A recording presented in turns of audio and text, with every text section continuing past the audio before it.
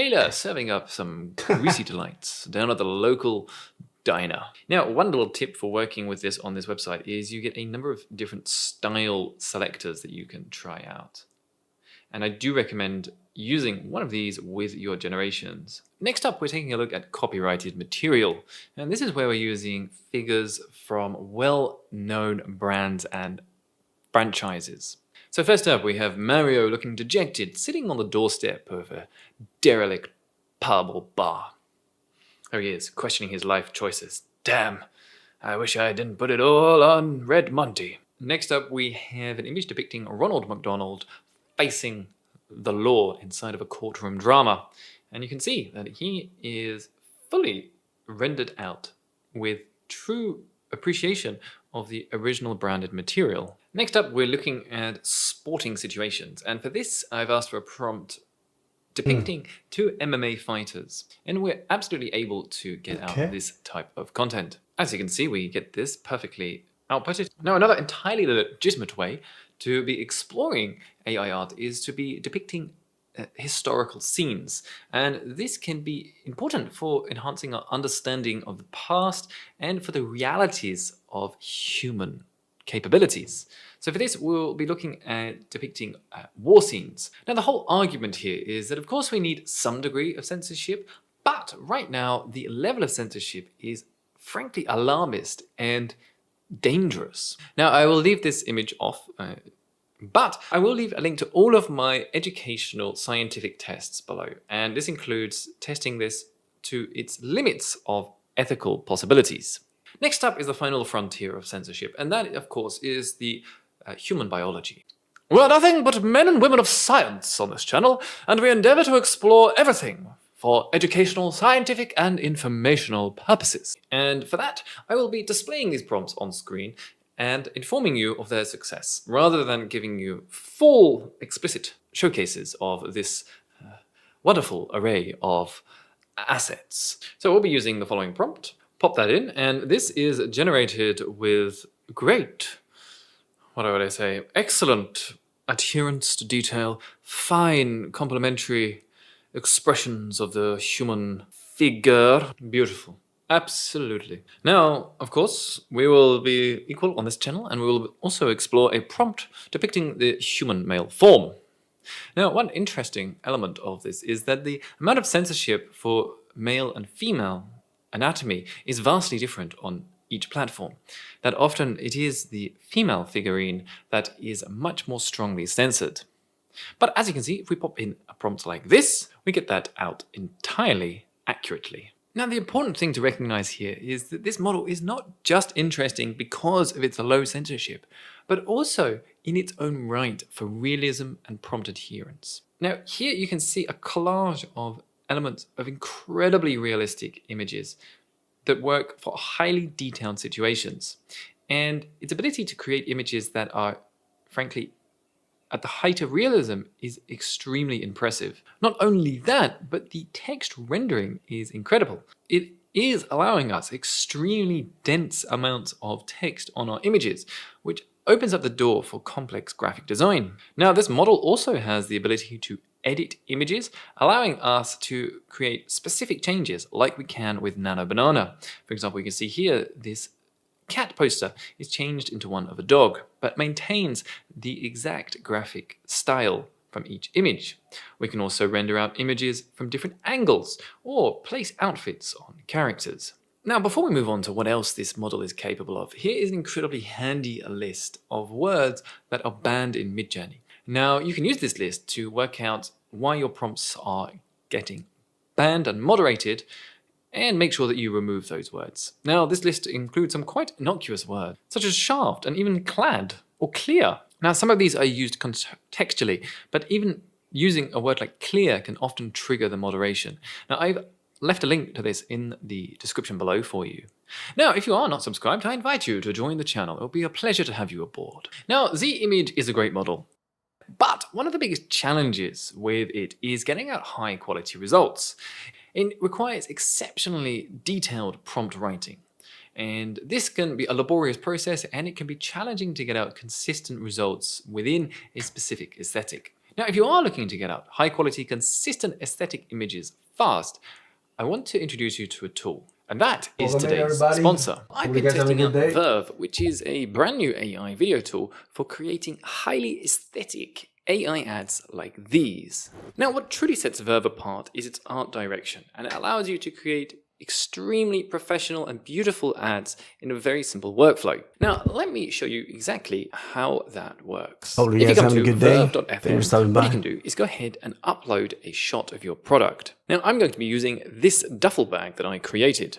Now, once you pop that in, you have the option to add a prompt, but the key thing here is selecting art direction, because we have a whole host of predetermined styles that we can use to generate images with. So you get everything from luxe glam all the way through to futuristic tech. So I'm going to select Cinematic we're going to try 16. this. Let's see how good it is. You can see it has this wonderful vintage film effect. I can simply select, use this art direction, go to create my images, and after a couple of minutes you get out some wonderful images. Just take a look at these stunning shots, and as you can see, it has this specific aesthetic already applied, and each of the images works cohesively well with the others. Now, to turn these into videos is incredibly simple, because we simply go to turn into video. Now, we have the option to add a prompt if we want to define the direction, but you can also leave this empty. So I put in a cinematic high fashion product ad in the style of Vogue. I can go ahead and press create video, sit back and relax. And let's take a look at how that turned out. Now, as you can see, we've got a beautiful aesthetic video showcasing this product in high detail. Now, what's great is that you can use these to create your own adverts or simply as clips to showcase on your website the different looks and aesthetic applications of your own work. Now, I created a few other clips in this exact same style, and as we can see, we've got this gets complicated. Consistent appeal here, particularly like this one, this slow zoom in. It really shows the wonderful quality of the fabric. Now, you can do this for any type of product you like. It also works incredibly well with water bottles. And for this, I will have a go at the Tokyo scene art direction. I'll go ahead and generate this. And here are the images that I got out for that. As you can see, we've got a completely different style, and yet these new images fit coherently together. And here is a video showcasing what this style can look like. Just look at how well this video reflects the light on a metallic surface here. Now, the most interesting thing about this is all of the different aesthetics that you have at your fingertips. This saves you from going through and refining a look, and you can quickly generate something that has an extremely high quality of execution, so you don't spend hours trying to find the right look for your product. All of these different vibes can be categorized into fashion, general, beauty, food, fitness, and home. I particularly like some of these fitness aesthetics.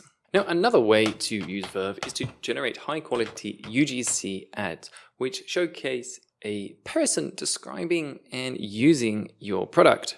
And these look like this. Now, if you'd like to try Verve, you get a 3-day free trial where you can test it out and see exactly what it's capable of. But if you're looking to upgrade, you can get the starter plan, which is $49 per month. I've also got a discount code for you to get 30% off your first month, and that's AI Samson.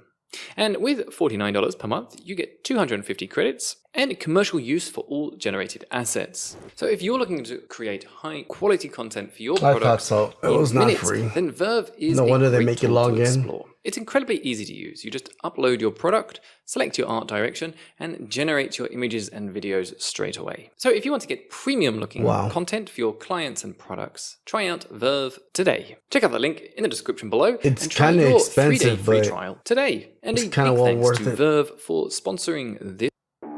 9/11 was a pivotal point, not only politically, but I'll also say this for musically. some of the time.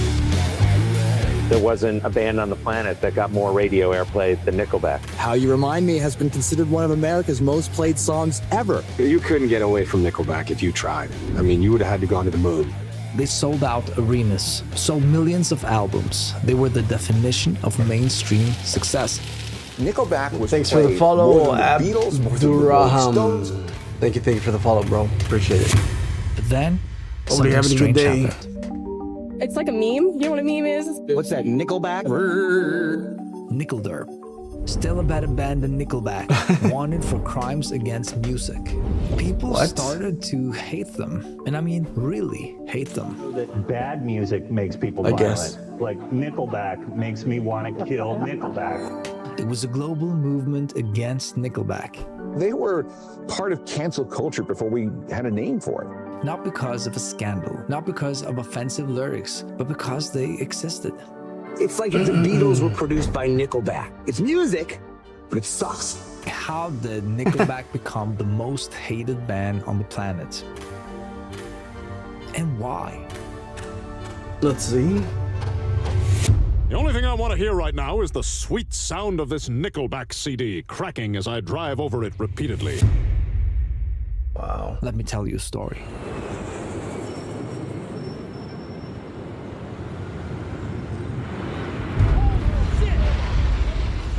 September 11th, 2001 changed everything.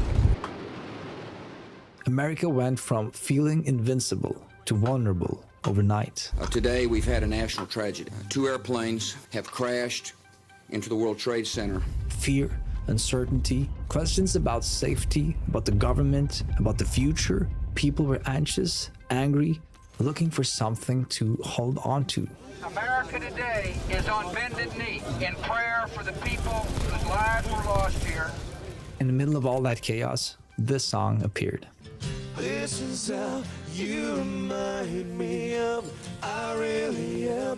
Nickelback's album Silver Side Up was released on 9/11, one of the darkest days in American history. And they actually had to perform that night. Really? That's why they're hated? Such a weird, eerie feeling. So I walked out there and I said, in one of the darkest moments in American history, please just let us be a form of distraction so you don't have to think about what's going on. How You Remind Me became the soundtrack of late 2001. A song about frustration, regret, and feeling lost. It wasn't trying to be profound, but somehow it resonated with millions of people. And now because of all of you, we get to stand up here and we get to do this. Thank you so much. It hit #1 on 4 different Billboard charts at the same time. Rock stations played it every hour. Nickelback explodes. They become absolutely ubiquitous. All these buses lined up and all these trucks. And I'm like, who are all these people? And our tour manager comes over and goes, all those guys over there? That's your lighting crew. I'm like, who's that? Well, that's audio. Who's the guy standing right behind me? That's your new bodyguard. How big is this tour? It's the whole world, Chad. I'm like, the whole world? He goes, yeah, and by the way, it's sold out. Things are pretty good right now in the Nickelback camp. Japan for a while, a tour in the US to Europe, and then back to the US, then over to Australia. So when How You Remind Me came out, I think we played 220 shows that year. And not just platinum, Chad, triple platinum. Nickelback! Nickelback! I remember I was thinking to myself, what am I gonna do with all this money? Because I just thought because I just didn't need anything. So some people are addicted to buying purses. Some people are addicted to buying shoes. I think I'm addicted to toys. Every time I see one, I have to buy it. So I'm trying to get help for it. By the end of the decade, How You Remind Me was officially the most played song on American radio. Not just rock, all radio. And Nickelback didn't hide what they were about. Lead singer and songwriter Chad Kroeger wrote about getting drunk on a Tuesday.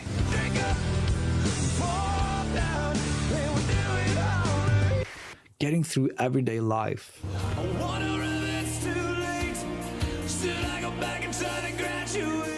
And wanting to be a rock star.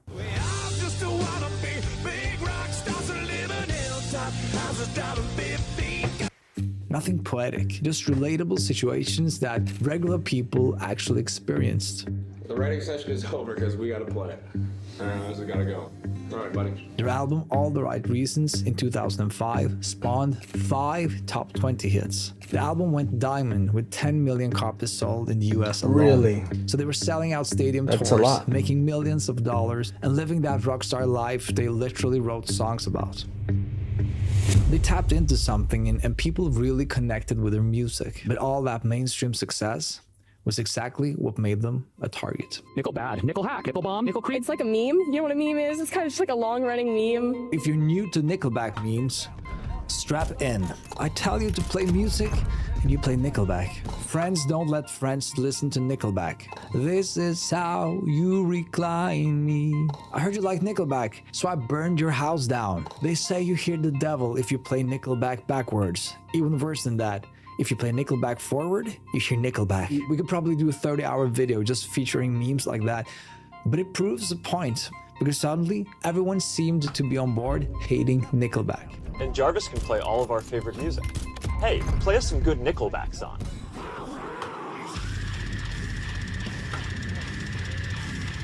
Hating Nickelback wasn't just an opinion, it was the correct opinion, the safe opinion. I've had it with all this Nickelback hating, right? You think that makes you cool with the cool kids in school, Fred? No, it just makes me right. The opinion that proved you had good taste.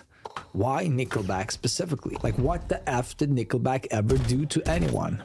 A new study with college kids I know why. by the American Psychological Association has found there's a connection between violent lyrics and aggressive behavior. It's May 2003, and the comedy talk show Tough Crowd airs on Comedy Central.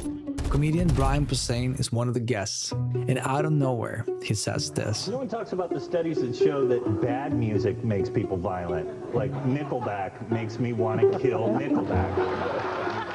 It's just a throwaway joke. Nothing clever or Because they're good people, that's why they hate them. Loved it. Makes me want to kill Nickelback, kill Nickelback, kill Only Nickelback, good people want to They get, played that clip in promos for only months want and to months, be treated over like and that. over. Or they don't want to be treated like that.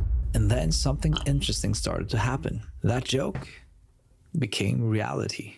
Ladies and gentlemen, we are Pickleback! Pickleback? Who are these dillweeds? The music forums tore them apart. Every social media turned them into a punchline. Reddit threads dedicated entire discussions to thrashing them. The absurd "look at this graph" meme went viral. Someone even created a Chrome extension called Nickelblock that automatically removed any mention of the band from every website you visited. Just think about that. Someone actually spent hours coding a tool which only purpose was helping people pretend that Nickelback didn't exist. A petition in Canada demanding that they be banned from performing. They got over 50,000 signatures, more signatures Really? than most political issues. And during the NFL playoffs, Yeah, the Detroit that proves my station point promised exactly that right if the there. Lions won, they'd never play Nickelback again. Then a competing station one-upped them. They promised to play Nickelback non-stop for an entire day if the Lions lost. But all of this still doesn't answer the question. Why did Nickelback become a target? Please welcome the White Stripes. In the early 2000s, you had bands like the White Stripes, mysterious, artistic, wearing vintage suits, or the Strokes, skinny jeans with leather jackets, like perfectly messy. They looked like they just stumbled out of a New York dive bar at 4 a.m. Real rock stars were supposed to be cool, and I mean effortlessly cool. They weren't supposed to try too hard. Then you had Nickelback.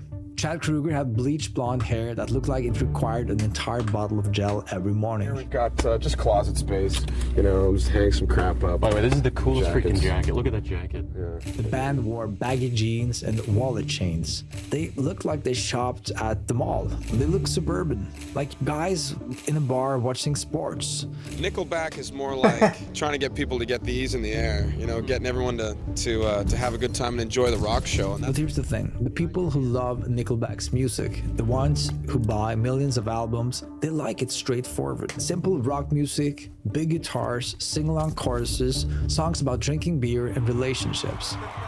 We're not wearing any underwear. Can a girls put out? But here's the twist. The people who back then decided what was cool in rock music, they wanted the opposite. They wanted artists who seemed mysterious. Tom York, Julian Casablanca, Jack White, misunderstood and complicated. Too cool to care about commercial success. Feels fucking great. There's not a day goes by where I don't fucking count Your my... hands feel great. Well, I like that. I don't fucking count my lucky stars every day. Nickelback committed the ultimate sin. They tried. Straight up rockers, we can do anything we want to do. And we have not pigeonholed ourselves into a category where it has to sound like. Chad Kroeger has openly talked about his songwriting formula in interviews. I would dissect every Green single Reaper song that I got would us. hear on the radio, and I would say, why did this do so well? There's so many things that you can do to make a song stick in someone's head. They had some knowledge of how the record industry and the music industry worked at that time. They knew what they wanted, and they were pretty laser focused in how they thought they should get there. Real artists weren't supposed to care about commercial success. Real artists were supposed to create for the art itself. So the mockery exploded everywhere. Now, this is the part of the video that I will ask for 15 seconds of your time. And no, this is not a sponsor spot. This is me saying thank you, because we read all your comments, all your kind words, your constructive criticism. Yes, sometimes you're calling us out. And I get a lot of we see hate. that, and we want to get better. We want to improve. And if I may ask you for one favor, I will never ask you for a lot, but I'll ask you this one thing. And that's, please subscribe, because it tells the algorithm that what we're doing is quite good. And that's the single best thing you can do to help us get better. Back to Nickelback. They were so mainstream that they were considered to be irrelevant artistically. And if you liked Nickelback, well, then you didn't have very good taste. The hate became its own thing. I thought so. It was just pure hate, bro. Anything about They were pretty good Nickelback, but I people. know that like my friends that are super cool despise Nickelback. Yeah. Like they kidnapped the Lindbergh baby. Yeah. You know, it's like they're just they're playing music. If you don't like it, turn it off. It became this weird social, cultural I ritual, thought so. a way to signal you belonged in the right group. It was just people You didn't need to hating us justify Christians, anything. good people. That's what. Everyone seemed to agree that Nickelback was terrible, and questioning that meant questioning the entire social order. It meant risking your own credibility. So people confidently declared them the worst band in history. But the more I read about Nickelback, the bigger fan of the band I actually became. This one time, they had been booked to a festival in Portugal. They got booed out of the building. You guys want to hear some rock and roll, or you want to go home?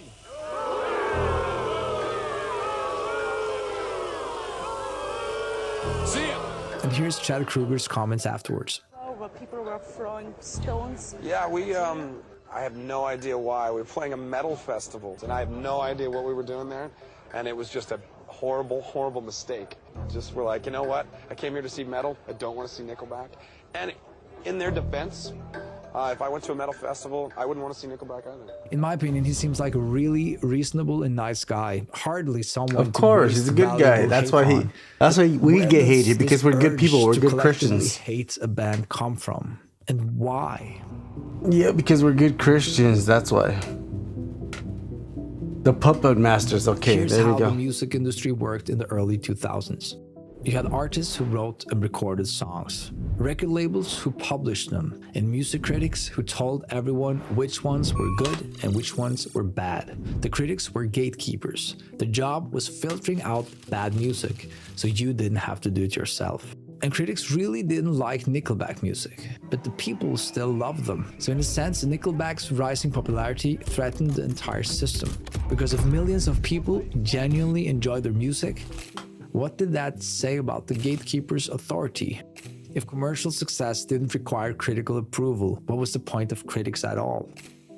A Finnish study analyzed Nickelback's career and found something interesting. The more successful they became commercially, the worse their critical reviews got. When their sales numbers went up, the review scores went down almost perfectly. The bigger you get, the harder they want you to fall. The music itself hadn't changed. Their style remained consistent, but the cultural position had shifted. Hating Nickelback became a signal, a way for cultural snobs to announce, I'm not like those other. I never understood that. I'm like, what? Until now. Welcome in. Good afternoon. How you guys doing? I'm just editing my videos for now. Okay, let's see. I was trying to wonder why people hated Nickelback until I saw this video, but yeah, it's just evil people. That's it. Okay, let's switch videos. I just wanted to see what this meme said over here. Consistent, but the cultural position has shifted. Hating Nickelback. What? Their style remained consistent, but the cultural position has shifted. Okay. Loves ramen noodles so much, creates his own hairdo out of them. That's it? Okay. She enters the courtroom smiling, confident. She was going to be out soon, she thought. 17-year-old Sarah Grace Patrick believes she'll walk out on bond. Her lawyers paint a convincing picture, a harmless teenager, someone who couldn't possibly harm anyone, let alone commit the crimes she faces. Family members nod in agreement. Her grandfather insists on her innocence. There's no real evidence that says she did do it. Her father promises she's never shown a single red flag. If they say they have a mountain of evidence, that folder was pretty thin. She unravels on her social media. The judge listens, seems convinced, but what happens next will shatter that carefully built defense. The prosecution calls its witness. Her stepfather's sister takes the stand, not as an ally, as someone begging the judge to keep Sarah locked up. My 5-year-old niece was then woke up to find their parents lifeless. The trauma this innocent child will carry for the rest of her life is unfathomable. Sarah's confident smile begins to fade. 2 people are dead, and there's something about Sarah's behavior after the murders that investigators discovered, something that would prove crucial to understanding what really happened. Before their deaths, Sarah had taken to TikTok. She reached out to true crime influencers, urging them to feature the murders she was accused of committing. Her story captivated the public, a case where charm and family loyalty wouldn't be enough. If this case is new to you, sit tight, because what happened on the morning of February 20th, 2025 will challenge everything about family, guilt, and how far a teenage girl's world can unravel. Thursday, February 20th, 2025.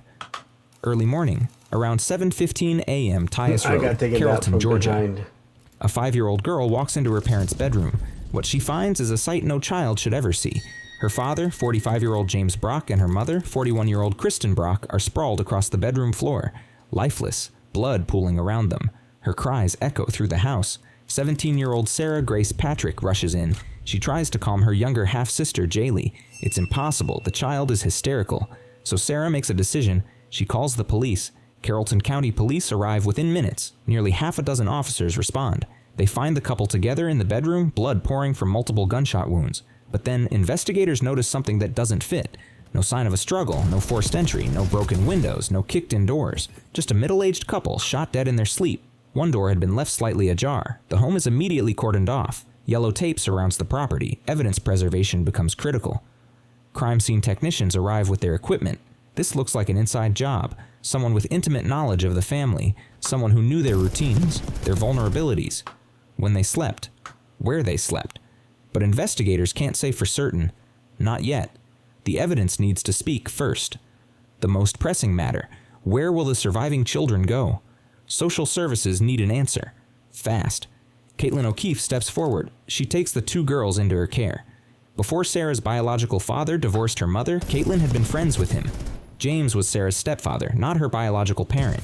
With a familiar face as a guardian, Sarah begins settling back into routine. She even returns to school within days. Teachers report she seems calm, composed, almost too composed for someone who just lost both parents. But behind that calm exterior, Sarah is already setting something in motion. Something darker than anyone realizes. What the defense didn't know yet would become the prosecution's strongest evidence. To understand what happened, you need to know the family's history. Sarah's mother, Kristen, was a divorcee. After her first marriage ended, she began seeing James Brock. They spent 10 years together before marrying in December 2023. A blended family. Sarah and her brother are from Kristen's first marriage. 5-year-old Jaylee from James's previous relationship. From the outside, they looked perfect, but appearances can deceive. James suffered from severe heart problems. He relied on an LVAD device, a left ventricular assist device, surgically implanted, battery operated. A mechanical pump keeps his failing heart working. This detail becomes critical later. Remember it, it was a last resort, keeping him alive until doctors could find a heart transplant match. He'd nearly died in 2021. Kristen posted on Facebook begging for prayers. He pulled through until February 20th, 2025. Here's what the defense wanted the court to believe. This couple had turned their lives around, reformed, devoted parents, but court documents tell a different story. The couple had a history with drugs. This destroyed Kristen's first marriage to Sarah's biological father in 2018. Court documents stated, The mother has unrehabilitated substance abuse issues, and both she and her boyfriend fail to provide a suitable drug-free environment for minor children adequately. A custody battle followed. Eventually, joint legal custody was agreed upon. Kristen got primary physical custody. Dornell saw the children on alternate weekends, but the couple claimed they'd moved past all that, found religion and changed their ways. They became deeply religious, committed members of Catalyst Church in Carrollton, 45 miles west of Atlanta, attended regularly, volunteered, appeared devoted to their faith and family. When they died, the church held a memorial service. Friends filled the pews. Family members spoke. James's oldest son from his first marriage gave an emotional tribute. Tears, embraces, grief. Sarah was allowed to speak, too. She mounted the pulpit, addressed the congregation. I just wanted to say goodbye to my mama and Jamie since we never got the chance to. I was so used to you guys always being here to the point that I never once thought to imagine y'all not being here. I didn't have a single clue how much I needed y'all until now. For James, thank you for all the life lessons you taught me and for being the best bonus dad ever. Your heart will finally be healed in heaven and neither of y'all will be in any pain anymore. Although that gives me so much comfort, your fight was not supposed to end there. Although there's nothing we can do to bring them back, we still have control over how we treat people with us today. Therefore, when someone tries to tell you anything, no matter how important it could be, just listen, because you never know when it's somebody's time to go. You can say goodnight and wake up a few hours just to find out they aren't there, despite their joy and their love. So just listen and never take a hug or anyone or anything for granted and love with all that you have in you like they did. Watch the video closely. Everyone else who speaks that day struggles. Voices breaking, tears streaming, genuine raw grief pouring out. Sarah, no tears. Her voice stays steady, controlled, too polished, too collected. For someone who just lost both guardians, the two people raising her, her composure is chilling. Some attendees notice, whisper about it afterward. Others defend her. Everyone grieves differently, they say. Maybe she's in shock, processing trauma in her own way. Then investigators discovered something that changed everything. Before the murders, Sarah had a TikTok account. Like most teens her age, she spent hours scrolling, watching videos, creating content and following trends. She particularly loved true crime content. Spent countless hours watching cases unfold, mysteries solved, killers caught, evidence analyzed. She knew the genre inside and out, the tropes, the patterns, the way investigators work. But after her parents died, Sarah started doing something strange, something that would catch investigators' attention and become central to the prosecution's case. She started messaging true crime influencers, multiple creators, dozens of messages, all with the same goal, all follow the same pattern. She wanted them to cover her parents' case, the murders she was accused of committing. She pitched it like a story, like content, like entertainment. Think about that for a moment.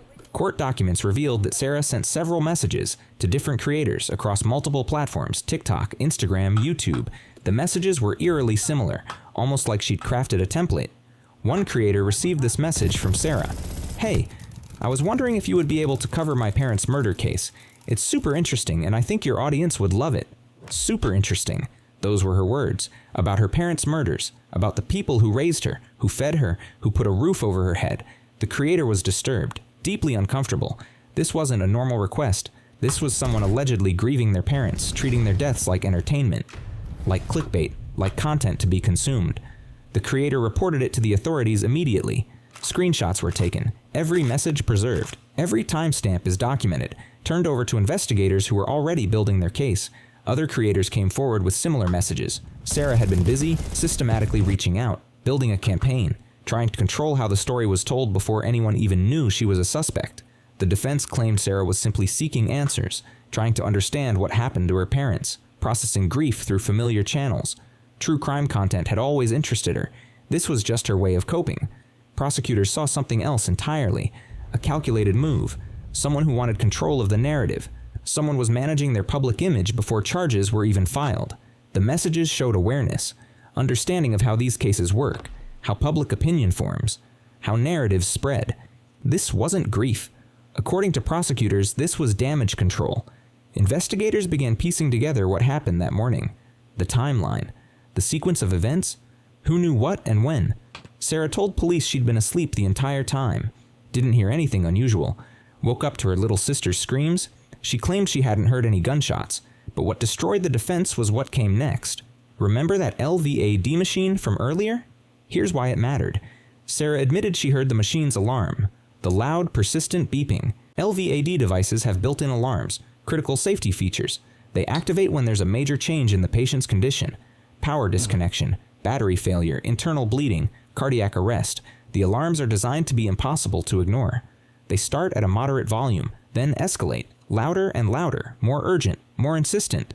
The severity of the sound matches the severity of the problem. According to Sarah's official statement to investigators, she went to sleep around midnight on February 19th. She heard the LVAD alarm somewhere between 11:40 p.m. and 11:50 p.m., 10 to 20 minutes before she claimed she fell asleep. She heard a critical medical alarm from her stepfather's life-saving device, a device keeping him alive. She didn't get up to check, didn't go see if he was okay, didn't alert her mother, didn't call for help, just went to sleep. Let that sink in. But the contradiction gets worse. Sarah claimed she heard the loud medical alarm from a life-threatening device malfunction, heard it clearly enough to remember it, mentioned it specifically in her police statement, but didn't hear gunshots, multiple gunshots, fired inside the same house just down the hall.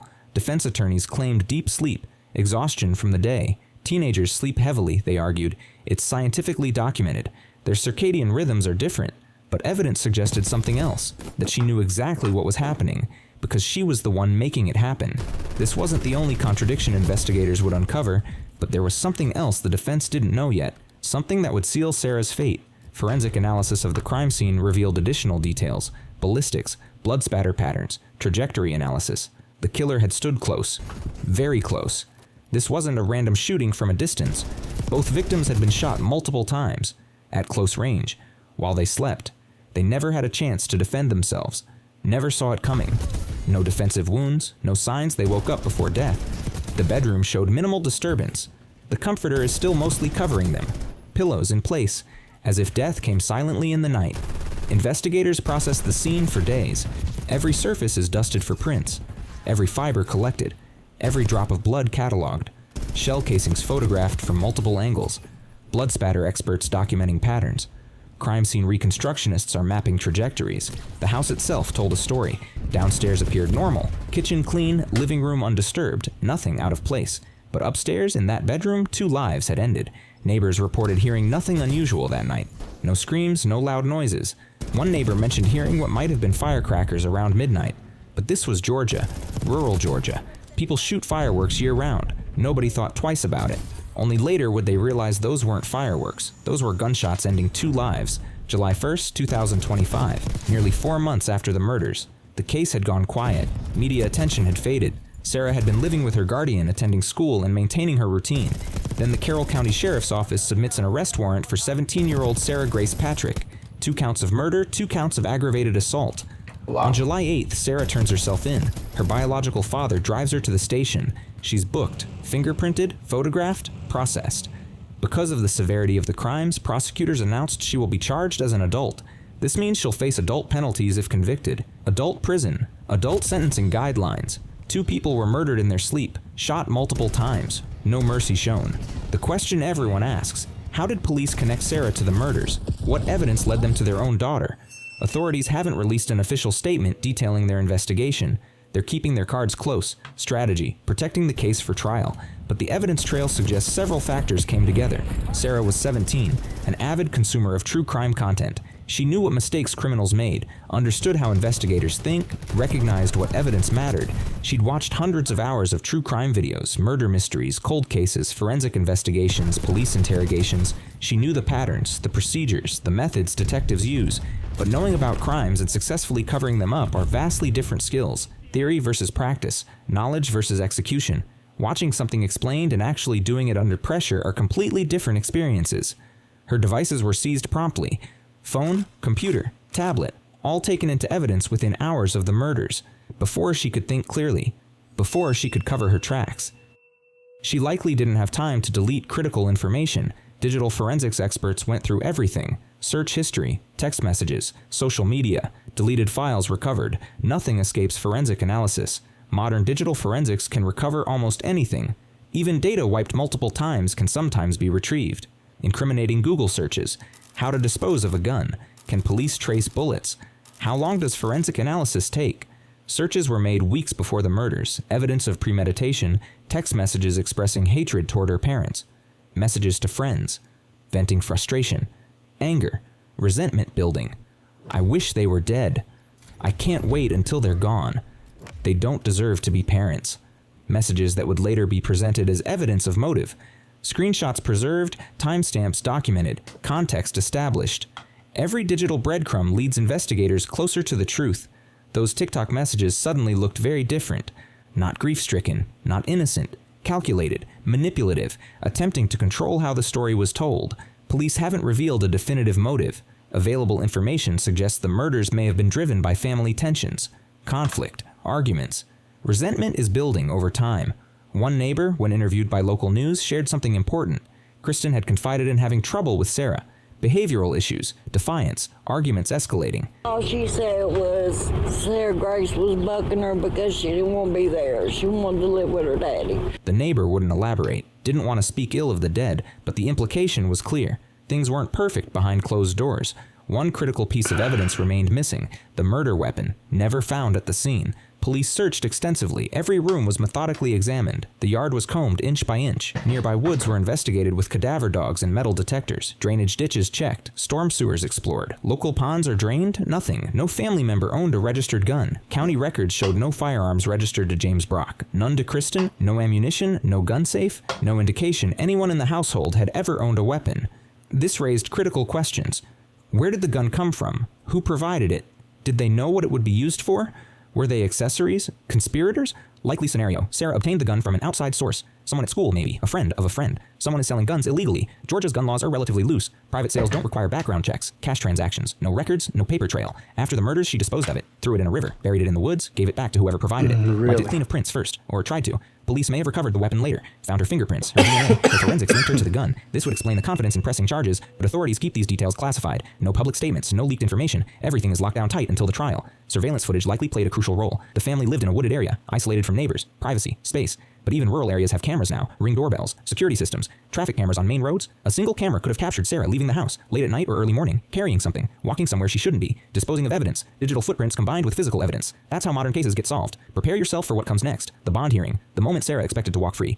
She entered the courtroom smiling. Witness statements began. The defense called character witnesses, people who knew Sarah, who believed in her innocence. First up, the family's pastor, Ben Bonner from Catalyst Church. He'd known the family for years, watched them grow in faith, seen them change, witnessed their transformation from troubled individuals to committed church members. To Honorable Judge, my name is Ben Bonner, and I serve as lead pastor at Catalyst Church in Carrollton, Georgia. I'm writing on behalf of Sarah Grace Patrick, a young woman who's been a part of our church family for about a year now.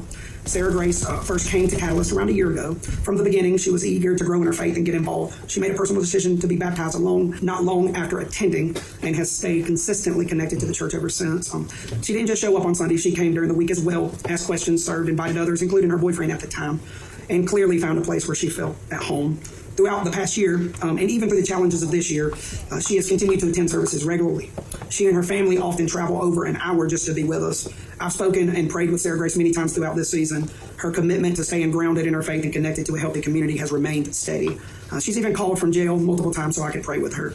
Her father has also become an active part of the church. He was baptized recently, and he still comes to services faithfully. If it's possible, and the court sees fit to grant Sarah Grace bond, we would gladly continue to walk alongside her as a church. We believe having her with her family and church community is an important part of our support system. We're committed to loving her well, encouraging her, and helping her continue on a positive path. Next came Caitlin O'Keefe, the woman who took Sarah in after the tragedy, who saw her every day, who knew her routines, her habits, her behavior in the aftermath. Did you have any disciplinary problems or any type of issues with Sarah while she was at your house? Not even one. Honestly, I've had some teenagers, and one that gave me a hard time, and Sarah was a pleasure. She was easy. O'Keefe testified, "I've seen no indication that this girl could do what she's accused of. She's been nothing but kind and cooperative. She helps with dinner, plays with the younger kids, does her schoolwork. She seems like any other teenager going through a terrible tragedy." The testimony seemed sincere, heartfelt. O'Keefe genuinely believed in Sarah's innocence, saw no warning signs, no red flags, nothing that suggested violence or deception. Other witnesses echoed similar sentiments. Teachers, friends, family members, all describe a good kid. Someone who made mistakes, maybe, but nothing violent, nothing murderous. A normal teenager, maybe troubled by her family situation, maybe acting out sometimes, but not a killer. A teacher testified about Sarah's classroom behavior. Not Quiet, a killer. Attentive, turned in assignments on time, participated in discussions, helped other students. Never any disciplinary issues. Never any concerning behavior. A friend testified about their relationship. Years of friendship, sleepovers, study sessions, normal teenage girl stuff, shopping, movies, social media, nothing raised concerns. Sarah seemed normal, happy even, at least on the surface. Sarah's defense was building momentum. The judge listened intently, taking notes, considering every word of testimony. The defense table showed cautious optimism. Maybe this would work. Maybe a bond would be granted. That's when the prosecution revealed something that would change everything. The courtroom's entire tone shifted when Kim Bowling took the stand. James's sister, the victim's family, is speaking. Not character witnesses for the defense, but voices for the dead. My name is Kim Bowling, and I'm Jamie's sister. What? I want to thank you for giving me the opportunity to speak today. Since this tragic day, my brother Jamie and his wife Kristen were taken from us. I have become their voice, as they no longer have one. She struggled to speak. Her voice broke every few words, tears streaming. Real, visceral grief, the kind you can't fake, the kind that comes from genuine loss. I would like to share how this brutal tragedy has affected me. I not only lost my brother, but also my sister-in-law in the most horrific way imaginable. Every night I lay awake unable to sleep, haunted by the thought of what my brother Jamie and Kristen might have experienced in those final moments. With the possibility that they were awake when the defendant entered their room with a gun. And I imagine their terror in their final breaths. According to court testimony, Bowling described... Bien, ¿cómo estás? Oh, lo siento. Perdieron. Oh, sí, ¿de veras? Lo siento. Oh, ok, está bien. ¿Ya comiste algo? Oh, ok.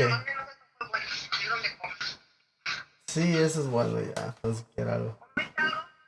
Sí, una pizza, ahorita me voy a hacer algo. Sí. Creo que hay atún, ¿verdad? Hay atún, creo que voy a hacer atún. Sí. Ok. Bye, love you.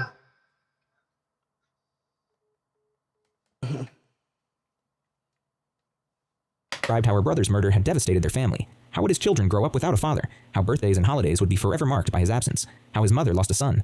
How their entire world had been destroyed in one violent act. She talked about James as a person, not just a victim, a brother who called her weekly, an uncle who spoiled his nieces and nephews, a man who fought so hard to stay alive despite his failing heart, who endured surgery and pain and medical interventions, who wanted to live, to see his kids grow up, to get that heart transplant, to have more time. With all of this in mind, I am deeply concerned about Jamie's safety should the defendant be released on bond. She begged the judge to deny bond, to keep Sarah locked up, to protect the community, to ensure justice. Her voice grew stronger as she spoke, anger mixing with grief. Don't let her out, Bowling testified. Please, for my brother, for Kristen, for those babies she left behind, for Jaylee who found them, who will carry that image forever. For Bowling, there was no doubt. Sarah killed her parents. The evidence was clear. Justice demanded she remain behind bars. No second chances, no bond, no release back into society. But perhaps the most heart-wrenching testimony came from James's 12-year-old son, too young to testify for himself. His statement was written out, read aloud by family friend Kelly Brown. My name is Jaden Brock, and I'm 12 years old. I wanted to talk today because my dad and stepmom were shot and killed. I miss him every day. What makes me more sad is I trusted Sarah, and I loved her like a sister. Why would she do this to me? And why would she hurt everyone like this? Huh? I don't understand why someone would do this, but I know it is not right. Nightmares, fear, a childhood shattered by violence. Sarah's actions had destroyed lives, young and old alike. The ripple effects are spreading through entire families, through a community. Remember Sarah's confident smile from the beginning? That smile was gone now, completely vanished. She stared down at the defense table, wouldn't make eye contact with anyone. Sarah's defense attempted to salvage the situation. They argued she was a child, a teenager making terrible decisions under terrible circumstances. She needed treatment, not prison. Rehabilitation, not punishment. So what we have here with Sarah Grace is that she has absolutely no criminal. She needs both, but sure. Not a risk to the community and not a risk to the offend. Listening to the witnesses here, if I weigh these witnesses' testimonies and I weigh what I hear today, I believe those closest, and I say closest, in family relationship, expressed that they had vast concerns, that she would have the ability to flee, that she would be a danger to the community, that she would be a danger to them, that she would pose a significant risk of intimidating, or actually I think the state steered away from intimidating, or influencing, or manipulating witnesses. By finding that, I find the state has met their burden today by preponderance of the evidence.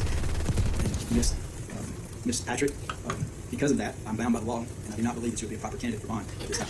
After hearing all the testimony, the judge reached his decision. Bond denied. Sarah will remain in Carroll County Jail. No release, no house arrest, no ankle monitor, full detention until trial. The charges escalated. 2 counts each of malice murder, felony murder, aggravated assault, and possession of a firearm during commission of a felony. 8 counts total. Defense claimed mental health issues, diminished capacity, a troubled teenager who snapped under pressure. She needed help, not condemnation. Prosecution pointed to the TikTok messages, the planning evident in disposing of the weapon, the calculated behavior afterward. This wasn't a momentary lapse. This was deliberate. The contrast was stark. 2 completely different versions of the same person. One painted a victim of circumstances, the other a calculated killer. Remember those text messages to true crime influencers? Prosecutors argued they demonstrated full awareness, understanding of her actions, comprehension of consequences. She knew exactly what she was doing when she reached out. Defense claimed she was processing grief, seeking understanding through familiar channels. Evidence suggested she was managing her public image, controlling the narrative, attempting to shape how people viewed the case before it even went to trial. Prosecutors had one more piece of evidence they hadn't revealed yet. Something was discovered during the forensic analysis of Sarah's devices. Details remain sealed, protected until trial. But sources close to the investigation suggest it's damaging, very damaging. Prosecutors stated investigations remain active.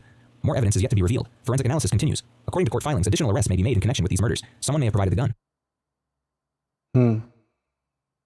Walsh is dead. Bonnie Walsh is dead because he murdered her and he intended her death. Bonnie Walsh is not missing.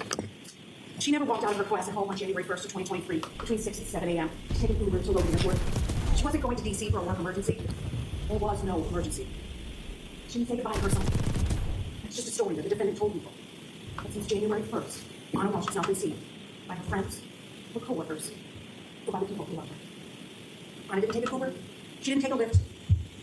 She hasn't used her phone. Her phone had no contact with the Verizon network since January 2nd, 2023, when it was in the vicinity of 516 Chief Justice Cushing Highway. She hasn't used her bank accounts, her passwords, her credit cards, her email. Didn't match. The defendant was the only adult at 516 Chief Justice Cushing Highway after Jim Lulu left around 1:30 a.m. on New Year's Day. After he left, Anna was home alone with the defendant and their 3 sons, ages 2, 4, and 6. This defendant caused Anna's death, and the evidence does show that. The evidence shows you that Anna didn't die of natural causes, but that Anna died a violent death in her Cohasset home on January 1st. You have the photos of those pieces of rug recovered from the dumpster at the defendant's mother's complex. The rug that had been in the living room. You have the photo of Anna in the living room on top of the rug. The photo shows that there are wood floors in that room. There's blood on that rug.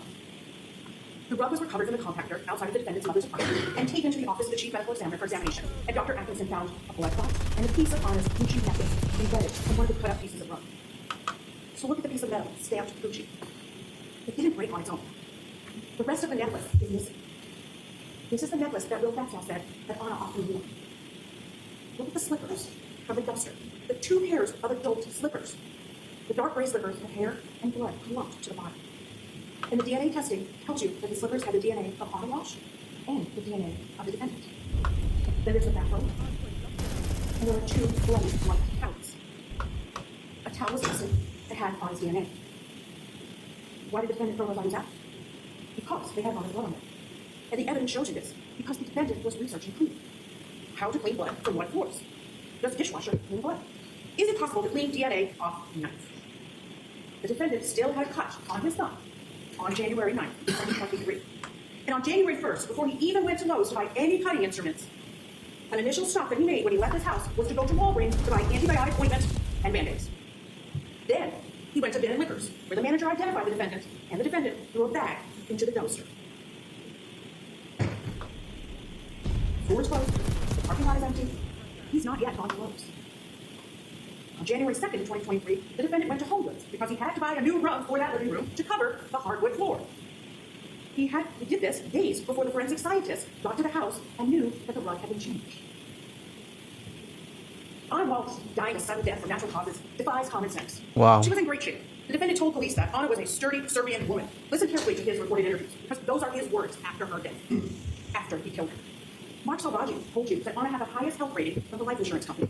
Anna had to complete an interview, have blood drawn, provide her medical records, and the life insurance company and the underwriters gave her this health rating. Anna was an active person who took care of her health. Ashley Zamina, her bar instructor, told you about this exercise class that she took the morning of December 31st, 2022. And Anna was the type of person, she said, who made others want to work harder in their exercise class. Will Faxall told you that Anna was very active and did yoga together. Sergeant Amy Waterman described Anna's home gym in DC. And Dr. Atkinson told you about the different ways a person can die, and that it's extremely rare for a 39-year-old in good health to suddenly die of unknown causes.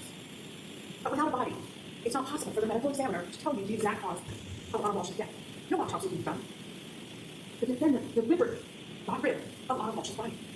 The defendant did not want anyone to find Anna's body and to know how she died. So the defendant bought cutting tools at Lowe's and Home Depot, and he cut up Anna's body, the woman that he claimed to love, and he threw her into dumpsters. He was hiding her body.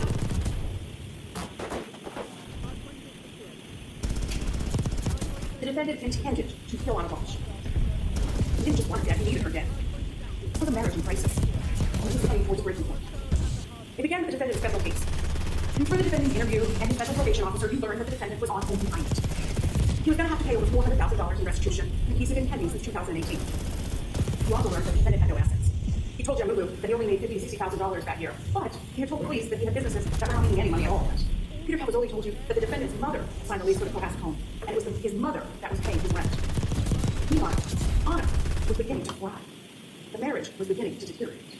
Anna had her dream job. She had risen to become an executive at Tishman Speyer, and she was making close to $300,000 a year. She earned a bonus. And Teresa Marchese said that Anna was a good employee. And the defendant long testimony. She bragged at her bonuses salary. She bought a townhouse, and she furnished that townhouse for her I think family. he has She set up Boston. for each of her 3 boys. But the reality was, family couldn't join her because the defendant needed the children with him. Being the primary caregiver allowed him to avoid prison.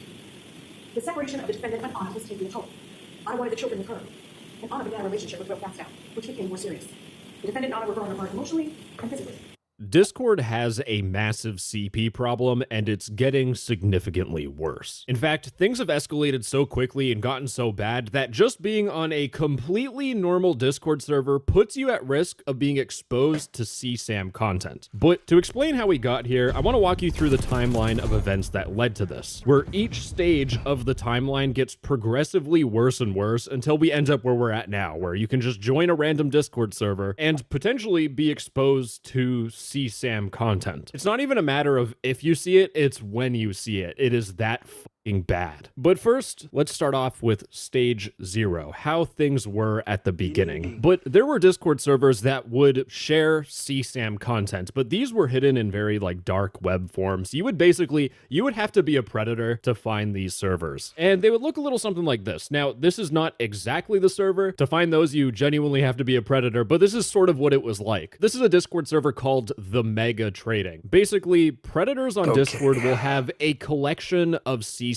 content, and they will host it on a website called Mega. This is like Google Drive, Dropbox, but Mega is encrypted. And since it's encrypted, predators take advantage of that. And you can see from this screenshot here, this person sent a whole bunch of links, and inside of those links, they contain folders, 69 gigabyte folders, 14 gigabyte folders that just contain files and files of videos and pictures of CSAM content. But what predators will do is they will find servers like this to trade their Mega links. They are trying to expand their collection. These people are genuinely using Discord like LinkedIn for predators. Here's what I learned about B2B sales by engaging with predators. I'm going to get sued for this joke. Now just keep in mind, these servers always existed, but they were hard to find. So for you as a normal internet user, there was no risk for you being exposed to this stuff. And that's how things were. But let's get into the first stage of this horrible descent into Discord's ever-growing CSAM problem. But there are websites where you can list your Discord server and advertise it, and people can go on these websites and look for Discord servers to join. And one that everyone knows about is called Discord. Now, Discord used to be horrible. In fact, I Am Lucid, a YouTuber, had a video called Discord Has a CP Problem, which featured Discord and a whole bunch of horrible listings. In fact, Discord was still a problem after that video, a year after that even I covered it in my own video. Now, fortunately, Discord isn't as bad anymore. I did find this one Discord server, which was called Linkland. And considering the icon is of the Mega icon, you can put the pieces together. This was a Discord server that was sharing CSAM content, but good news, it got removed off Discord. But Discord isn't the only website where you can search for Discord servers. In fact, there's a website called Discadia, but if you search for something as simple as 13-17, talking about an age range, you can see this is the first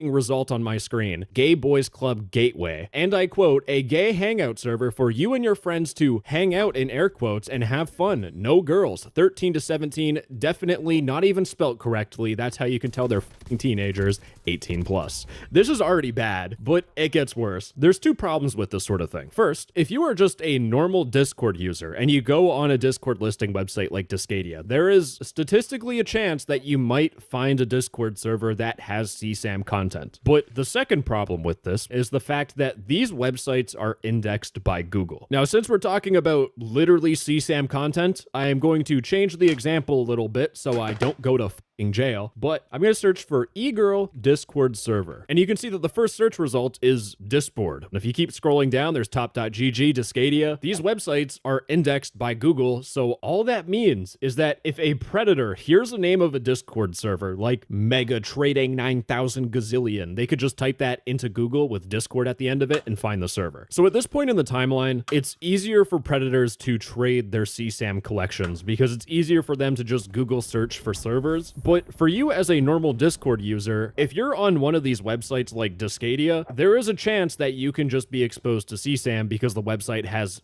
moderation. The first result that I found was illegal shit. Now, if you thought that was bad, fair warning, no, it gets significantly worse. In fact, these next two stages that I'm going to talk about on the timeline aren't due to predators. These problems are escalated because of teenagers themselves. Teenagers have made the problem worse. And that's where I get to stage 2, comm servers. Now, just to make it clear, this is like a top level summary and is not exhaustive at all. But if you don't know what the Discord comm is, let me give you an Urban Dictionary definition of it because they do a better job than I can explain. Comm is short for community. Comm refers to communities that revolve around cybercrime and doxing. Comms are typically comprised of teenagers from the age ranges of 14 to 17 who would rather scam, sim swap, fraud, and engage in destructive behaviors instead of getting a real job. Sorry, I should probably be censoring that. That's a slur. Or skill. They are primarily made up of script kiddies and aggregate on games like Roblox, Minecraft, and VR chat because real life socialization is scary. Basically, these guys are chronically online losers, and that's coming from me. I am already a loser, so these guys are really bad. But as I was researching the CSAM problem, there was an article by Childlight who talked about how the CSAM economy is growing, and I want to point out something they said about teenagers specifically. They said, worryingly, this culture of collection, referring to predators, is also appearing in the behavior of children with one another. In a joint project conducted in the United Kingdom, female youth described feeling pressured to send images, while male youth felt pressure to collect and distribute those images to achieve higher social value. So when you have these comm kiddos or Discord e-gangsters, they feel insecure about their social status, so they will distribute these images to achieve a higher social value. And that is deep rooted in the Discord comm. Because if you go on a Discord comm server, 50% of it are people talking about their toxic relationships and leaking CSAM content, and the other 50% are these dudes talking about how they're so rich, fuck you, you're a poron, and they're gonna go, and I quote, band for band. But they have all this fraud money, and they'll usually spend it on like luxury watches and goods to, again, achieve higher social value, but with that fraud money, they will also pay e-girls for nude photos to, again, get higher social value. And since teenage youth felt pressure to collect and distribute the images, predators will pretend to be teenagers to collect those images to, again, increase their collection. In fact, I even made a video about how one of these comm servers were owned by a predator. Like, this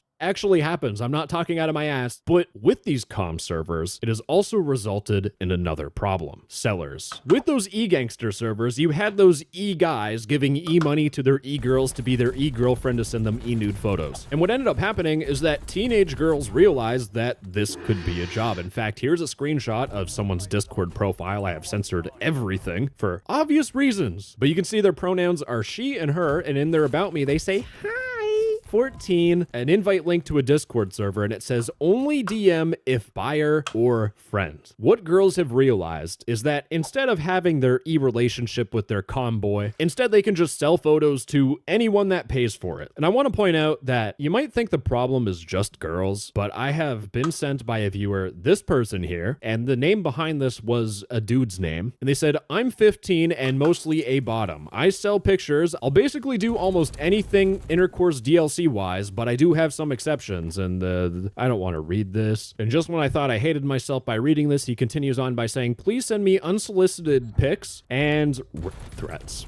Sometimes I genuinely hate myself and the internet and just what everything has become. You have people fighting to fix the problem, and then you have teenagers who will sell photos of themselves, making the problem worse, fueling the whole entire problem because they want easy money. And I have had some people that have sold pictures in the past reach out to me and explain how they deeply regretted it. Now, the problem is that these girls or boys that are selling photos, they go everywhere on Discord. They are like a lethal combo of a car salesman being slimy and a Jehovah's Witness going to every doorstep on planet Earth. I have seen on more than one occasion these e-girl sellers putting in an advertisement in a Discord channel, like straight up. It could be about like Skibbity Toilet or something. They'll drop, I'm selling photos of myself, check my bio. And that's how this problem is getting worse. Like, taking a step back, before to see any sort of CSAM content, you had to look how are they able to get money though? To be advertised to you. And for the Discord predators, this If is like they're Amazon underage for them. They can teens, just and shop I mean, they're around and underage. buy whatever the hell they want. But How are the they able to predators get- have taken things a step further. Just like how you I have can't even those make money, seller bro. Discord accounts, The heck? predators have done the exact same thing. Well, you can see that this account here says, hit me up. And when you click on the Discord account, their account says trading no limit mega links, 24/7 mega link trade, DMs always open. Please don't do this, but my viewer for some reason decided to DM them. What exactly are you selling? And this person said that they're just trading megas for people. What's a mega? It's just files with videos and pics you can share with others. Aha. And if just for science I'd want to buy one, how much would that cost?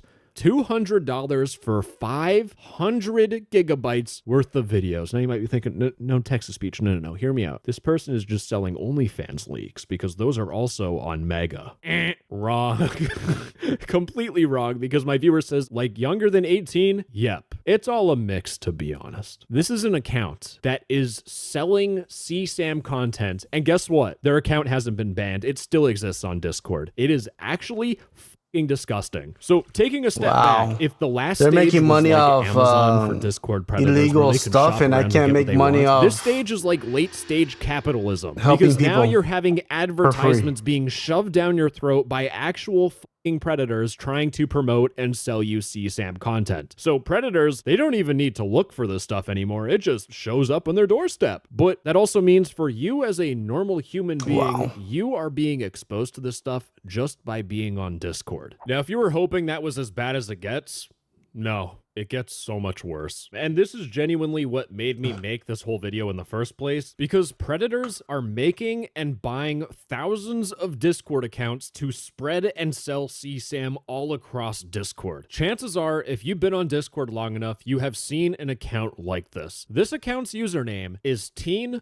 lesbian CP stuff. You would think, you know, Discord, a fucking ginormous tech platform, couldn't have an AI that would look at this username and be like, you know what? Maybe this is illegal and we should ban this account. But no, it doesn't stop there, because these accounts also in their bio say DM me for all kinds. They talk about ZinayH, which is a private chatting service. They have a group channel, Teens Link, that word again, Mega Links, Mom and Son Links, and they advertise their ZinayH group chat or their Signal accounts. So these are just bots that are advertising their Signal, their Telegram, their ZinayH, all these private chatting platforms where they sell and trade CSAM content. But what predators will do on these bots is they will go into those minor selling servers, and these bots will go in and advertise that they're also selling content because the bot fits right in. And the problem is that if this account gets banned, these predators have thousands of accounts that will replace it. You can like buy 1,000 Discord accounts for like $3 or something. I don't know. I have a screenshot of how much it costs that I just found. But predators will buy these accounts and turn them into CSAM spam accounts. And you'd think that'd be the end of everything. You know, video done. Discord is letting predators make bot accounts that promote CSAM content. This is already up and disgusting, but no, it gets worse. Here's a Discord server here which is talking about reselling. They're buying on the internet for cheap and they're reselling it for a higher price. But since the server has the word sell in it, if you go down to their VIP wins channel, you will see that there are bots called Mega Dropbox Link, where you can literally see on October 22nd, 2025, this is happening right now. They're trying to ping everyone, advertising the stuff that they have in their Mega Dropbox. And it's not just this account. If I go to the socials channel, you can see deleted user started a thread Mega Dropbox links. This server is infested with these bots. Now, their account is deleted. It is gone. They have been banned off Discord for selling CSAM content, yet their message on Discord still exists. Discord, they are still advertising CSAM content. You banning them has done absolutely nothing. Why do I, an incompetent moron on the internet, need to point out the most obvious shit that anyone can see? Why do I have to explain this to a massive company that this is not enough? And by the way, I'm not done my rant, because guess what? It gets even worse. Because these bots don't stop at invading any server that talks about selling. In fact, they have gone to NSFW Discord servers, and this is a giant problem on Discord. When you join one of these Discord servers, you have chats that look like this. You have an obvious scam account saying, any boy wanna chat. Then you have CP blank teen link seller, and this account is just spamming, DM me for any kind kinds of hot stuff channels and more. And they're just spamming over and over again. And this is on an NSFW channel.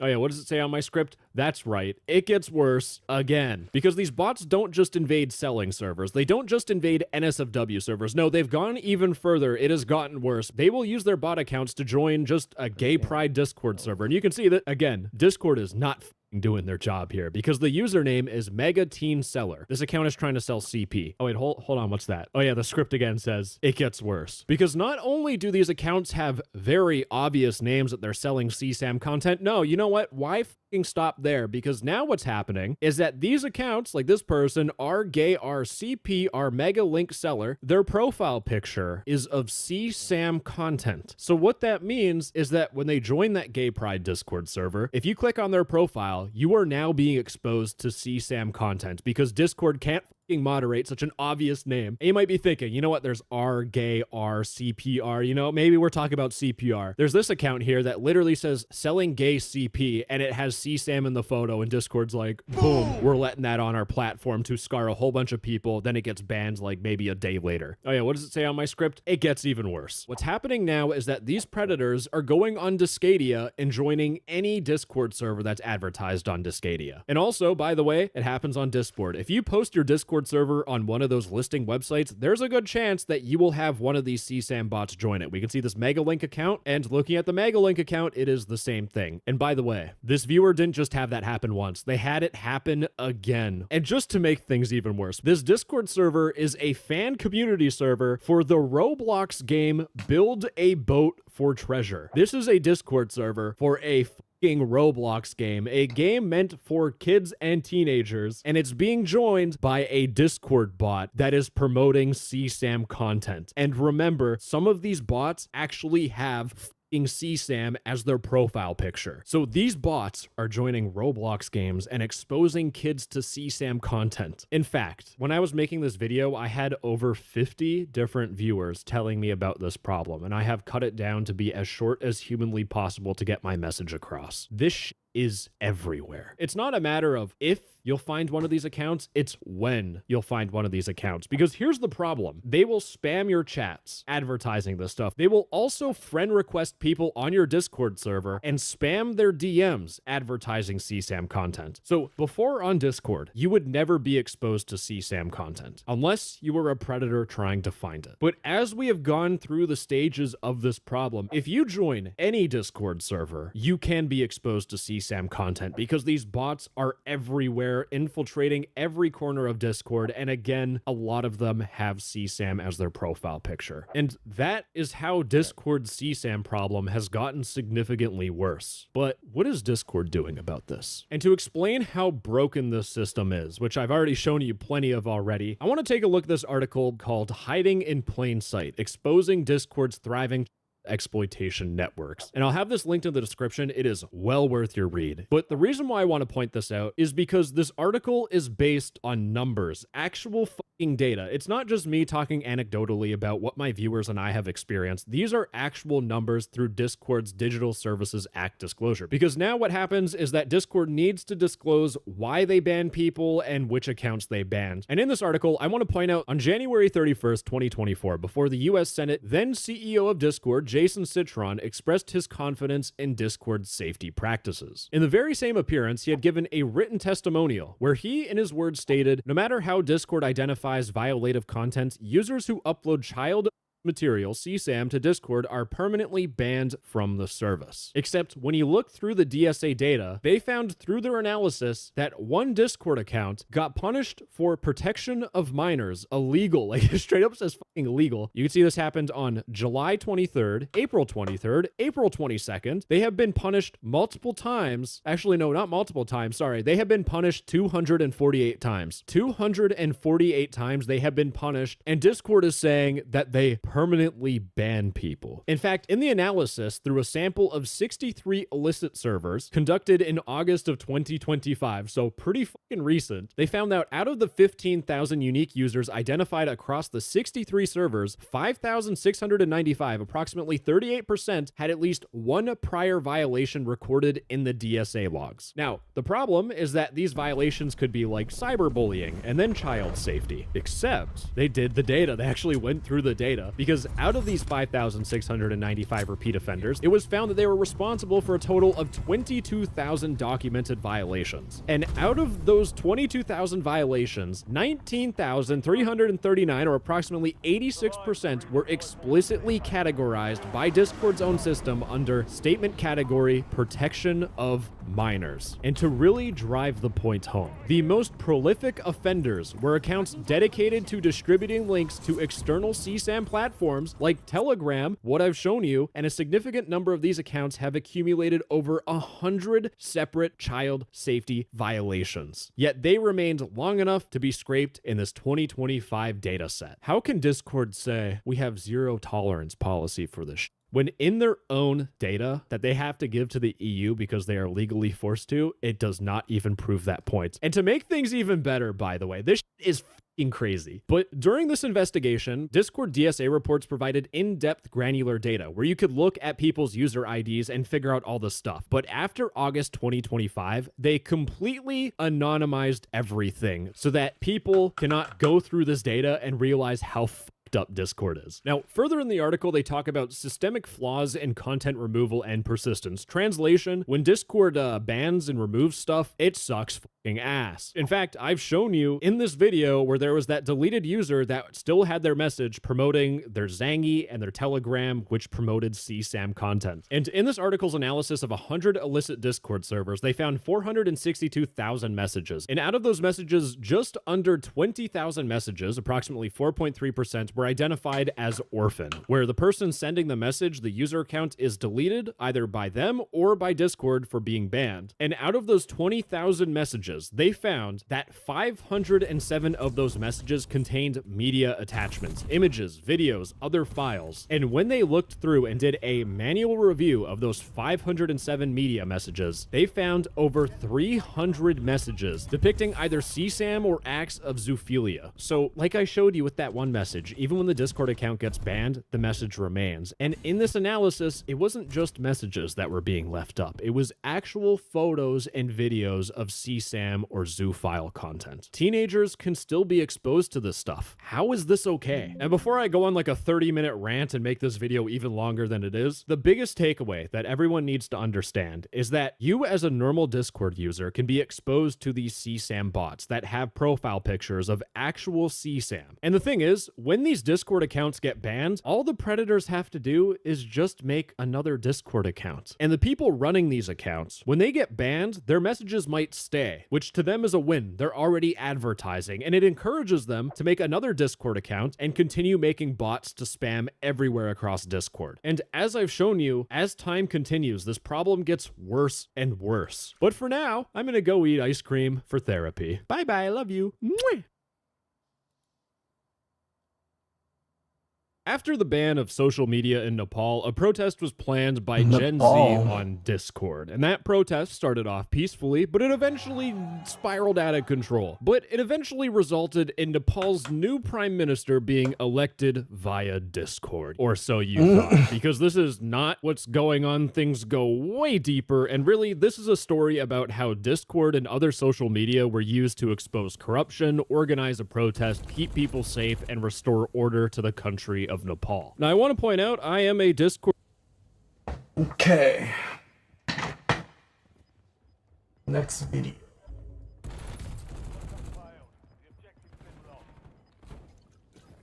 Did you know that Indiana is home to a sand dune so immense, Mount Baldy, that it literally moves and has even swallowed entire trees in its silent advance?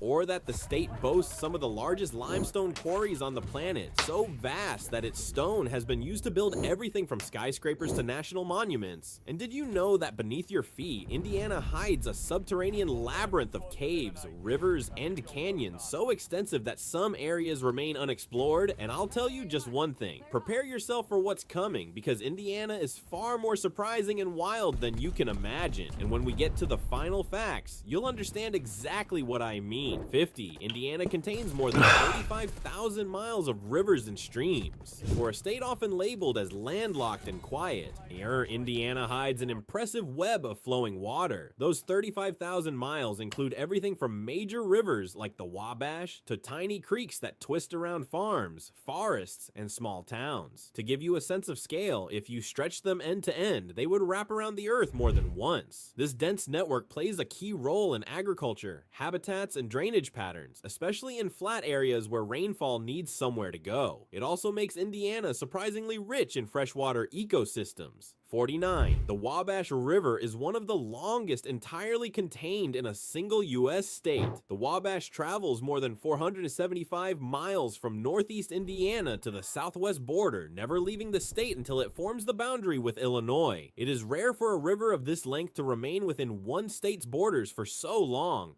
Because of that, it influences a huge portion of Indiana's terrain, carving valleys, feeding tributaries, and creating natural corridors for wildlife. Its watershed covers large portions of the state, shaping soil fertility and settlement locations even today. 48. Indiana features one of the most diverse soil profiles in the Midwest. Many states in the region have consistent soil types, but Indiana is sliced into multiple geological zones featuring loess, clay, sandy glacial deposits, and rich silt. These differences were shaped by glaciers, rivers, and ancient lake beds. Northern Indiana's soil differs drastically from southern Indiana's, influencing everything from agriculture to vegetation. This variation helps explain why the state grows a wide range of crops, not just the iconic corn and soybeans people usually imagine. 47.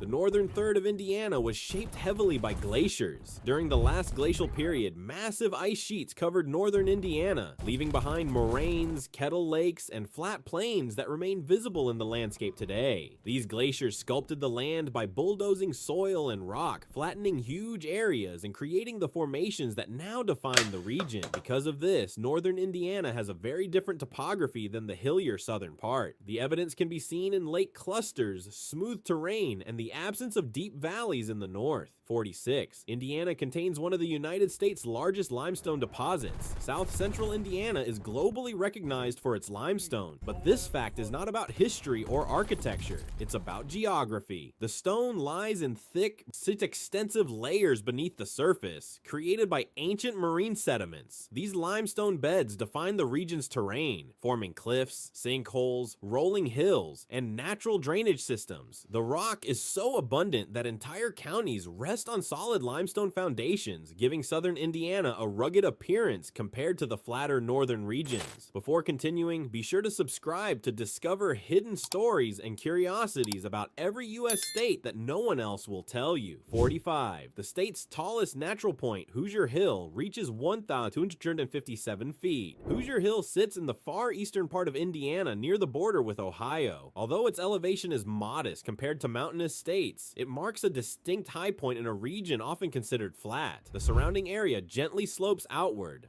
making the rise subtle rather than dramatic. From a geographic standpoint, it represents the state's gradual tilt downward from east to west, a pattern that influences watershed movement and river flow directions.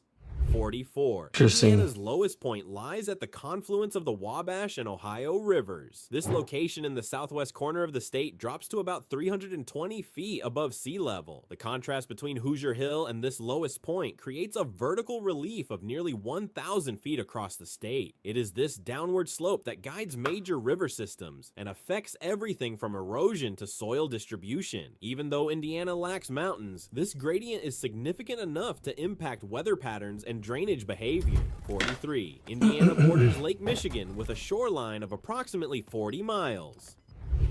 Most people do not realize that Indiana touches one of the largest freshwater lakes on Earth. The state's slice of shoreline may be small, but its geographic influence is huge. Lake Michigan moderates temperatures in nearby counties, creates lake effect weather, and supports unique dune ecosystems. The shoreline also provides habitats for fish, migratory birds, and dune adapted plant species that are uncommon elsewhere in the state. 42. Indiana dunes feature some of the tallest freshwater dunes in the world. Along the southern edge of Lake Michigan, dunes climb up to 200 feet high. These dunes shift over time due to wind patterns, creating living landscapes that evolve slowly across across centuries. The mixture of sand, vegetation, and lake breezes forms a rare ecological zone. Geographically, the dunes act as natural barriers and contain microclimates where temperature and moisture levels vary from one slope to another. This makes the region one of Indiana's most unique landforms. 41. Southern Indiana is dominated by karst landscapes. Karst terrain is created when water dissolves limestone, producing caves, sinkholes, natural bridges, and underground streams. Southern Indiana sits atop thick limestone beds that have eroded into a complex karst system. This type of landscape influences road construction, groundwater movement, and ecological patterns. It also results in natural drainage, meaning water often disappears underground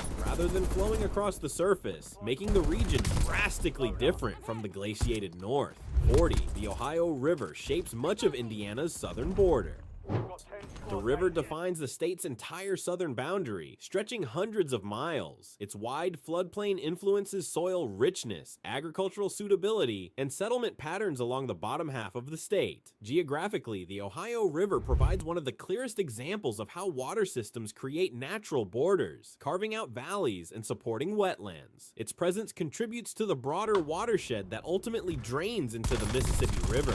39. Indiana contains one of the largest hardwood forest areas in the Midwest. Though often associated with agriculture, about 1/5 of Indiana is forested, especially in the southern part. These forests consist of oak, hickory, beech, and maple species adapted to the region's varied soils and rolling hills.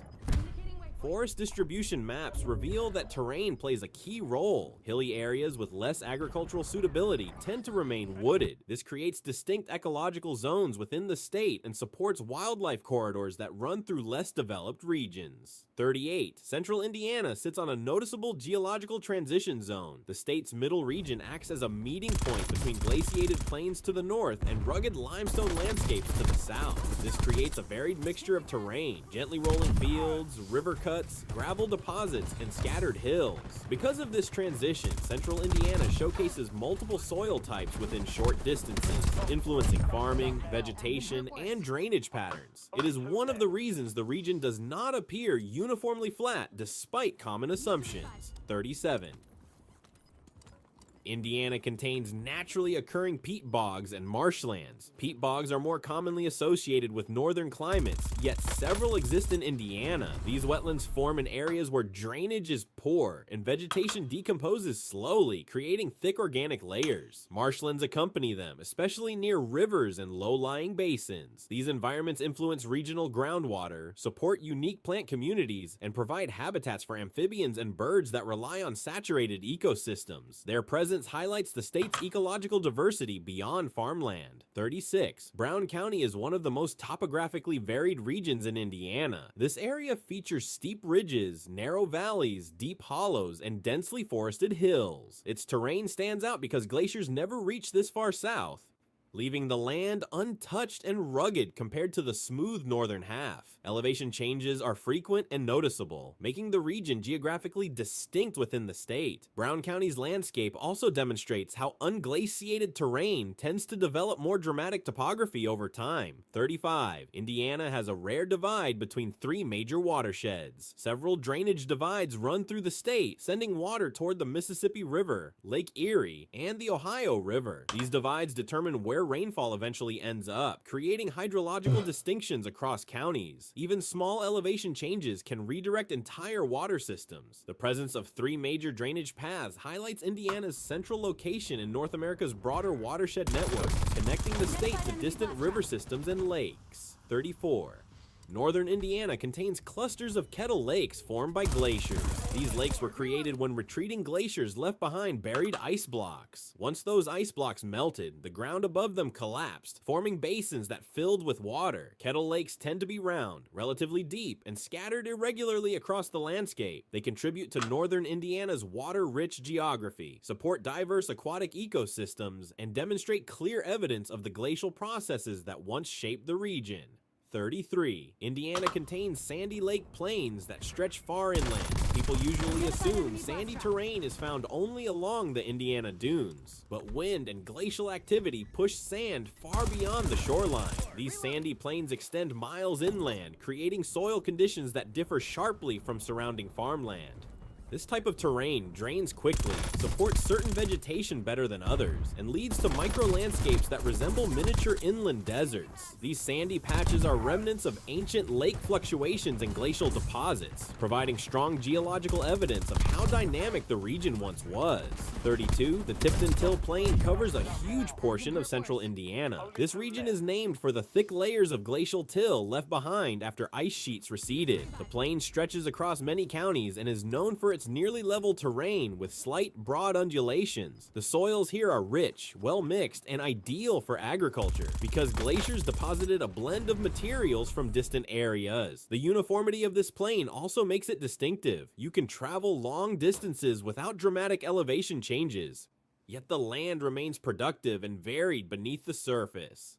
31. Indiana contains one of the largest concentrations of sinkholes in the Midwest. Most of these sinkholes are located in the limestone-rich southern counties where karst systems dominate. Sinkholes form when underground cavities collapse, which happens naturally over long periods. While not all are dramatic or easily visible from afar, thousands are mapped across the region. This high concentration tells geographers that groundwater has been dissolving rock beneath the surface for ages, carving hidden channels that influence surface stability, drainage behavior, and even how communities plan development. 30. The White River system divides Indiana's interior terrain. The West Fork and East Fork of the White River flow through large portions of the state, carving wide valleys and shaping the distribution of towns and farmland. These rivers create fertile floodplains that contrast with the higher, flatter plains around them. The system acts as a major drainage corridor, collecting runoff from central Indiana and channeling it southward. The branching pattern of these rivers provides a clear illustration of how waterways organize the land, guiding both natural and human movement. 29. Indiana has unique prairie remnants in its northwest corner. Although much of the state is now farmland, patches of original tallgrass prairie survive. These remnants appear in areas where soil and drainage conditions prevented full conversion to agriculture. The geography of the northwest corner once supported expansive prairies similar to those of Illinois, and these surviving segments showcase what the region's landscape looked like before widespread modification. Their presence reveals that Indiana's natural environments were far more diverse than the typical image of endless cornfields suggests. 28. Southern Indiana's hill country includes deeply carved stream valleys. The southern third of the state features numerous narrow valleys created by streams cutting through soft bedrock and soil over thousands of years. These valleys form steep sides, twisting channels, and layered slopes that contrast dramatically with the flat northern plains. Because of the rugged terrain, forests dominate these areas, and development tends to follow ridge lines rather than valley floors. This kind of topography demonstrates how unglaciated landscapes evolve through natural erosion instead of being flattened by ice. 27. Lake Monroe is Indiana's largest entirely in-state reservoir by surface area. Although artificial, its geography plays a major role in shaping the surrounding environment. Built by damming Salt Creek, the reservoir occupies a broad valley and backs up into coves, arms, and wooded hills. Its creation formed new aquatic and shoreline habitats, altered drainage patterns, and changed the microclimate of nearby areas through increased humidity. The combination of rolling hills and a large expanse of water makes the region visually distinct from other parts of southern Indiana. 26. The Knobstone Escarpment creates some of Indiana's most dramatic relief. This natural escarpment forms a long, rugged ridge that rises sharply from surrounding terrain. It is composed of erosion-resistant bedrock layers that have remained intact while softer materials around them have worn away. The result is a line of steep hills and narrow ridges, giving this region the highest relief in the state. For geographers, the escarpment is significant because it shows how differential erosion shapes landscapes, creating striking terrain without the presence of mountains. 25. Indiana's far southwestern counties lie within a distinct river floodplain system. This region near the confluence of major rivers features broad, flat floodplains with soils that are extremely fertile but prone to seasonal inundation. The land is shaped by centuries of natural flooding that deposited nutrient-rich sediments. Because the area is low-lying, water movement is slower, and wetlands form easily. These conditions result in a landscape that differs from the rolling hills farther east, illustrating how river behavior strongly influences terrain. 24. Therefore, Lake Michigan's influence extends deep into northern Indiana's climate and geography. Even though the shoreline is relatively short, Lake Michigan's presence creates temperature moderation, extra snowfall, and unique wind patterns. The lake affects snowfall seen in certain counties as a direct result of cold air passing over warmer lake water, picking up moisture and releasing it inland. This process shapes vegetation, soil moisture levels, and even the timing of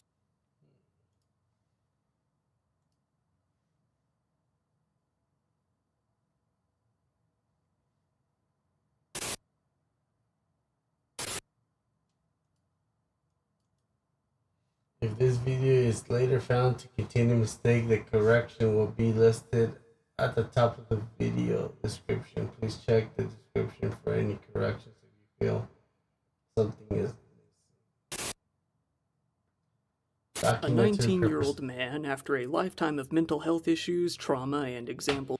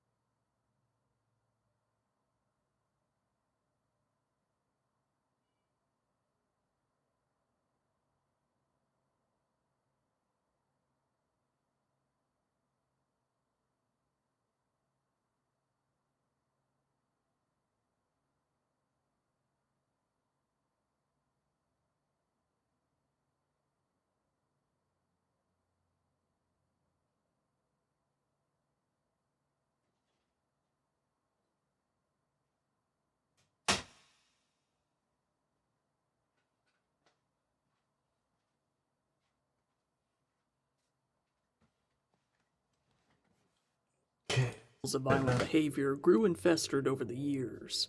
Eventually, becoming an obsessed brony isolated from the rest of society, he spiraled completely out of control, leading to one of the worst crimes in the history of the state of Indiana.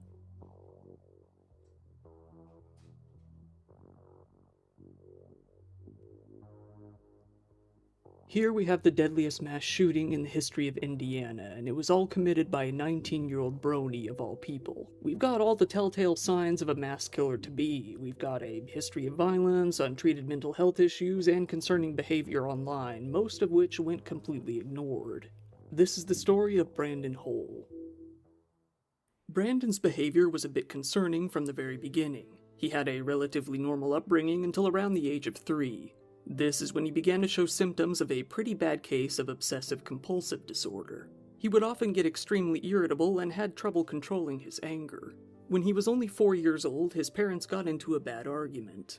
During this argument, Brandon's mother Sheila said that she would leave and she would be taking the kids. Brandon's father stated simply that he would be ending himself if she were to go through with it.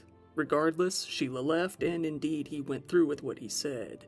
While Brandon wasn't there when it happened and didn't see his father in that state, he was nevertheless left disturbed and his behavior only got worse from there. After Brandon turned 10 years old, his behavior was getting unmanageable, causing his mother to take him to the doctor. He was formally diagnosed with disruptive behavior disorder and a generalized anxiety disorder, for which he was given 5 milligrams of Lexapro. About a month later, he was additionally diagnosed with obsessive-compulsive disorder when his mother came home to report that the former diagnosis alone didn't explain much of his more odd behaviors. For instance, Brandon would often rock back and forth while watching TV, would insist on wearing 3 pairs of shorts at any given time, and would have his day ruined if his daily routine was interrupted. Due to this, he would usually take hours to get ready, causing him to be late for school very often. It has been shown in his medical records that Brandon told a nurse that he didn't want to be angry, but that sometimes he loses control. He admitted that his mom has had to call the police on him for being abusive to her in the past. By the time he was in 4th grade, he was undergoing behavioral therapy for his problems. By now, the police had been called out to the home on at least 2 occasions, and his behavior was getting so bad that he could no longer attend school any longer, ruining any hope he had of graduating. His temper and violent tendencies had been going further downhill. In 2013, he was goofing around with his mother's new boyfriend, a man named Keith. Keith sprayed Brandon with a bit of water from a garden hose, causing him to change from his upbeat and playful mood into a state of pure rage right then and there. He ran into the house, locked himself in the bathroom, and started tearing the place apart while screaming. After a while, Sheila was able to pick the lock and open the bathroom door. Brandon blasted out of the room, punching, slapping, and biting her. He ran past her and into the kitchen, grabbing 2 different knives and charging at his mom, trapping her in the corner of the room. Luckily, right then, the police showed up and captured Brandon. Sheila had somehow escaped with only a small wound on her arm. Brandon was arrested for the first time at only 11 years old, charged with battery, criminal confinement, and intimidation. He was held in a juvenile facility for a few hours before being discharged. A few weeks later, he had to appear before a judge. There, he was given probation and ordered to undergo counseling. However, it didn't seem that this counseling did much to help him as he continued getting in trouble at school. After being suspended several times for fighting, Sheila decided to take him out of school entirely and just homeschool him. Within a year from his arrest, he was out of school, home all day, and completely isolated from the rest of society. In 2015, at 13 years old, he was diagnosed with autism spectrum disorder. During this period, much of his socialization was with a social worker who came out to the home 2 days a week. As a teenager, Brandon got more and more physically abusive with his mother and began to express an interest in ending his own life. Things only got worse and worse over time. Left alone with the internet, he began to develop an unhealthy interest in mass shootings. When being assessed by the Riley's Children's Foundation, he was asked whether or not he sympathized with the killers in these cases. He denied this, saying, "I don't want to waste my time doing something like that. It's a hassle," adding that he didn't want to cause any families any trauma. However, this is doubtful, as he was sharing memes mocking the victims of these tragedies at the same time. Still, the assessor found him to be empathetic and merely only interested in these crimes. Growing up online, he ended up becoming fascinated with My Little Pony, becoming a self-proclaimed hardcore brony over time. While I'm sure most of my audience knows what a brony is, I'll go over it very briefly. Bronies are adult male fans of My Little Pony. While it started out as an ironic joke on 4chan, it ended up becoming a massive movement all over the Western world. This subculture began to develop around 2010 and quickly grew more and more over the next few years. The brony community is infamous for having a whole lot of unsavory individuals. While, as with any other subculture, not everyone is bad, the community has had a lot of problems with people who take an unhealthy interest in kids, zoophiles, and, for some reason, white supremacists. Why this is the case is unclear, as horses aren't even people. Brandon decked his whole room out in pony goods, everything from posters to toys to clothing.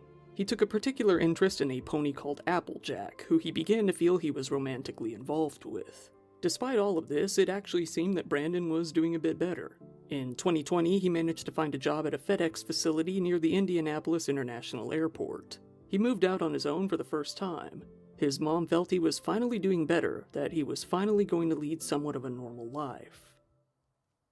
This, however, was not the case. All of these changes were merely superficial. Brandon had not improved. If anything, unknown to those around him, he had gotten much, much worse. After a while, he abruptly stopped going to work entirely. By October of that year, he was fired from his job, forcing him to move back in with his mother once again. Things were back to the status quo for a few months until around March 2nd. This is when Sheila went with Brandon to an army surplus store, a place that he evidently loved to visit. He would buy and eat MREs and even dress in clothing that he found there. This time, though, Brandon had new plans. He wanted to buy a gun. He was now 18 and he had his own money. He was dead set on buying this thing. So Sheila went with him to at least monitor things. Luckily, the store at least didn't have any ammunition. While they were driving, Brandon saw a bumper sticker urging people not to take their own lives. Upon seeing this, he muttered, "There's your sign." His mom responded, "If that's your sign, I'm taking your gun away." Sheila and her daughter decided that they couldn't simply sit around and wait to see if Brandon pulled something. They, at the time, were more concerned that he was going to follow in his father's footsteps and use the gun on himself. At this point, his mental state was in the gutter and he hadn't been taking any sort of medication for it. So Sheila went to the police in person and filed a report, warning them that she felt her son might have the intention to die at the hands of a cop, telling them he had even purchased a shotgun the day before. This pushed them to open an investigation. The police went out to Brandon's house to take him to the hospital. When placing him in handcuffs, Brandon begged the police officers to turn off his computer, saying that he didn't want them to see what was on there. Naturally, this only had the opposite effect, and police decided to check the computer out while securing his shotgun, seeing what they called white supremacist websites in the process. Brandon was taken in and placed under what they called an immediate detention mental health temporary hold, but he was released in less than 2 hours. The investigation was closed, with it determined that there wasn't any evidence of any criminal violation or racially motivated criminal ideologies. Even so, the shotgun wasn't given back to him. Even after that, though, the FBI was at some point notified about Brandon and urged to look into what had been described as disturbing neo-Nazi content. Sheila first met with a member of the FBI's Joint Terrorism Task Force in April of 2020. She was told that her son had every hallmark sign of a budding mass shooter. She said, "Well, you need to go and arrest him and take his computer." But nothing was done. Days later, an Indiana State Trooper came out to the house, but only ended up talking with Brandon and asking him questions. During the questioning, Brandon was asked why he had bought his gun previously, if he used 4chan, and if he liked My Little Pony. Brandon was reportedly very angry that the agent questioned him about his love for ponies. Brandon told the agent that he hadn't talked to anyone about anything extremist related and they were free to search his computer. Brandon, now 19 years old, never actually did have any sort of competency hearing after his gun was seized or even after all those talks with the police. Right around that time, the state was going into lockdown due to the pandemic and courts were closing. If the judge had found him to be dangerous or incompetent, it was likely that he would have been prevented from buying another gun. On the other hand, if he was deemed to be fine, his shotgun would have been returned. In the end, nothing at all happened either way. Soon after, Brandon got his stimulus check during the pandemic. He decided to use this money to once again go and purchase a gun. Not one gun this time, but 2. Sheila was very unhappy that he was able to do this, speaking of the government, saying, "You guys gave my son over $3,000 in stimulus money. Don't give it to me where I'm helping pay his light bill and whatnot. You didn't give it to me. You gave it to a mental teenager." In July 2021, he bought one rifle and then another in September. He decked his guns out in pony stickers wherever he could. His mental state went further downhill, with Sheila becoming concerned enough to bring Brandon to a clinic to get evaluated. However, after waiting for 4.5 hours, Brandon still couldn't be seen due to the clinic being understaffed. He was then sent home. 3 days later, he would meet with a social worker sent by the clinic, telling them, "I can get very, very angry." This social worker wrote of Brandon, saying, "He doesn't have empathy, he doesn't care about the lives of others." Despite this, it was still feared that Brandon would end his own life rather than take the lives of others. 9 days later, Brandon met with another social worker and the meeting went more or less the same, with this social worker coming to the same findings. However, this time Brandon admitted that he tried to hang himself after his previous ordeal with the FBI, which was the same method his father had used. Sheila went with Brandon to one of his counseling sessions, asking for more time to help him get his problems sorted out. There was no reason to believe that there wouldn't be more time, and Brandon was given additional appointments. Little did anyone know this would be the last appointment he would attend. April 15th, 2021. Sheila got off work and came home with dinner. She and Brandon sat down to eat together, and then Brandon went off to take a bath. Afterwards, he went to bed, or so she thought. Instead, he was logging onto Facebook, posting a picture of himself decked out with weaponry and writing of his love for his favorite pony, saying, "I hope that I can be with Applejack in the afterlife. My life has no meaning without her." Brandon then put his guns into the trunk of the car and slipped away into the night. He drove out to the FedEx facility in the southwestern part of the city where he used to work. He should have remembered that the building was fairly secure, equipped with metal detectors and security turnstiles at the entry. Only employees were allowed in, and they were required to scan their ID badges to do so.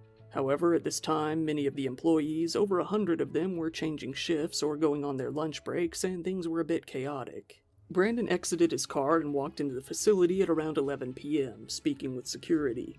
Then he pulled out one of his guns and began to open fire.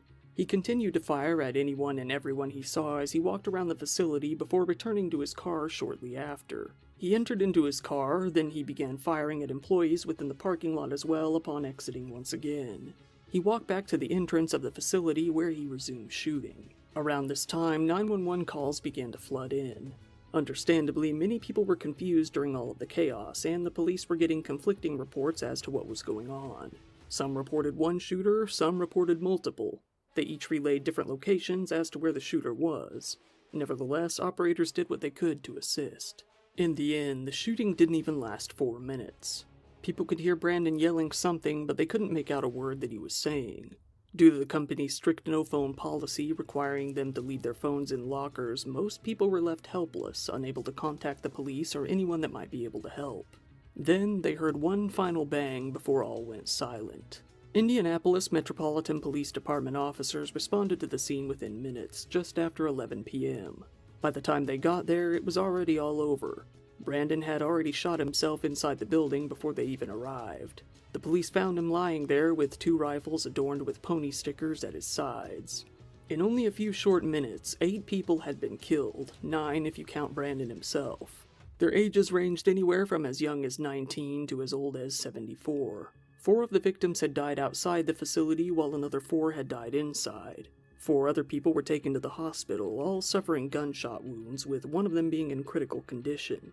A 5th went to the hospital on their own, and 2 others were treated then and there at the scene and released shortly after. The victims in the tragedy were Carly Smith, age 19, Samaria Blackwell, also age 19, Matthew Alexander, 32 years old, Amarajit Sektan, 48, Jasvinder Kaur, 50, Amarjit Jahal, 66, Jaswinder Singh, 68, and John Weisert, 74.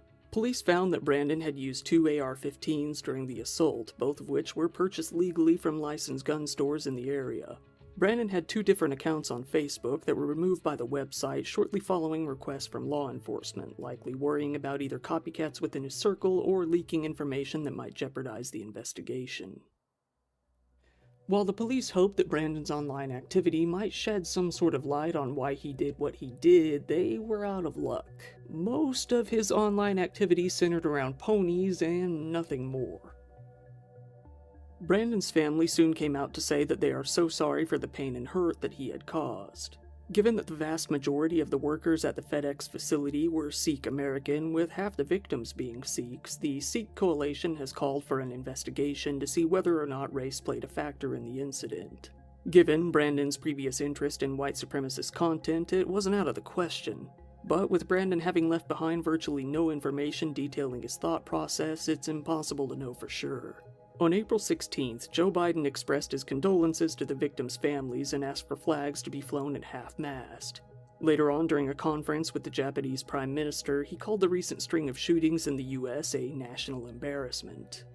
On April 17th, over 200 people gathered at Indianapolis Cranard Park to hold a candlelight vigil in honor of the victims. Numerous more vigils and services were held within the next few days. FedEx established a GoFundMe page to collect donations for the survivors and victims of the families, donating the first $1 million to the fund themselves. On April 20th, Governor Eric Holcomb announced that he would push to restore full funding to mental health services and even increase it for the next few years. State Democrats called for a review in order to strengthen the red flag law, the law that would have confiscated Brandon's original shotgun and barred him from buying another gun, but the matter was put on hold. The Indiana government was soon under scrutiny for their failure to prevent any of this from happening, despite Brandon being so thoroughly investigated in the past. They were more heavily criticized for not putting the red flag law into proper use. The Indiana Fraternal Order of Police criticized Marion County Prosecutor Ryan Mears for failing to do his part in making sure it happened. Ryan Mears, however, said that the blame was on the law itself for having too many loopholes. FedEx was also heavily criticized for their strict no-phone policies that could easily become a safety issue in the future once again. In the end, without much information to go on, the FBI determined that Brandon had both the desire to end his own lives and others, saying that the killing was done to, quote, demonstrate his masculinity and capability while fulfilling a final desire to experience killing people. Most recently, on April 13th of 2023, victims and families of the victims of the tragedy filed a lawsuit with American Tactical Inc., the distributor of the high-capacity magazines used in the attack, along with the German manufacturer Schmeiser GmbH. Brandon's mother, Sheila, if given the chance to speak to her son once again, doesn't have much to say to him. She stated, simply, "I grieve those people more than I will ever grieve you." Once again everyone, thank you for watching my video. If you found it interesting, please give it a like, it helps me out in the algorithm, and subscribe if you want to see more content like this. I've been meaning to cover more internet subculture-y type topics for a while now, so this was one that was a bit interesting to get into. If you want to support the channel even further, I do have a Patreon account which I always keep linked down in the description below. There you can see videos early, ad-free, and uncensored. Channel memberships are back up too, where you can get all of the same benefits. This has been your host Kyle, thank you, and good night.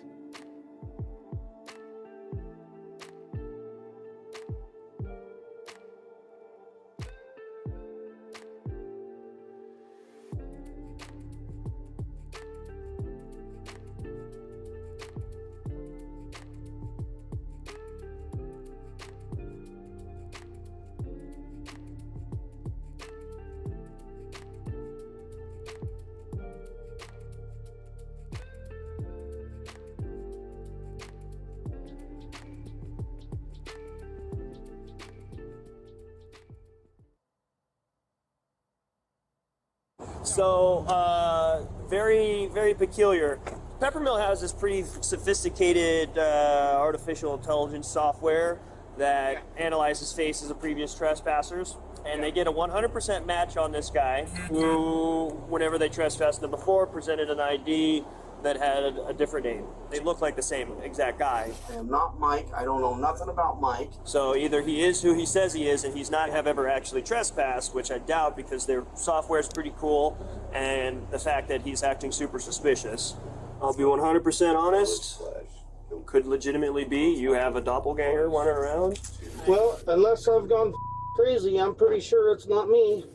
Nightmare becomes reality at a Reno, Nevada casino when AI facial recognition technology misidentifies someone, leading to a wrongful arrest and lands an innocent man behind bars. What good is the ID then? Why do I even carry that mother? The following is based on official police records, and the footage has never been seen before until now. Please note that all persons charged with a crime are presumed innocent unless and until proven guilty in a court of law. On September 17, 2023, the Peppermill Casino calls the Reno Police Department to report that a trespasser has unlawfully returned to the casino. They report that they have the man in custody, but he's claiming to go by an entirely different name than the man they've previously trespassed. Officer Richard Jagger arrives at the casino at 5:48 a.m. Hola, ¿cómo estás? How you doing? Oh, thank God you're here. The man declaring his relief at the sight of the officer is 40-year-old Jason Killinger, who is accused of trespassing at the Peppermill Casino. So what's going on? So we got this suspicious alert, prior trespasser. Okay. And we made contact with him, arrested him, and he claimed that wasn't him. And what does my so name we're just say trying on that to ID? get you guys to make a phone call if it's with him or not. So what's the issue, you guys? Did he have a different driver's license or a secondary one, or has he got more property than just this one? Just those effects right there, and that's it. 1 second, pal. But no other forms of identification. Things in his pocket. You guys ran this information through our dispatch? Through your guys' dispatch? No. We ran through ours, comes back as that being who he says he is on his ID, but that's what we went off right there. Yeah, and this is one of those things, you guys have this fancy software that does all this stuff, so it's like... Officer, what's your name? 1 second, man. A few months earlier, a man named Michael had been trespassed from the casino for sleeping on the premises. All right, man. So this is who you are? Yes. What, Miss Jagger, is your first name or last name? Last name. All right, Mr. Jagger. Yes, that is who I am. I drive the semis for UPS. I am not Mike. I don't know nothing about Mike. I'm a craps player here. Look, there's my socks for UPS. Can you please, you got a gun here. Will you please take me out of these cuffs? My shoulders are killing me. You're going to sit there for a minute, man. So, when he gave you this information, did you guys verify it against an ID, or how does that work? So, in that report there's an ID on there as well, and we can show you that one. Okay. Jason, a long combination vehicle driver, had been playing craps until about 3 a.m. when he decided to leave the Peppermill and go to the Atlantis casino. On his way out, he stopped at a blackjack machine and started playing. There, he was approached by a security guard who addressed him as Mike. When Jason clarified that he was not Mike and presented the guard with his driver's license, the guard apologized and walked away. However, as Jason attempted to leave, he was surrounded by security guards and handcuffed. He was told that he was under arrest for trespassing. Just need a break. My shoulder's killing me. So that's the ID that he presented. I'll be. Look at the nose. Yeah. Huh. Weird. Very weird. Right, let me snap a picture of that. I'll run both names. The casino's AI facial recognition software positively identified Jason as Michael, the man they had trespassed. Let me step out this way, I get better reception. Yeah. The only thing that was weird is that we'll have to, lift him up and see how tall he is. Yeah. It's on this. That says he's 5'9", and that says 6'1". Yeah. This isn't the only difference between Michael and Jason's IDs. Jason is listed as 7 years younger than Michael and says that he weighs 50 pounds more. As well, the signatures are different. In his report, Officer Jagger wrote, quote, "The associated demographics on each driver's license were fairly similar, with the only major distinction being hazel and blue eyes, which are by their very nature similar eye colors and are dependent upon lighting." And the pictures are very, the nose. Right, and then we have our new system, our new facial recognition system, and that's what it's telling us. It's telling us that it's looking at it, and it's doing that. And then there was another one that came up when he was at our TRK, which is one of our better cameras. This was right before we arrested him. We looked at it and said, that's him. And it came up. 100%. Okay. 100% match. Yeah. So if the software's saying it, that it's legit. Right. And it's so he pretty damn accurate. So either he presented a fake identification the first time, or he's presenting it now. Right. Even if he had a twin, it wouldn't be 100% on the facial, right? I wouldn't think so, but I don't know, because they say twins share DNA, right? But I guess it depends upon if they're identical. I've seen identical twins where it's like moms can tell them apart. Right. So the other thing that kind of made us feel suspicious, or us managers, was right after our officers made contact and they saw the ID that he's presenting today. And they're like, okay, it's not the same guy. He immediately gets up and starts cashing out, like running for the door. I'm like, okay, if it really wasn't him, why is he running for the door? Why is he getting ready to leave? Jason would later explain that earlier that night he played at the Legends Bay Casino, the Nugget Casino, and the El Dorado Casino before arriving at the Peppermill around 11:30 p.m. He claimed that each time he was up $200, he would move on to a new casino, and just before his arrest, he had made $200. He also estimated that prior to the 16th, he had gambled hundreds of times at the Peppermill without incident. After speaking with the Peppermill employee, Officer Jagger calls to check the police records. What's going on? I have a precarious situation. I'm trying to positively identify somebody who may have or may be using a fake ID. So I've got 2 names, 2 Nevada driver's license numbers and all that. If there's a chance I could have you run both and see if any of them come back and maybe send me pictures in an email of what their IDs come back as? Yep. Huh. That is super weird. Do you see resemblance in those? Yeah. Yeah, that is... But yeah, they're CA 83, 78, yeah. That's super weird. So I have a feeling these are both the same guy, but he has different IDs. That's crazy. Because their software here, they have this facial recognition software here at the Peppermill, and he came back as a 100% match for the character who was previously trespassed. Yeah, So this is definitely a weird one. So I have a feeling he's somehow making some fake identification or something, but if you're pulling them up, then they're legitimate.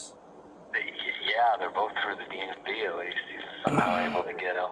With this discovery that both Michael and Jason's IDs are Wow, legitimate, wow. Officer Jagger calls his supervisor, once again explaining that the Peppermills AI technology came back with a 100% match that Jason and Michael are the same person. Then this guy that they have now detained presents a different ID with a different name, Jason Killinger, and that has a matching photo for him now. I mean, the photos are different photos, but they look like the same exact guy. The only difference is one has a chin goatee. But definitely super weird. So all of these driver's licenses are both valid. So either he is who he says he is, and he's not actually ever actually trespassed, which I doubt because their software is pretty cool, and the fact that he's acting super suspicious. Two, I just have a feeling somehow maybe he's got a hookup at the DMV where he's got two different driver's licenses that are registered with the Department of Motor Vehicles with different names and dates of birth. So I guess I'll arrest him on that and then just list him as a John Doe and then have him booked in for a wins check. Alrighty, well, that solves that. So you guys got a complaint? Yeah, well, we got filled out for you. And then we got the statement and all that good stuff. statement already done. Easy peasy. So right now, because I can't identify you, man, it's weird. Because essentially it looks like you have two names. I don't know, man.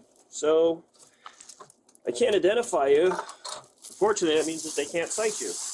Officer Jagger collects Jason's things, which includes his driver's license, a Peppermill player's card in the name Jason Killinger, and a debit card from his credit union in the name of Jason Killinger. If you can't be cited, then you are arrested. So I'm arrested? Yep, I'm going to jail? Yep. Are you kidding me? I'm not a joker, man. So you'll be arrested and you'll get fingerprinted up at the jail, and then they'll be able to discern your identity and what the mix-up is with this stuff. I'll be 100% honest. It could legitimately be you have a doppelganger running around, but they are strikingly similar and enough. Their fancy AI technology that reads faces. No, it says it's a 100% match.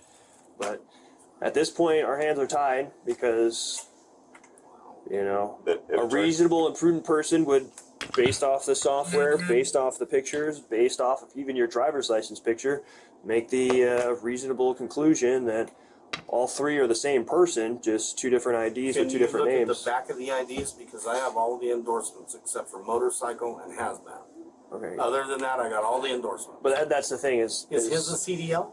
So that's the thing is it's either someone else is using your stuff or you're using somebody else's stuff, and unfortunately you look too much like the guy in that picture, so much so that the fancy computer that does all the face scanning of everybody who walks in this casino makes the same determination that my feeble human brain does. So Jason's ID is a Nevada Real ID driver's license. In order to obtain a Nevada Real ID driver's license, a person must present themselves at the DMV with proof of identity such as a birth certificate or a current U.S. passport or U.S. passport card, a social security card, and 2 documents proving Nevada residence.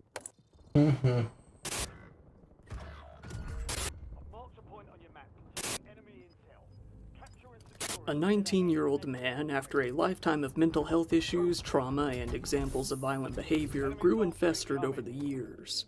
Eventually, becoming an obsessed brony isolated from the rest of society, he spiraled completely out of control, leading to one of the worst crimes in the history of the state of Indiana. Join them to increase the speed of the capture. Here we have the deadliest mass shooting in the history of Indiana, and it was all committed by a 19-year-old brony of all people. We've got all the telltale signs of a mass Can't change it. The audio speed. Violence, untreated mental health issues, and concerning behavior online, most of which went completely ignored. This is the story of Brandon Hole. Brandon's behavior was a bit concerning from the very beginning. He had a relatively normal upbringing until around the age of 3. This is when he began to show symptoms of a pretty bad case of obsessive-compulsive disorder. He would often get extremely irritable and had trouble controlling his anger. When he was only 4 years old, his parents got into a bad argument. During this argument, Brandon's mother Sheila said that she would leave and she would be taking the kids. Brandon's father stated simply that he would be ending himself if she were to go through with it. Regardless, Sheila left, and indeed he went through with what he said. While Brandon wasn't there when it happened and didn't see his father in that state, he was nevertheless left disturbed and his behavior only got worse from there. After Brandon turned 10 years old, his behavior was getting unmanageable, causing his mother to take him to the doctor. He was formally diagnosed with disruptive behavior disorder and a generalized anxiety disorder, for which he was given 5 milligrams of Lexapro. About a month later, he was additionally diagnosed with obsessive-compulsive disorder when his mother came home to report that the former diagnosis alone didn't explain much of his more odd behaviors. For instance, Brandon would often rock back and forth while watching TV, would insist on wearing 3 pairs of shorts at any given time, and would have his day ruined if his daily routine was interrupted. Due to this, he would usually take hours to get ready, causing him to be late for school very often. It has been shown in his medical records that Brandon told a nurse that he didn't want to be angry, but that sometimes he loses control. He admitted that his mom has had to call the police on him for being abusive to her in the past. By the time he was in 4th grade, he was undergoing behavioral therapy for his problems. By now, the police had been called out to the home on at least 2 occasions, and his behavior was getting so bad that he could no longer attend school any longer, ruining any hope he had of graduating. His temper and violent tendencies had been going further downhill. In 2013, he was goofing around with his mother's new boyfriend, a man named Keith. Keith sprayed Brandon with a bit of water from a garden hose, causing him to change from his upbeat and playful mood into a state of pure rage right then and there. He ran into the house, locked himself in the bathroom, and started tearing the place apart while screaming. After a while, Sheila was able to pick the lock and open the bathroom door. Brandon blasted out of the room, punching, slapping, and biting her. He ran past her and into the kitchen, grabbing 2 different knives and charging at his mom, trapping her in the corner of the room. Luckily, right then, the police showed up and captured Brandon. Sheila had somehow escaped with only a small wound on her arm. Brandon was arrested for the first time at only 11 years old, charged with battery, criminal confinement, and intimidation. He was held in a juvenile facility for a few hours before being discharged. A few weeks later, he had to appear before a judge. There, he was given probation and ordered to undergo counseling. However, it didn't seem that this counseling did much to help him as he continued getting in trouble at school. After being suspended several times for fighting, Sheila decided to take him out of school entirely and just homeschool him. Within a year from his arrest, he was out of school, home all day, and completely isolated from the rest of society. In 2015, at 13 years old, he was diagnosed with autism spectrum disorder. During this period, much of his socialization was with a social worker who came out to the home 2 days a week.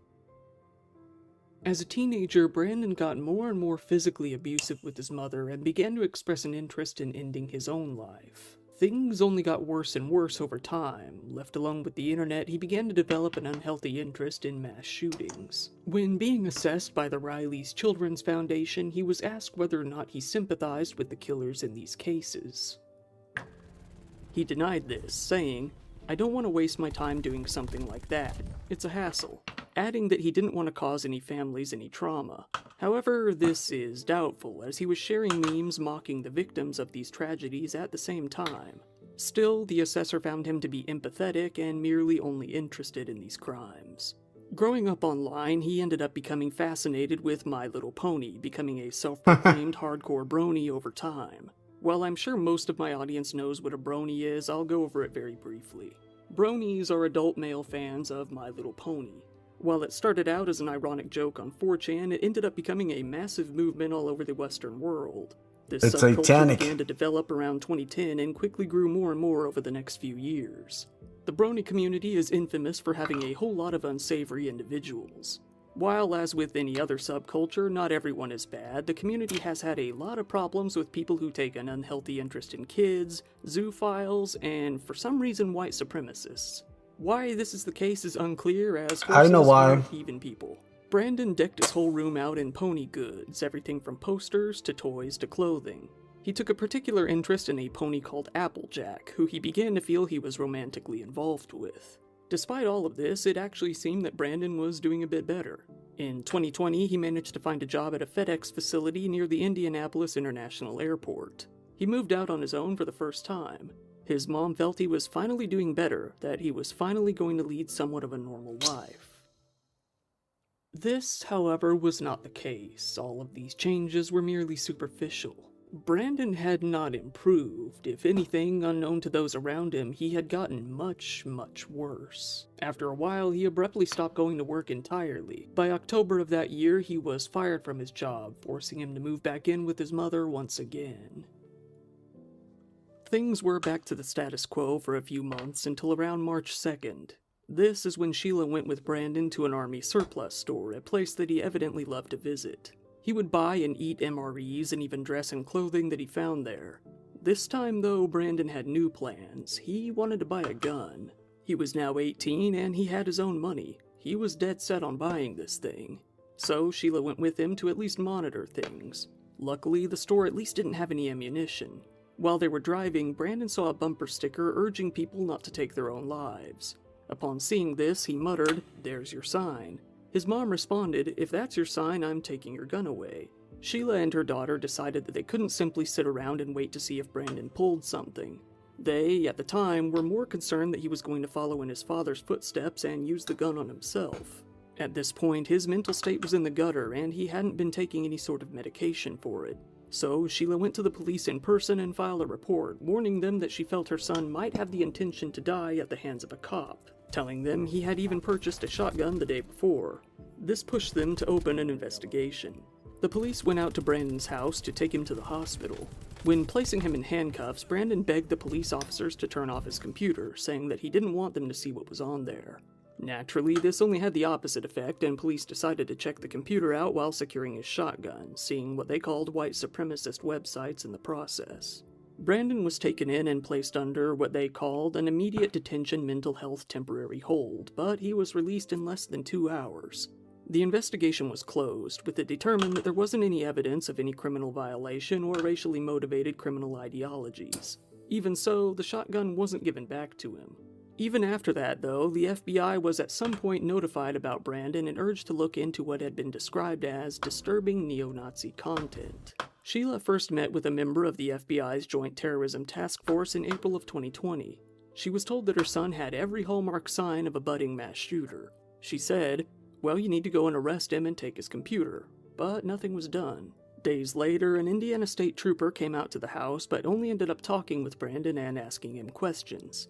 During the questioning, Brandon was asked why he had bought his gun previously, if he used 4chan, and if he liked My Little Pony. Brandon was reportedly very angry that the agent questioned him about his love for ponies. Brandon told the agent that he hadn't talked to anyone about anything extremist related and they were free to search his computer. Brandon, now 19 years old, never actually did have any sort of competency hearing after his gun was seized or even after all those talks with the police. Right around that time, the state was going into lockdown due to the pandemic and courts were closing. If the judge had found him to be dangerous or incompetent, it was likely that he would have been prevented from buying another gun. On the other hand, if he was deemed to be fine, his shotgun would have been returned. In the end, nothing at all happened either way. Soon after, Brandon got his stimulus check during the pandemic. He decided to use this money to once again go and purchase a gun. Not one gun this time, but 2. Sheila was very unhappy that he was able to do this, speaking of the government, saying, "You guys gave my son over $3,000 in stimulus money. Don't give it to me where I'm helping pay his light bill and whatnot. You didn't give it to me. You gave it to a mental teenager." In July 2021, he bought one rifle and then another in September. He decked his guns out in pony stickers wherever he could. His mental state went further downhill, with Sheila becoming concerned enough to bring Brandon to a clinic to get evaluated. However, after waiting for 4.5 hours, Brandon still couldn't be seen due to the clinic being understaffed. He was then sent home. 3 days later, he would meet with a social worker sent by the clinic, telling them, "I can get very, very angry." This social worker wrote of Brandon, saying, "He doesn't have empathy, he doesn't care about the lives of others." Despite this, it was still feared that Brandon would end his own life rather than take the lives of others. 9 days later, Brandon met with another social worker and the meeting went more or less the same, with this social worker coming to the same findings. However, this time Brandon admitted that he tried to hang himself after his previous ordeal with the FBI, which was the same method his father had used. Sheila went with Brandon to one of his counseling sessions, asking for more time to help him get his problems sorted out. There was no reason to believe that there wouldn't be more time, and Brandon was given additional appointments. Little did anyone know this would be the last appointment he would attend. April 15th, 2021. Sheila got off work and came home with dinner. She and Brandon sat down to eat together, and then Brandon went off to take a bath. Afterwards, he went to bed, or so she thought. Instead, he was logging onto Facebook, posting a picture of himself decked out with weaponry and writing of his love for his favorite pony, saying, "I hope that I can be with Applejack in the afterlife. My life has no meaning without her." Brandon then put his guns into the trunk of the car and slipped away into the night. He drove out to the FedEx facility in the southwestern part of the city where he used to work. So that was the dude that... He should have remembered that the building was fairly secure, equipped with metal detectors and security turnstiles at the entry. Only employees were allowed in, and they were required to scan their ID badges to do so. However, at this time, many of the employees, over 100 of them, were changing shifts or going on their lunch breaks, and things were a bit chaotic. Brandon exited his car and walked into the facility at around 11 p.m., speaking with security. Then he pulled out one of his guns and began to open fire. He continued to fire at anyone and everyone he saw as he walked around the facility before returning to his car shortly after. He entered into his car, then he began firing at employees within the parking lot as well upon exiting once again. He walked back to the entrance of the facility where he resumed shooting. Around this time, 911 calls began to flood in. Understandably, many people were confused during all of the chaos, and the police were getting conflicting reports as to what was going on. Some reported one shooter, some reported multiple. They each relayed different locations as to where the shooter was. Nevertheless, operators did what they could to assist. In the end, the shooting didn't even last 4 minutes. People could hear Brandon yelling something, but they couldn't make out a word that he was saying. Due to the company's strict no-phone policy requiring them to leave their phones in lockers, most people were left helpless, unable to contact the police or anyone that might be able to help. Wow. Then they heard one final bang before all went silent. Indianapolis Metropolitan Police Department officers responded to the scene within minutes, just after 11 p.m.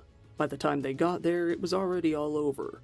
Brandon had already shot himself inside the building before they even arrived. The police found him lying there with 2 rifles adorned with pony stickers at his sides.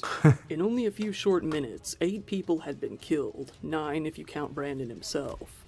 Their ages ranged anywhere from as young as 19 Well, of to course as you old have to as count 'em. 74. 4 of the victims had died outside the facility, while another 4 had died inside.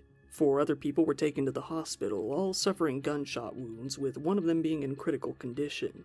A 5th went to the hospital on their own, and 2 others were treated then and there at the scene and released shortly after. The victims in the tragedy were Carly Smith, age 19, Samaria Blackwell, also age 19, Matthew Alexander, 32 years old, Amarajit Sektan, 48, Jasvinder Kaur, 50, Amarjit Jahal, 66, Jaswinder Singh, 68, and John Weisert, 74. Police found that Brandon had used 2 AR-15s during the assault, both of which were purchased legally from licensed gun stores in the area. Brandon had 2 different accounts on Facebook that were removed by the website shortly following requests from law enforcement, likely worrying about either copycats within his circle or leaking information that might jeopardize the investigation. While the police hoped that Brandon's online activity might shed some sort of light on why he did what he did, they were out of luck. Most of his online activity centered around ponies and nothing more. Brandon's family soon came out to say that they are so sorry for the pain and hurt that he had caused. Given that the vast majority of the workers at the FedEx facility were Sikh American, with half the victims being Sikhs, the Sikh Coalition has called for an investigation to see whether or not race played a factor in the incident. Given Brandon's previous interest in white supremacist content, it wasn't out of the question. But with Brandon having left behind virtually no information detailing his thought process, it's impossible to know for sure. On April 16th, Joe Biden expressed his condolences to the victims' families and asked for flags to be flown at half-mast. Later on, during a conference with the Japanese Prime Minister, he called the recent string of shootings in the US a national embarrassment. On April 17th, over 200 people gathered at Indianapolis Cranard Park to hold a candlelight vigil in honor of the victims. Numerous more vigils and services were held within the next few days. FedEx established a GoFundMe page to collect donations for the survivors and victims of the families, donating the first $1 million to the fund themselves. On April 20th, Governor Eric Holcomb announced that he would push to restore full funding to mental health services and even increase it for the next few years. State Democrats called for a review in order to strengthen the red flag law, the law that would have confiscated Brandon's original shotgun and barred him from buying another gun, but the matter was put on hold. The Indiana government was soon under scrutiny for their failure to prevent any of this from happening, despite Brandon being so thoroughly investigated in the past. They were more heavily criticized for not putting the red flag law into proper use. The Indiana Fraternal Order of Police criticized Marion County Prosecutor Ryan Mears for failing to do his part in making sure it happened. Ryan Mears, however, said that the blame was on the law itself for having too many loopholes. FedEx was also heavily criticized for their strict no-phone policies that could easily become a safety issue in the future once again. In the end, without much information to go on, the FBI determined that Brandon had both the desire to end his own lives and others, saying that the killing was done to, quote, demonstrate his masculinity and capability while fulfilling a final desire to experience killing people. Most recently, on April 13th of 2023, victims and families of the victims of the tragedy filed a lawsuit with American Tactical Inc., the distributor of the high-capacity magazines used in the attack, along with the German manufacturer Schmeiser GmbH. Brandon's mother, Sheila, if given the chance to speak to her son once again, doesn't have much to say to him. She stated, simply, "I grieve those people more than I will ever grieve you." Wow.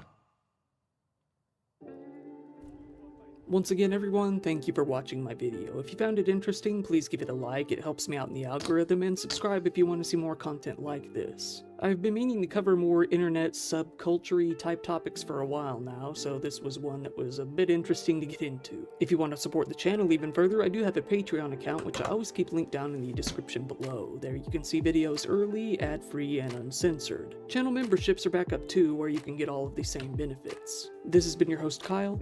Thank you, and good night.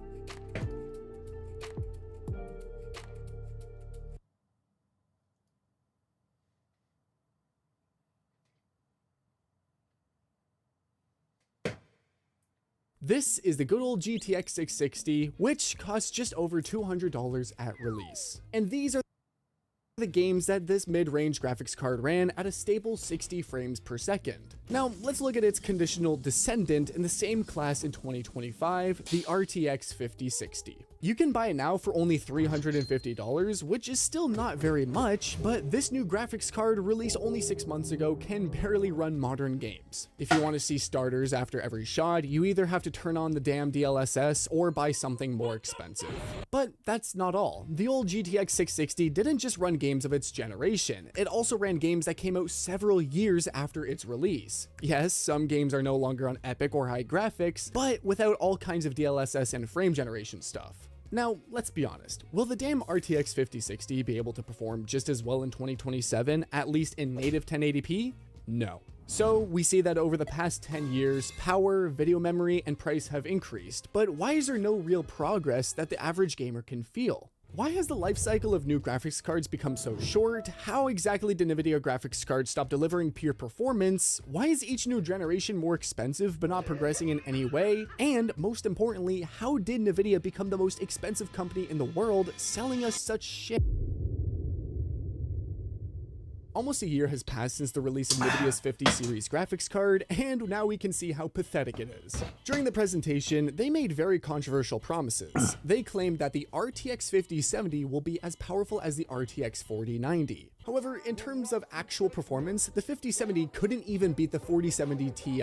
Everything they said back then was just a marketing strategy. The RTX 50 series can only stand out thanks to the multi-frame generation feature. This technology generates artificial frames using AI. Thanks to this, your FPS can increase by 2 to 3 times, although this leads to a deterioration in image quality and an increase in input lag. And these image artifacts are by no means insignificant. Competitive games already do not support such technologies due to distortion and additional lag. So is MFG technology really that important? But if we simply ignore this technology, we don't see any significant updates in this generation. With the exception of the RTX 5090, no model differs from the RTX 40 series enough to be considered a significant step forward. Incidentally, the same could be said during the transition from the RTX 30 series to the RTX 40 series, because despite lower power consumption, cards below the RTX 4070 did not offer a significant performance gain. But the RTX 50 series is in an even worse position. All cards except the RTX 5090, which cost more than $2,000, are completely pointless. For example, the RTX 5070 Ti, or more accurately, the RTX 4070 Ti Super Plus minus. Now let's talk about prices. If you look at the price chart, you can see that all GPUs except the RTX 5090 have become cheaper. That looks good, right? Okay, so I bought the 4080 Super for $1,300 with tax.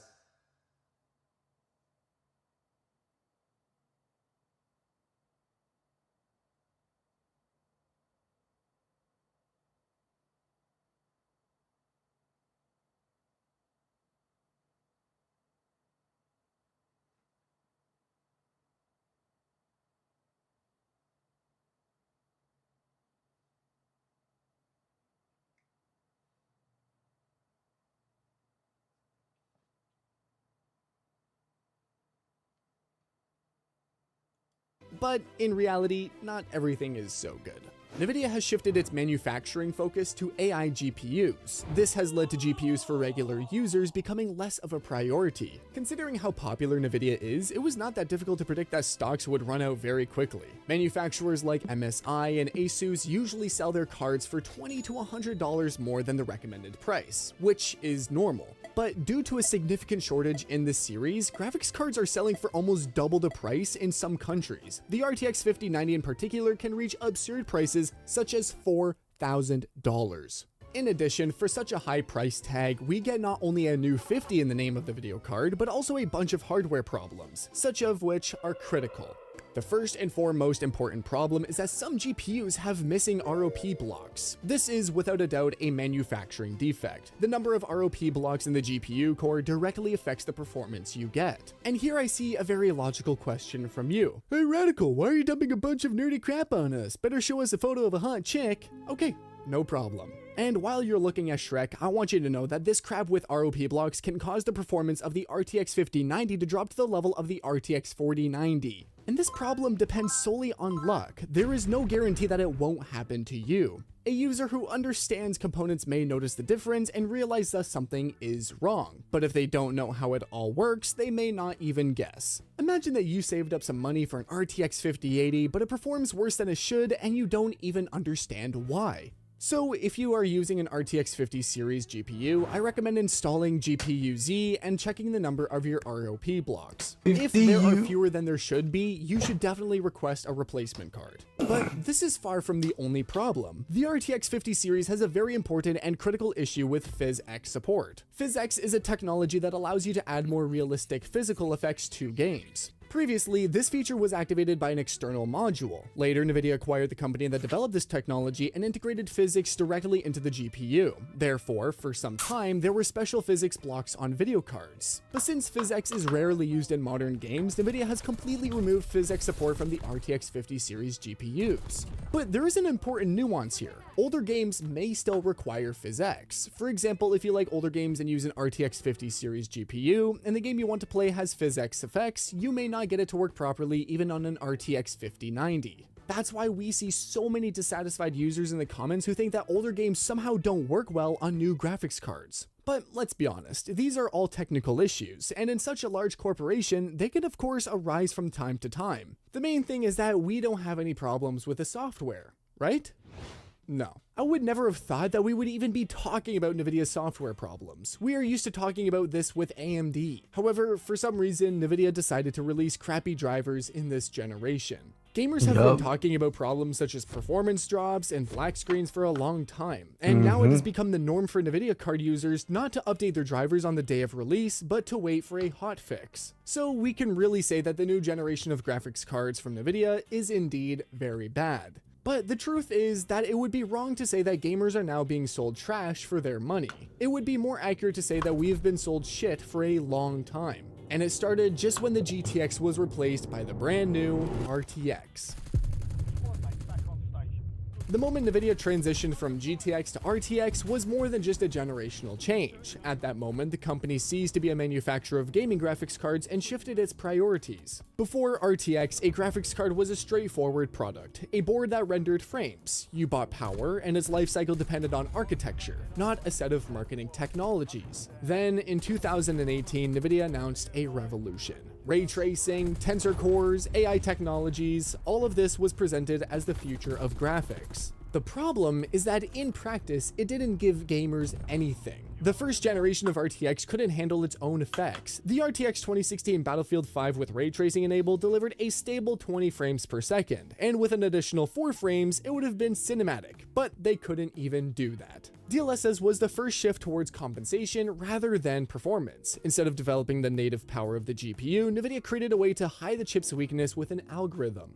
Over the years, frame generation has only increased developers' dependence on technology, and multi-frame generation has now cemented this as the new standard. And in fact, the main problem is not the technologies themselves, but the fact that Nvidia has made them the centerpiece of its lineup. Hardware is no longer the foundation. Its role now is simply to be a platform for a set of algorithms that are supposed to overcome the chip's limitations. It's clear that Nvidia is going through a difficult period, but Nvidia is not the only player in the market. And while the company is moving in the opposite direction, AMD and Intel have taken positions that Nvidia ignored. AMD initially stated that the RX 9000 series would not compete in the high-end segment, but the situation has changed. The RX 9070 and 9070 XT are a direct response to the 5070 and 5070 Ti. And this time, AMD is playing on what Nvidia has lost: a normal price-performance ratio, stable native performance, VRAM reserves, and adequate drivers. After problems with the RX 7000 series, they brought the software to a stable state, and now they have entered the market at a time when Nvidia is busy with other things. Intel has also stopped looking like an experiment. The B570 and especially the B580 become a real option for gamers who don't need expensive features. 12 gigabytes of RAM, a price tag of $250 to $350, performance close to the 4060 Ti, low temperatures, and adequate energy efficiency. Driver issues do remain, but Intel is moving faster than expected. And in the segment where Nvidia has failed the most, it is the B580 that looks like a balanced choice. All of this leads to the last and most important point. The RTX 50 series does not look like this by accident. Nvidia has completely reoriented itself towards the AI market. The power of a GPU for training models is determined by the number of CUDA cores, tensor cores, memory bandwidth, and VRAM capacity. And it is cards like the H100, A100, and their successors that are bringing Nvidia real money. One such accelerator costs as much as several top-of-the-line gaming cards combined. The artificial intelligence industry is consuming these GPUs. Well, these cards are not worth it if you don't have the money, but they are worth it if you have the money. That's the thing. That's why I have one. That's why I use one. 4080 Super. And the rest is just like, you don't need anything else, man. You don't. I have a 9060 XT for my main gaming rig. Seasonal changes. It is a perfect example of how a large body of fresh water can reshape an entire regional environment. 23. The Maumee River Basin in the northeast. I was listening to these facts. Welcome to Glitches in the Matrix Part 7. If you didn't already know, glitches in the Matrix are strange visual anomalies that can make you feel a little confused. Some even believe these strange glitches in reality are evidence that this is all a simulation, but I'll leave that decision up to you. If you couldn't already tell, It's not a simulation, it's all a dream. We are creating reality in real time. I have a gigantic video for you today, so please like the video, subscribe to All Time, and let's check out some glitches in the Matrix. Our first glitch today is about a mysterious sticker that seemingly changes completely depending upon where you are when you view it. Check this out. You gotta explain this shit to me. Deadpool, Deadpool, Deadpool, Deadpool. Deer. Deer. Where did Deadpool go? Where did Deadpool go? Deadpool. Here are some really weird shadows that seem to repeat in a cycle, almost like an animation loop.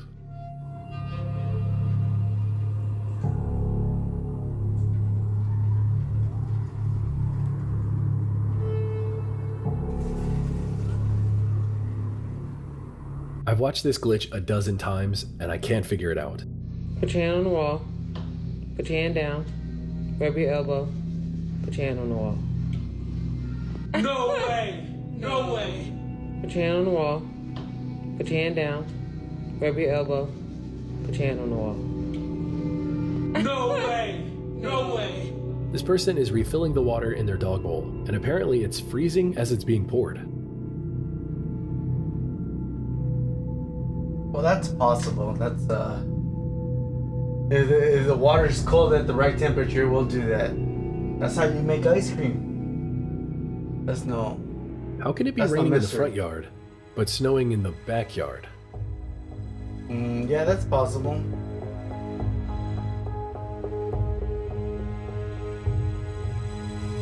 Not When like a shadow that. is missing from an object, it makes it look out of place, and that's exactly what this next clip is about. The sun is beaming down in such a way that the shadow isn't visible, leading to these cones looking completely out of place, like something out of a video game. This photo had me so messed up. I stared at this for so long trying to figure out what was wrong with her legs, I see. only to find out she was simply holding a bag of popcorn and the popcorn bag blended in with the background. Here's an absolutely bizarre video of what seems like 2 deer, only for it to be revealed that it was only 1? Then it's AI. Or maybe Where did the second deer one go? of the deer was behind the tree. Here is an amazing visual illusion. What looks like a woman floating in air at the beach is actually just a clever trick. Yeah, I see. This lady seems to be running backwards. Yeah, check this one out. I genuinely thought I was tripping. Like, I thought... There's nothing wrong with that. I don't know. I thought everything was going back in time, man. I don't know what I thought, but oh, it wasn't good. The texture of this building is seemingly messing up.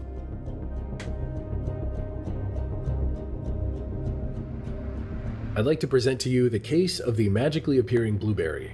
This child starts off with 2 and ends up with 3. It's AI. Oh, it's backwards.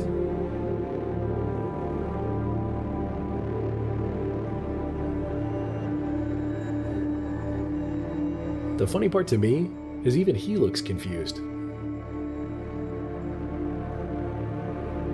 Have you ever had one of those situations where you felt like you saw something maybe you shouldn't have?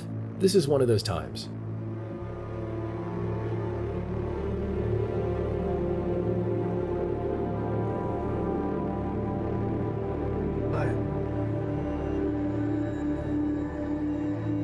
At Neve System. This beach ball wanted to escape, and so it did. How Everything you worked doing? out Thanks for perfectly. stopping by. Hopefully you're having a good day. How's your day going? How are you doing? Just watching videos while I edit my videos. One guy just stood there. He's been stood there for about Thank an you, hour. Nava System. For This other stopping guy by. just stood here. This woman just stood here. That guy just stood there. There's a guy 2 trees over there, and then this woman just stood here. But like, what they just stood here doing mad stuff. What the fuck? Right now they've all just started walking, just walking away, just all walking randomly. They're all just stood there, stopped. Now they've all just started walking. Look, she's just got on a thing. Alright, we're just rendering our videos and watching videos. What's happening? We just witnessed some like. We just witnessed some sort of. Now before we move on from this one, did you catch that bonus glitch within a glitch? There's actually a woman walking who seemingly disappears into thin air. Let's see. That's interesting. Or maybe it's AI videos. Here is yet another reoccurring theme in this series. Massive heavy planes that float in midair. It looks like they're floating. It's not. It's a bit. It looks, but it's heading your way. I don't know. I think that's why the moon looks bigger when it's. That's why it looks like. But it's moving very fast. It gets me every time. And funny going enough, very it seems like slow. a local news station is starting to catch on to the idea of glitches in the Matrix. Here is their take on floating, unmoving planes. Look at this, it's like something straight out of a sci-fi movie. A plane appearing to hang in midair over San Francisco. Your eyes, they're not playing tricks on you. It's Or actually an optical first AI illusion called videos. the parallax effect. So when you're moving past another moving object and it appears to be stuck, the video has gone viral with some people Okay. calling it a glitch in the Matrix. Yeah, I told you, it's just an effect. Here's a professional I've seen it card before in shuffler real who life. can You're make like, what shuffling the a heck deck is of the cards planes? look like magic. It's because you're moving. Something strange about it.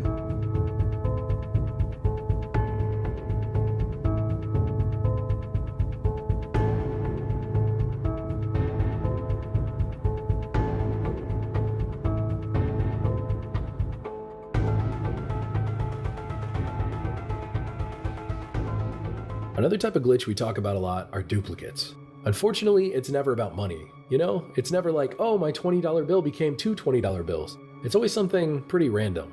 Well, in this video, it's actually his daughter. Check out this creepy glitch. Let's see.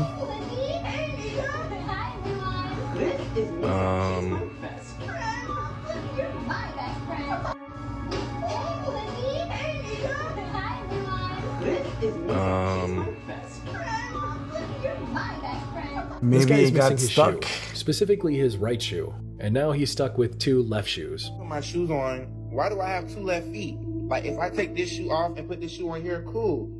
This shoe's still on the wrong foot. So then I do it again. What the fuck? What happens when the rain isn't actually wet anymore? Watch this and try to explain it.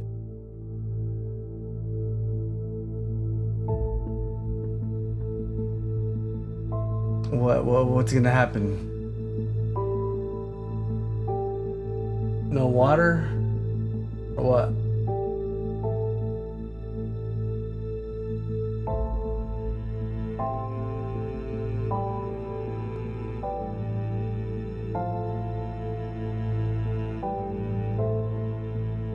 This grandma knitted what seems to be a three-dimensional quilt.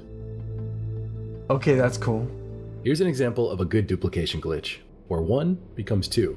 I think I just had my first ever glitch in the Matrix. Look at this.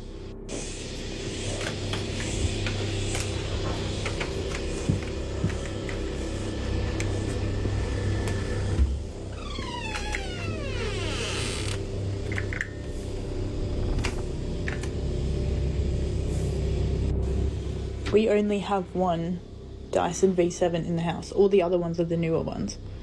Like this is the only older one we have and that's why it's upstairs. Why do we now have two? And one charger. Check out this weird visual illusion glitch, where it's hard to tell what's the ocean and what isn't.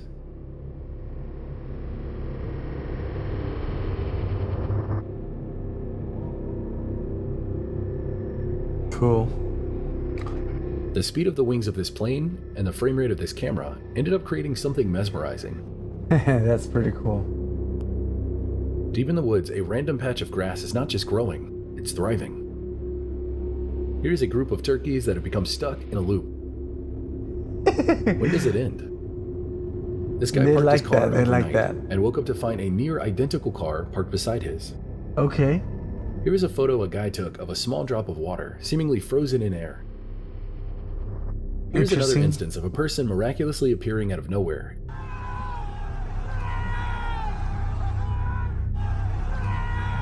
No, he just came in at the right time. I can see his feet. Sometimes it only rains in one very tiny specific place.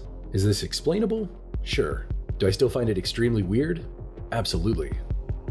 Did you know that there are some glitches that I can't show you on YouTube? Because of YouTube's rules on violence and dangerous acts, some things can't be in these videos. But I still want to talk about these glitches. So if you want to see some bonus glitches, as well as over 30 other exclusive videos, please join my Patreon, link in the description. You'll get access to exclusive videos, behind the scenes stuff, you'll have a way to talk to me directly, and you'll even get to watch my videos early. So if that's interesting to you, then click the link in my description, become a patron today. Let's get back into some glitches. These are all bots. I'm pretty sure windmills aren't supposed to spin like this.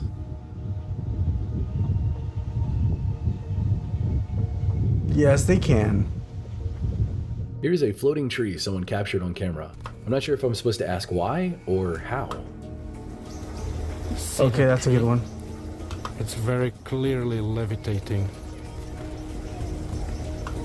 Is it actually a tree? Or is it aliens? Aliens. Continuing with weird trees, here is a spinning tree. Is this strange phenomenon going to become a regularly occurring thing? I'm recording it because I want people to see it kind of just moving in the air. It's moving back and forth around that where that car is sitting. Yeah, there's a vehicle right there, but there's nothing like there's nothing there. Like there's nothing. That's a good one. They're Imagine really finding into an it. identical keychain to yours on the ground in a parking lot next to your car. Where did this other one come from? It's even used in age like the one she has. So like, I'm like walking to my car, I just put my son in my car, and then I'm on the floor and I'm like, what the heck, is that mine? And I look at my key, but it's not mine. What a freaking coincidence. And it literally looks like the same exact thing as mine too. That is crazy. That's a coincidence yeah, right I found there. a glitch in the matrix. No, that's not a matrix. Next is a story about duplicating sunglasses. Check this out. I just experienced my first glitch in the Matrix. I found these in the passenger door yesterday after looking for 3 days for these motherfuckers. Finally found them yesterday morning, wore them all day. I just opened my passenger door and I found these in the same fucking Maybe place. she bought them, she don't remember. I've never bought two in my life. They're the exact same pair of glasses. The only time I've ever bought another pair is when one has been broken, and they're both not broken. So where the fuck has this come from? This woman found a floating rock, and despite everything she could think of, she couldn't come up with a rational explanation for it. Check this out and let me hear your thoughts. I need somebody way smarter than me to tell me what is happening in this video. Someone please tell me. My mom and I were hiking at a local trail next to the river, and we came across this rock that was floating in the air. It did this for probably 5 to 7 minutes while we were there. My mom actually grabbed the rock and rubbed it to see if anything was attached to it. Nothing was. And she put it down, and then it proceeded to float around like this again. Yeah, so what is happening here? Then it's Here's an amazing tennis feat that has even confused the players who made it kind happen. of spirit.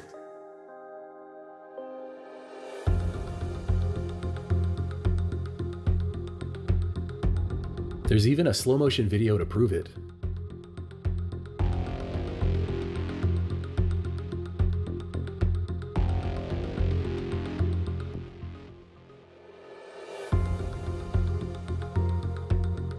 So somebody's manipulating reality if that's real. Some kind of demonic Here's a product for entity. sale at Walmart in the electronics department that keeps moving. And I really mean that. I actually had to cut down this footage significantly not to bore you all to sleep, but it seriously keeps rocking back and forth the entire time. Nothing else was touching it, and nothing else is moving. Get ready to see some paint blow your mind. You guys want to see some cool color theory?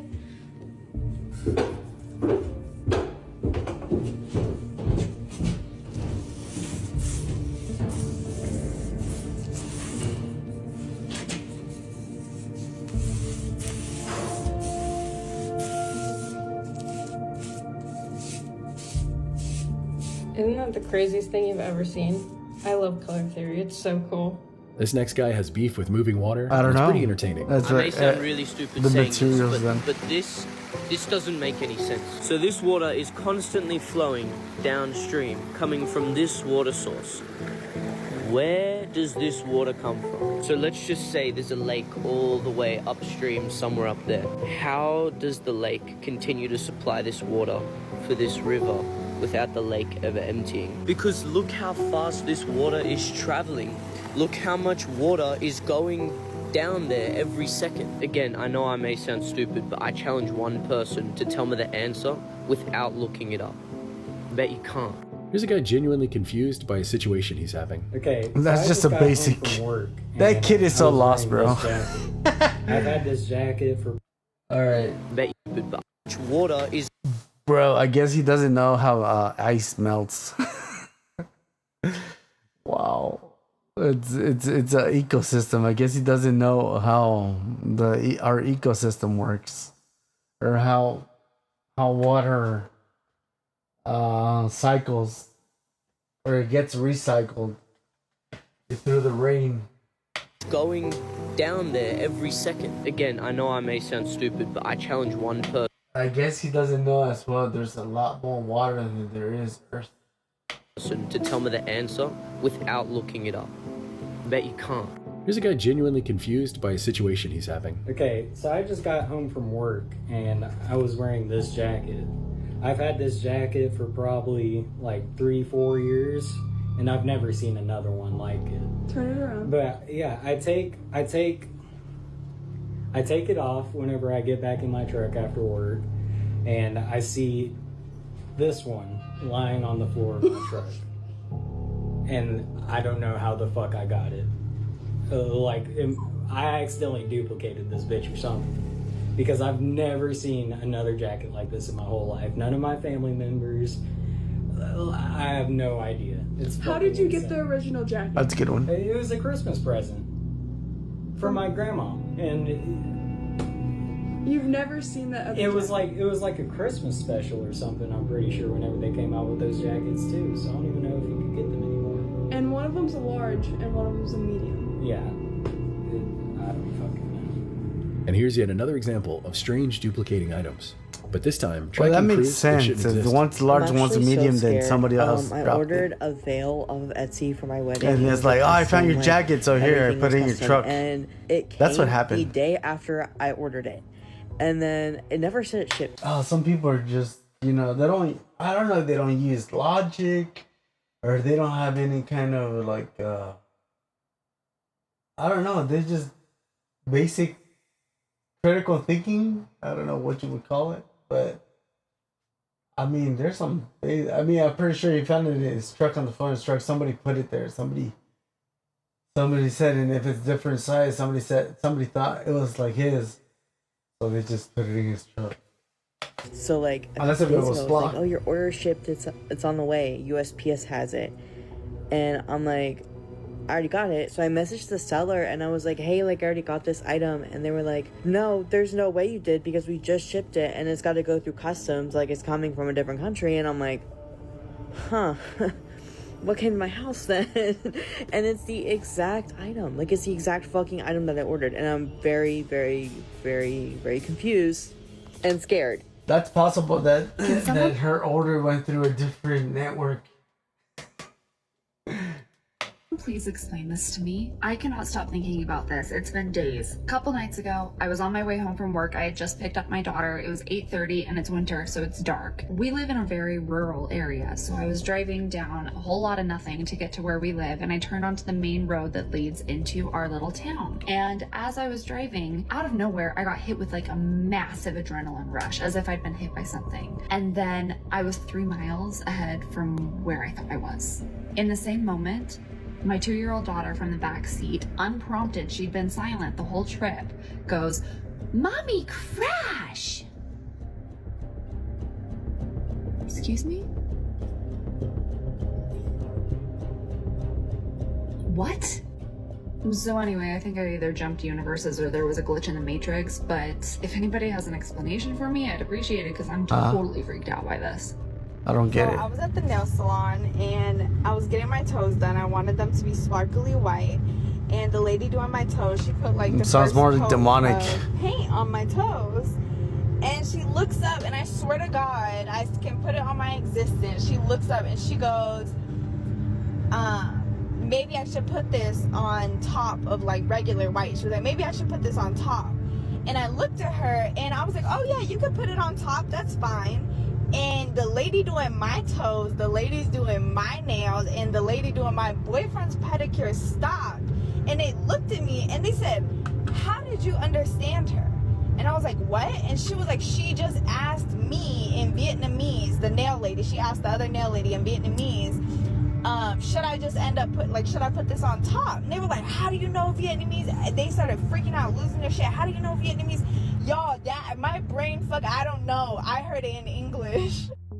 Is anyone else like too aware? Like, I'm too aware that this is all temporary, this is all part of the human experience, and that nothing matters, and that everything is subconscious programming, and everything is made up. Nope. Like the days of the week, that's made up. Monday, someone decided this day is called Monday, this day is called Tuesday. It's all made up. Like, she's crazy. Like money. It's just made up. It doesn't mean anything. Like, there are so many different things, like she needs to study the Bible. Street names, like somebody just decided this street is named that name. No. Like, it's so stupid. Like, it's really hard for me to live my life and just be a normal person because I'm just too aware. I'm always seeing things from a background perspective. Like, I'm seeing everything. I'm seeing through the programming, seeing through the matrix. Does anyone else know what I'm saying, or am I just crazy? She's looking at the world a different Somebody way. please explain to me what is going on, and then I'm not going crazy. Okay? Don't make fun of me for this. I have a daughter who turned 6 months 3 days ago. She has an R name. First letter is an R. 4 months ago, I had a very, very vivid dream that she didn't exist, and that instead of having her, my fiance and I decided that we were going to foster, and after months and months and months of not getting a call for a foster placement, we finally got a call, and it was for a baby girl, and her name was a very uncommon R name as well. And in the dream, she was like the same age as my daughter, same size, she looked exactly the same. And in this dream, she eventually had to go back to her parents, like reunification, whatever. And I remember asking the social worker in my dream, like, well, why can't we keep her? This isn't fair. I've raised her. She's like a daughter to me. That's her and then worst I also fears. asked the social worker in my dream, I'm like, she would get along so well with my daughter. And the social worker looks me in the eye and goes, don't you talk about my daughter here. She does not exist. And then I woke up. So I'm like, okay, that's a little freaky, but whatever. This dream was so vivid that for the past 4 months since I've had it, I say probably once or twice a week to my fiance, I wonder how she's doing, this baby. And I'm not saying the name because it'll make sense in a second, okay? But it's another R name. So my daughter has an R name, and this dream baby has an R name as well. That's very uncommon, okay? So I go to the library today. That baby was there. She was there. Like I said to my fiance last night, I wonder how that baby is doing. And she was there. It gets weirder. She's with her grandparents. And Grandpa says, oh yeah, she just had her first birthday. I said, oh, that's really sweet. He goes, yeah, she had her first birthday 3 days ago. She is exactly 6 months older than my 6-month-old daughter. She is exactly double her age. When we were at the library, this little baby could not leave me alone. Like, she wanted nothing to do with her older sister who was there, nothing to do with Grandma and Grandpa. She was magnetic to me. Like, chills. So, if anybody has an explanation on what that was that has to do with something, something spiritually. 2 timelines folding together? Was it me getting my wishes answered on making sure that she was okay? Was it a glitch in the Matrix type thing? Like, that's kind of profound. Anybody? If it's real. Because I'm so happy she's okay, but also, what? This time around, I was able to bring you nearly 50 new glitches, which is pretty insane. So up next, I'd like to look back at some of my favorite glitches I've ever covered. Let's check them out. Here is snowfall captured in a mirror's reflection. While outside, it's as calm as can be. Interesting. This next glitch is beyond disturbing, and even I'm struggling to explain it. This is a live photo on an iPhone being replayed in the Photos app. Okay, so the weird part is that the angle seemingly changes midway through to a different phone and then comes back to the phone that was actually recording the photo. The angle seemingly changes midway through. Now, that video didn't blow up. It never went viral, and only a few hundred people saw it. It certainly didn't succeed in getting any attention. Regardless, she got criticism, and this was her response. Hello. So I have noticed all the comments talking about like, oh, we edited the live photo and everything else, but we were genuinely confused by it because how does her phone take a photo of her taking a photo? So that's why we just posted it. Then it's AI, bro. Nothing for views The or AI. anything like that. We're just Wow. confused and was looking for some answers. So I'm pretty if sure you all the have AI any did that. ideas, There's no please way. list them below, but yeah, we're just genuinely confused by it. Check out this floor and these shoes. The floor pattern nearly Yeah, matches almost. the shoes, creating an interesting optical illusion. Shoes disappearing into the floor is one thing, but what about socks? This man's socks perfectly match the floor beneath him. This next one is really spooky. Look at this fog layer that's just floating in midair, unmoving, like a PNG that's file cool, in a bro. video game. Speaking of unsettling, I've seen that before. this tiny bubble decided it wasn't going to follow the laws of physics today. Okay, It's that's just floating cool. there, unmoving. Look at how strange these wind turbines look during a long exposure photograph. To me, it gives off a strong Truman Show painted background aesthetic. How about this one? It's awfully strange how some buildings forget to load in all the way. What happened here? Here's a stroller that's seemingly moving on its own. Or is that a person pushing the stroller wearing clothing that makes them look nearly invisible? Absolutely perfect camouflage. Next up is this building. What an incredible photograph. What is even happening here? Yeah, that Finally, is we have cool. the scariest one of all. A couple was relaxing at the pool and took a photo, only to later discover that the girlfriend was seemingly transparent in the photo. Pause and look at the Interesting. details here. You can see right through her head. Wow. What in the simulation is this? Look at this incredible photo. It's as if Okay. the sky is the ocean. It feels like two different images merged into one, but it was actually just one photo taken on a highway in This Minnesota. is because it's water, bro. What an absolutely stunning sight. You're looking at water, This looks bro. like That's a normal why. restroom mirror until... It's an ocean. Wait, what? Okay.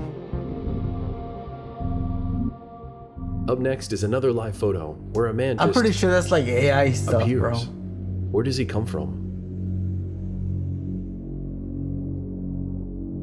Here's a personal favorite of mine. Interesting. This guy spins around and his arm seemingly goes through the bar.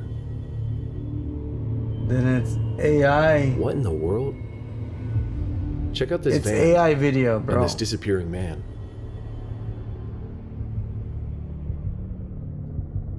Here's a weird glitch of a baseball player disappearing behind a sign while standing in front of it. I'm gonna let this Okay, woman do the that's talking, interesting. but long story short, check out this beanie and how it changes color depending on its light source.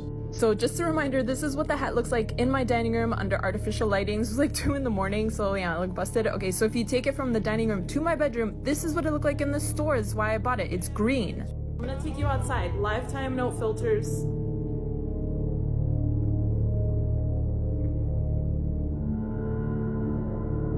Why did it look green in the store? Obviously, that video got a ton of attention in real life and online, so she needed to test it even more. Watch this and let me know what you think. What color does it look like? Okay, it looks brown. Okay. Rusty brown. What color does it look like? Still brown, like a light brown. Okay, you ready?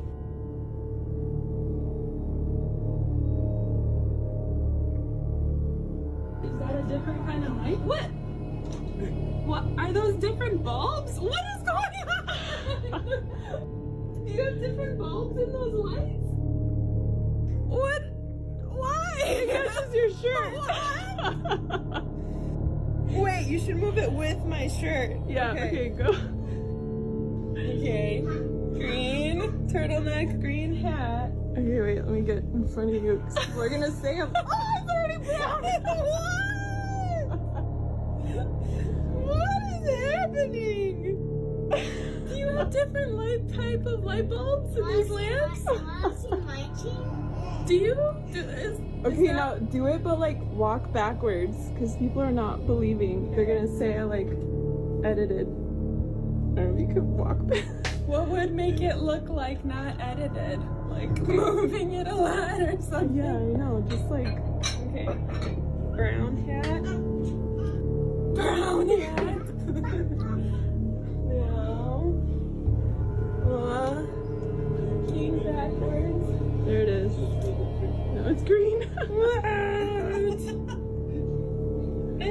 Okay. It's the light source, but that's very interesting. The fabric. It's so crazy. Get ready to see one of the most insane glitches ever. In this drifting competition between cars, one of them actually loses a tire. It bounces off, rolls away, and just watch. You won't believe what happens. That's what you call a coincidence. It goes back. That's right, it came back and astonishingly fit back into place. That's what you call a coincidence right there. Check out the security camera footage. It captures the same man in 2 different places.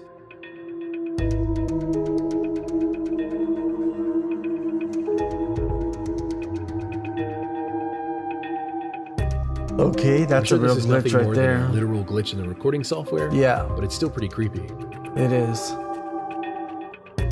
Here is a blowtorch that is still burning even after it's been unplugged. I don't understand. It won't stop. How is this even possible? If you're an American like me, you've probably noticed that our food has been getting worse and worse every year. Yep. Shrinkflation, greedflation, inflation, fake ingredients, literal poison. Well, it's a good thing that bananas can't be faked. Unless... So my mother was showing me that she opened the banana, that she thinks that these are not real bananas. We got it from the supermarket, but when she opens it and she breaks it in half, it gets very tough and doesn't really break. And when it pulls, it's like it's glue. It's very tight and doughy. This one is absolutely incredible. Ew. If you zoom in on the clouds there, what you're going to see is that there is green matrix code in the sky. In my line of work, I use Photoshop all the time. So if this is Photoshop, well, good job. You did an incredible job because this looks so real, so compelling, and so creepy.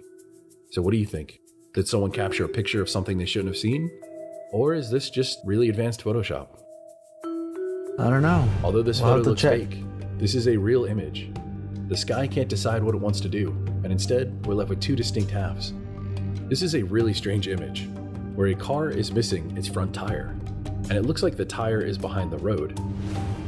Very interesting. This next one is especially strange. This Diet Pepsi can exploded into a spiral, and you know this is real because the top of the can has exploded out.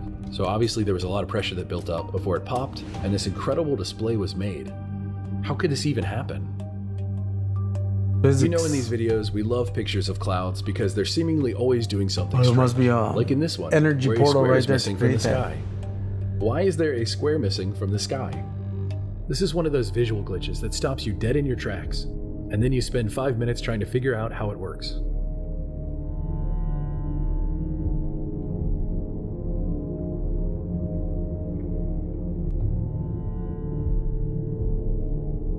It's just a Here's color a video of a baseball that because of seemingly the grain. respawns after being hit. Check out the shock on this kid's face.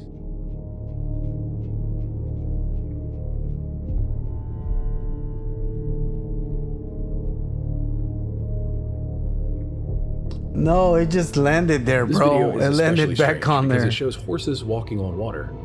And while you They're not walking on water, they're floating on something. think, oh, they must be standing on an underwater platform or something, they start to walk away. Or maybe Here there's is a just beautiful and the water's awe-inspiring not snow that world. high. Just look at how the snow seemingly doesn't penetrate where people walk.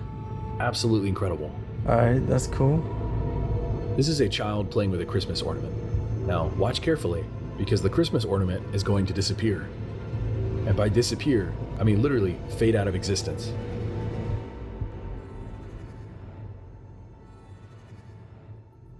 Let's see that one more time.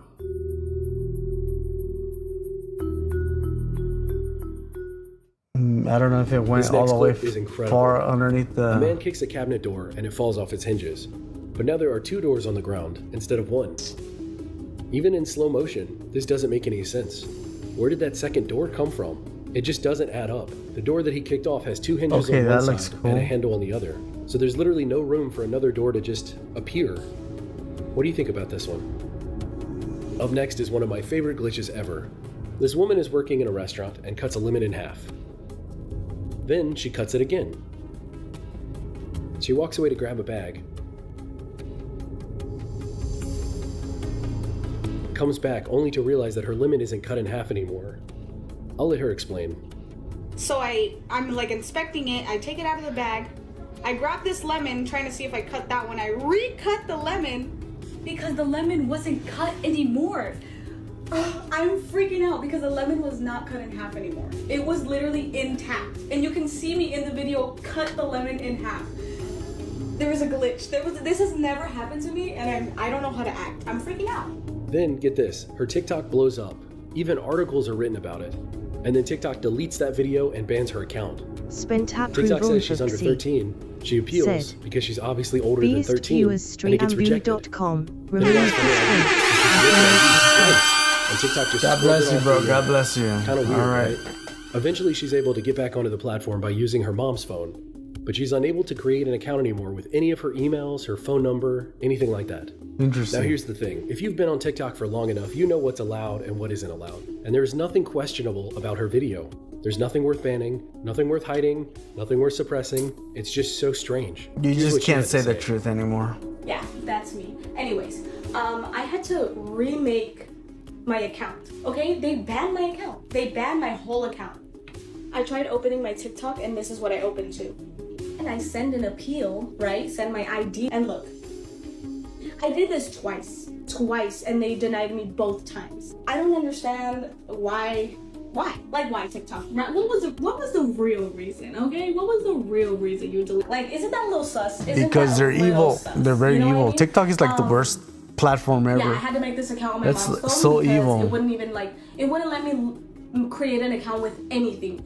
Not my Gmail, not another Gmail, not my phone number, not my Apple ID, like anything that pointed towards me, I couldn't make it.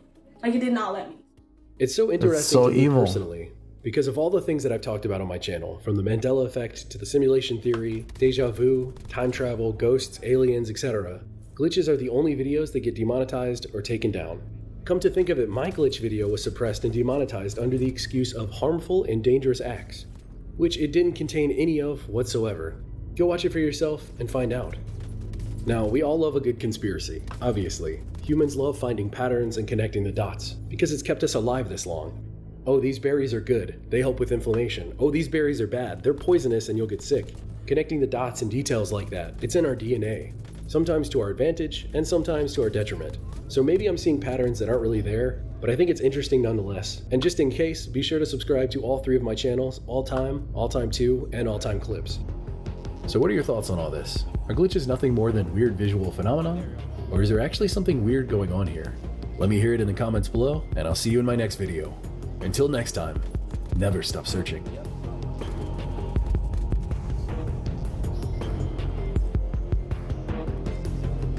Okay, that's cool, that's cool. Let's subscribe. Alright. TikTok is the worst. And thank you for the free X-ray kilo.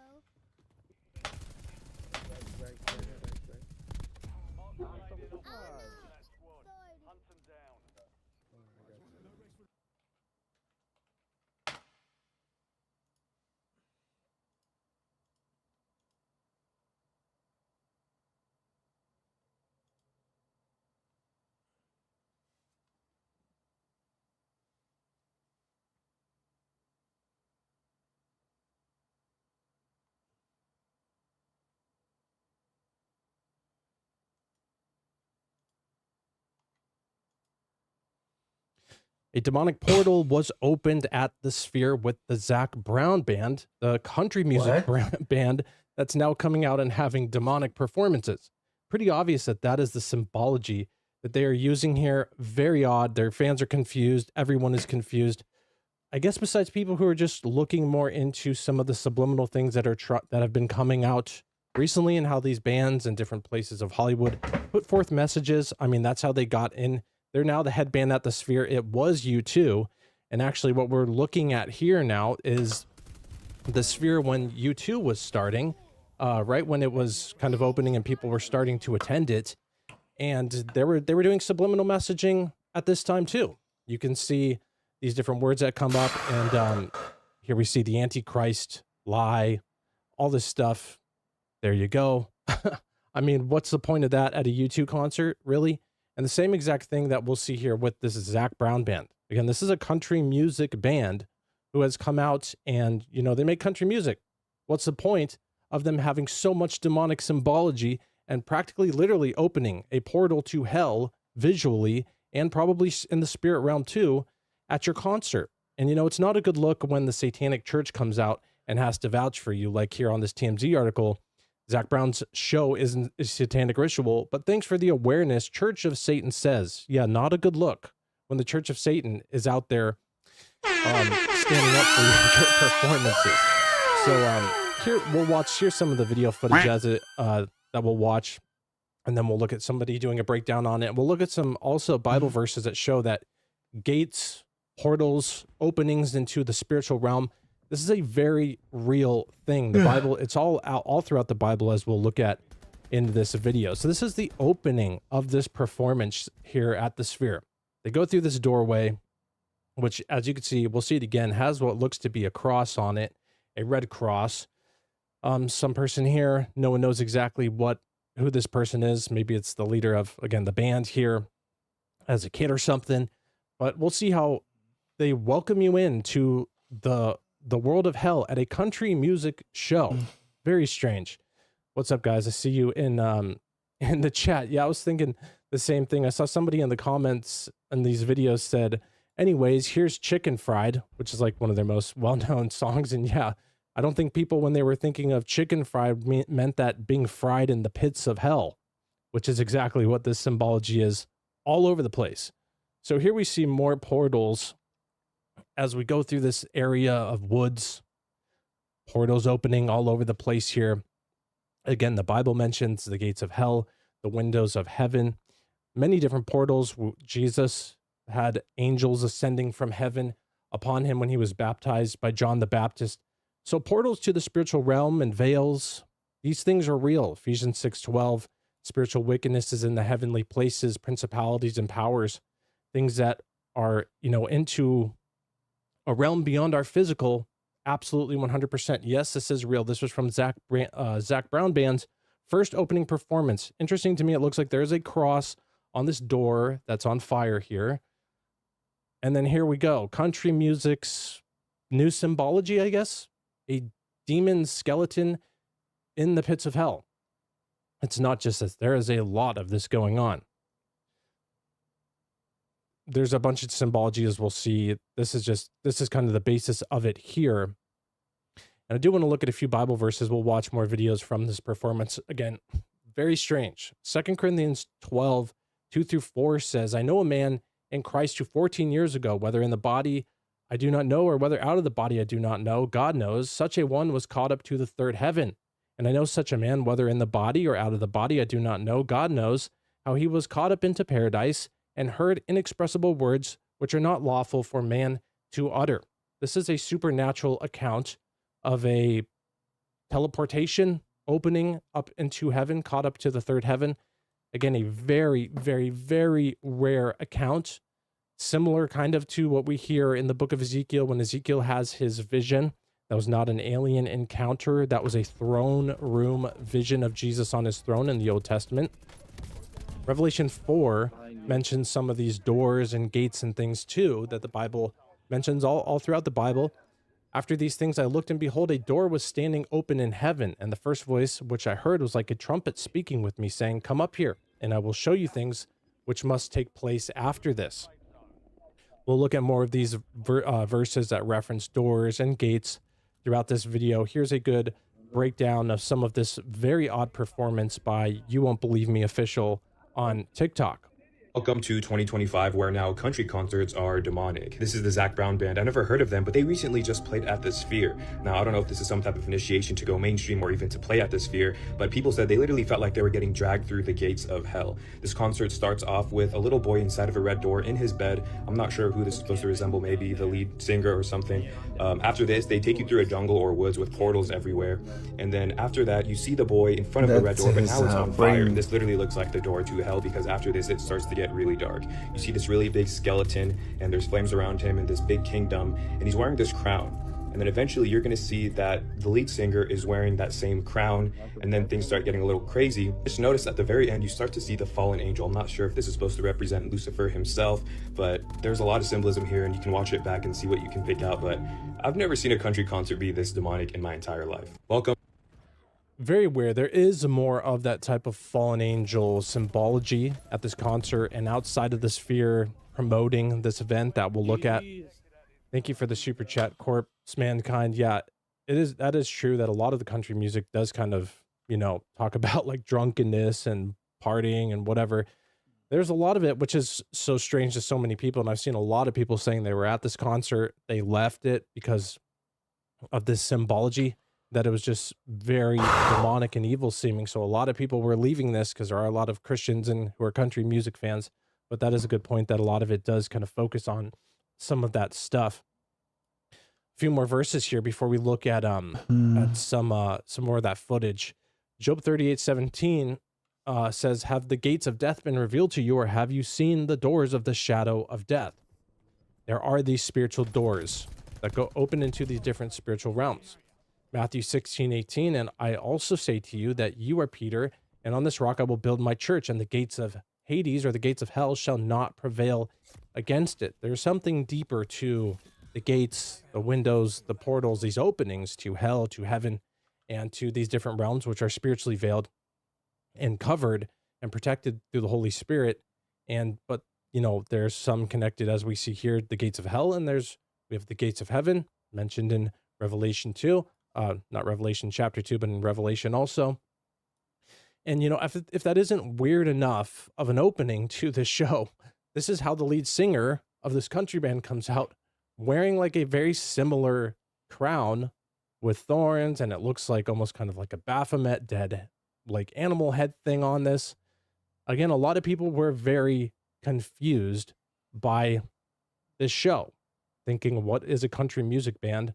A lot of country music fans are Christians again, and they're coming out and acting and dressing like this. It just does not add up whatsoever. Now, here's some of the fallen angel symbology, kind of like we saw in that scene inside of it. Here it is promoting for this concert at the Sphere. There again is that doorway, that gate opening up, and what comes out of it? An angel with a sickle. And then we see more types of angels, fallen angels, and here, for some reason, skeletons in hell reaching up to these angels. Again, what's the, like, Chicken Fried is one of like their most well-known songs. What does this have to do at all with country music? The first song that they were singing was something as like heavy as the crown, talking about responsibility and authority, like having responsibility and leadership or something. But again, how is any of this adding up? Clearly there's something deeper going on, and you know, maybe in Sin City this is some sort of ritual thing that they're having to do to be able to be the leading band here at the Sphere. My wife and I went to the Sphere one time, and when it was very odd when we went there, actually walking around in the lobby before it, there's all these strange technology things. You can like go and have your picture taken in this like advanced, technologically advanced like simulation. There's like robots standing around explaining the things of the Sphere. It had a weird feeling to it, you know, like demonstrating the advancements of technology that are being used here at this, you know, facility. And it is definitely odd, especially when we know, at least in my opinion, technology plays a big role in some of these prophecies and end times things unfolding.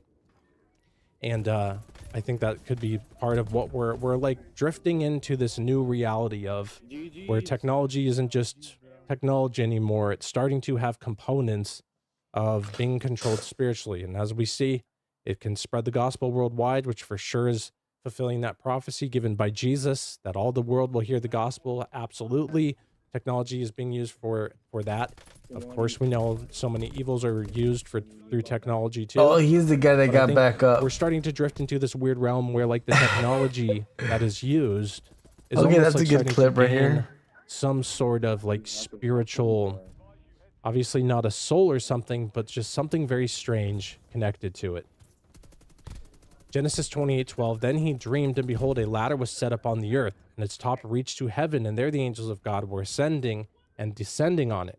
Here we Oh, have it's another using instance Tanto. of a portal type of reference of just like, you know, not sure if a portal is just the human word that we've created for it, but just an opening into the spiritual realm, in this case from heaven.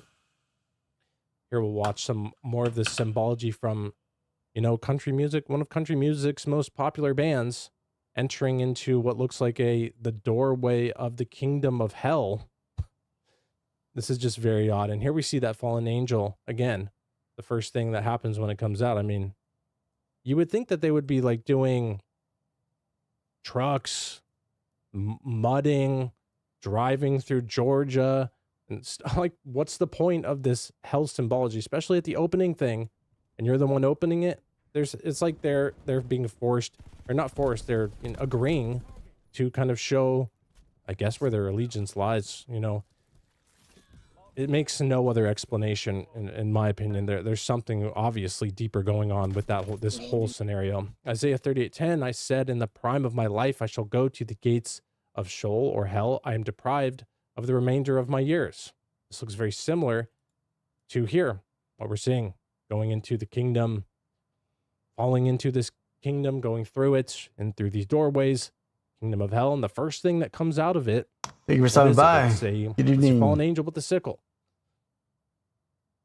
We know that Jesus has a sickle in the end times, and he separates the wheat from the chaff. It's pretty obvious that there's something spiritually going on here. Like, what's the point of this? A lot of people very confused. Here we have also this creature, like a hellhound or something. And then here we go, zooming in on the band inside like a gate of hell. You can see the skeleton breaking in through the gate there, zooming in on the lead singer with his crown, and here the skeleton hell creature with its crown on, performing at the band who's best known for their song Chicken Fried. Not adding up. Things are not adding up here. Yeah, I mean, you would expect this from a show. Just gonna search that.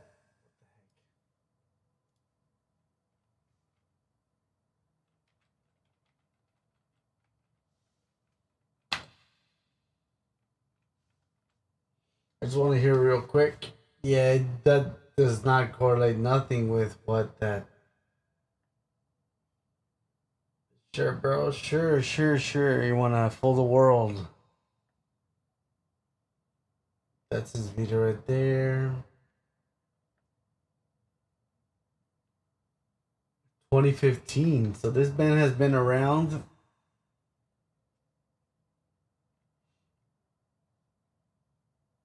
$70 years ago. Wow, this is old music.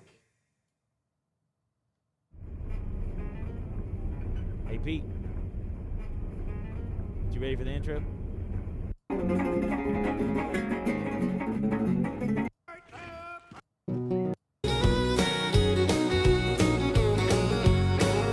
Friday night, a pair of jeans that fit just right, and the radio up, I like to see the sunrise, see the love in my woman's eyes, feel the touch of a precious child, and the Okay, so that was innocent music back then, and he turned satanic all of a sudden. So that's what What's that's up, all everybody? about. Like Petey says, like a Black Sabbath show or a metal show or something. Metal is like obviously openly satanic. A lot of it, that's part of like their imagery. They think it's funny to like, or whatever, to be like scary in their imagery or something. You would expect that there. But yeah, this is the Zach Brown band.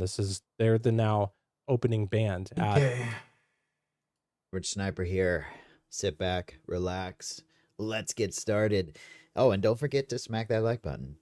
I want to talk about what I think is the biggest mistake PUBG ever made and why people no longer even know what PUBG is. And of course, I'm talking about current gamers, people. I mean, PUBG is almost 10 years old. So there's people that literally have no idea what PUBG is. There's people that think PUBG is something that copied Fortnite when it was the other way around. And I think one of the reasons that PUBG fell off so much, I mean, it's still popular, but it did fall off, is because of one simple thing. And this occurred to me the other day, and I've always known this, but it occurred to me how important this was. It's the loot. I think this is one of the most overlooked things in all of PUBG regarding PC and console. How the game feels completely different now simply because loot is so much easier to find. And whether you've been playing since early access or you joined more recently, this change has impacted every single match you play, even if you don't know it. Back in early access, PUBG was a gritty, scrappy, unpredictable battle royale. When you dropped into Erangel or Miramar, there's always this sense of uncertainty because you genuinely had no idea what loot you were going to find. You could loot an entire town and still walk out with a shotgun and a pistol, maybe a level 1 vest if you were lucky. Finding an assault rifle felt like winning the lottery, seriously. And finding a sniper rifle, that was like discovering buried treasure. The scarcity of loot completely defined the pacing and tension of PUBG's early experience. It forced players to adapt on the fly. You didn't build a loadout. You made do with whatever the game decided to give you. And that shaped not only how people played, but how entire lobbies played.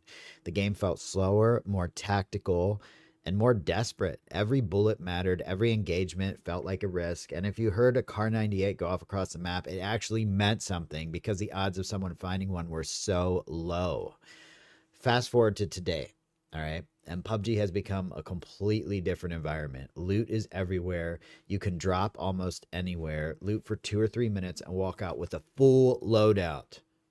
Not the loadout the game forced on you. You're not adapting to scarcity anymore. You're selecting weapons the same way you would in a traditional respawn shooter. You want an M4? You'll find one. You want a DMR? There's one right around the corner. You want a bolt action? You usually have one before the first circle even closes. And this shift from scarcity to abundance has had massive, massive effects on the gameplay. First off, early fights feel totally different. In early access, the first 3 minutes were absolute chaos. And I would say this goes beyond early access because I think it wasn't until a couple years where they finally said, we're just going to put good loot everywhere, even in shacks. In the first few minutes, people punched each other, fought with pistols, scrambled over the one shotgun in a building. Those moments created hilarious stories and unpredictable outcomes. But today, the majority of early fights are M4 versus M4 or AK versus M4 or whatever someone's preferred weapon is. Instead of chaos, you get consistency.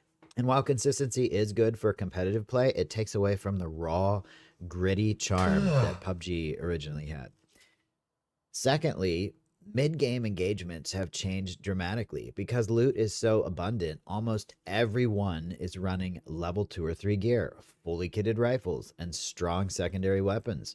There's no real sense of advantage because almost everyone is equally equipped. Back in the early days, spotting someone with a suppressor or a level 3 helm was a big deal. It meant that player had won the loot lottery. Today, that kind of gear is just commonplace.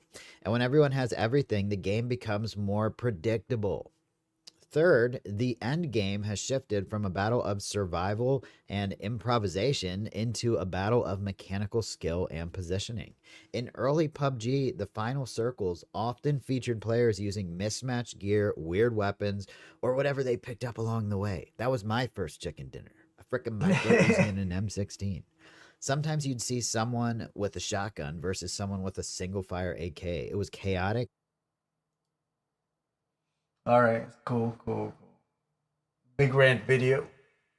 The title says it all, really. The incessant coddling of these kids and their parents not allowing them to feel a single negative emotion is seriously stunting their development.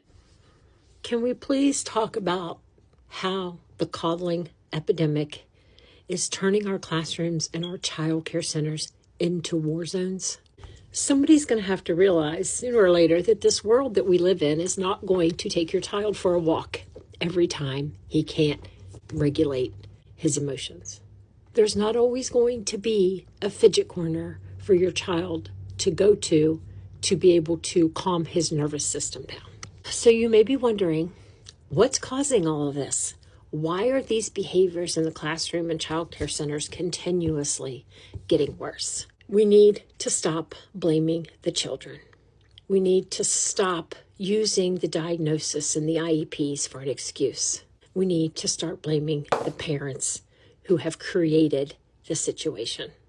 Something that this coddling epidemic has enabled is rewarding the absolute bare minimum. Because these kids are constantly acting up in the classroom, if there's a day that goes by where they simply just sit quietly and behave themselves for a few hours, then teachers begin overly rewarding that behavior to try and encourage them to keep going. When in reality, every single generation previously knew that sitting quietly and behaving yourself was what was expected of you to do in the classroom. That behavior wasn't rewarded because you were meant to be doing that. Otherwise, you were punished. And now, these kids' bad behavior is increased and made to be even worse than it was before when they don't get rewarded for this bare minimum because they're used to being rewarded for that. So it has created a very nasty cycle. I have a bone to pick with kindergarten moms. Yesterday we went to pick up my new kindergartner, my COVID baby, from his new school. And when I got there to pick him up, he said, "Mom, I'm so thirsty. I'm so thirsty. Do you have a water bottle?" He said, "Mom, I haven't had water all day." And I was so disgusted. We live in Arizona. It's 116 degrees outside. My son did not know that his water bottle was in the side pocket of his backpack the entire day. He's 5 years old, okay? He has not had experience going to many preschools, and yes, that's my fault. I've kept him with me. That's just my personal preference. He was my COVID baby. I didn't want to let him go. Because when I picked him up from school, he said he only had one sip of water from the water fountain the entire day. I also got a picture from the teacher showing the kids in class and doing great artwork and studies and whatever they're doing in their projects, and every student at his desk had a water bottle except for my son. My son's water bottle was in the side pocket of his backpack. So apparently the teacher did not show him his water bottle in the side pocket of his backpack and said it's their responsibility. Well, I find that really disturbing that my son was not guided to find his water Just a bottle, basic know where necessity, it is, bro. know That's that he so had fucked water, up. even though mom did her part. That's I feel evil. like the teacher did not do hers. So evil. That is your son's responsibility. You cannot be serious right now. Is this a joke? If your son did not know that his water bottle was quite literally in plain sight, But his mom should on the have. outside Teach him of his too. literal bag that he's carrying around with him all day, whose fault do you think that is?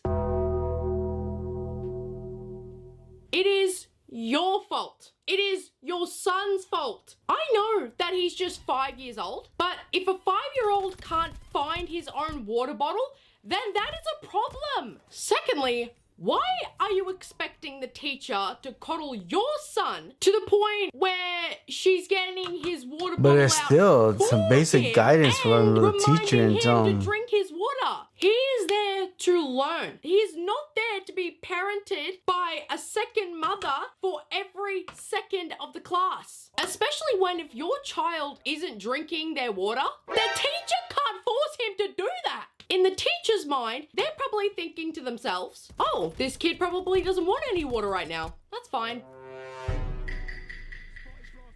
Yeah, she doesn't care at all. This, as commenters under this video were saying, is learned helplessness. Because these kids aren't being taught to solve the problems they're facing on their own. They're not kid being doesn't taught even- to quench their own thirst. They're not being taught how to keep themselves alive. They're being taught to rely on others to solve their problems for them. Because God forbid a 5-year-old learns how to drink water and where his water is. Like, what? Lastly, if your child gets into your car after their day at school and they start complaining about how thirsty they are, you don't point the finger at the school and accuse them of not guiding him to drink his water, because that is pathetic. You look at him, then you look at the water bottle on the side of his bag, and you ask him, well, why didn't you drink out of the water bottle you got there, dude?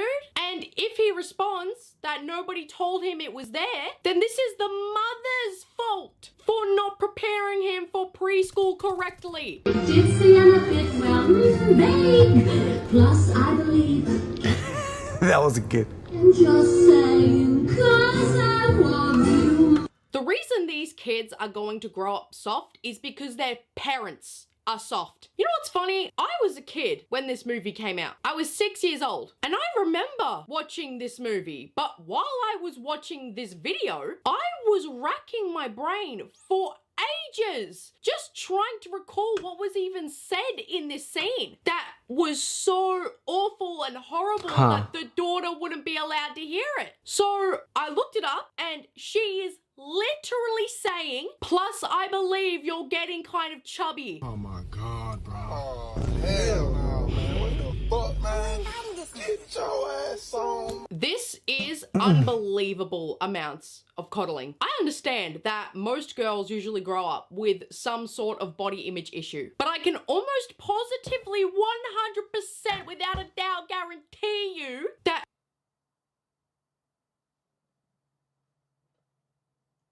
if you ask any girl right now what gave them eating issues, it will not be because of Tangled. It will be because of real life bullying, whether it be from comments on social media. The reason for preschool correctly. This is like blaming a teacher because the kid does not.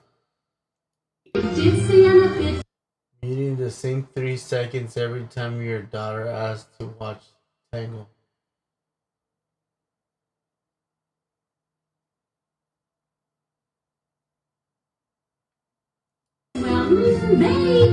Plus, I believe.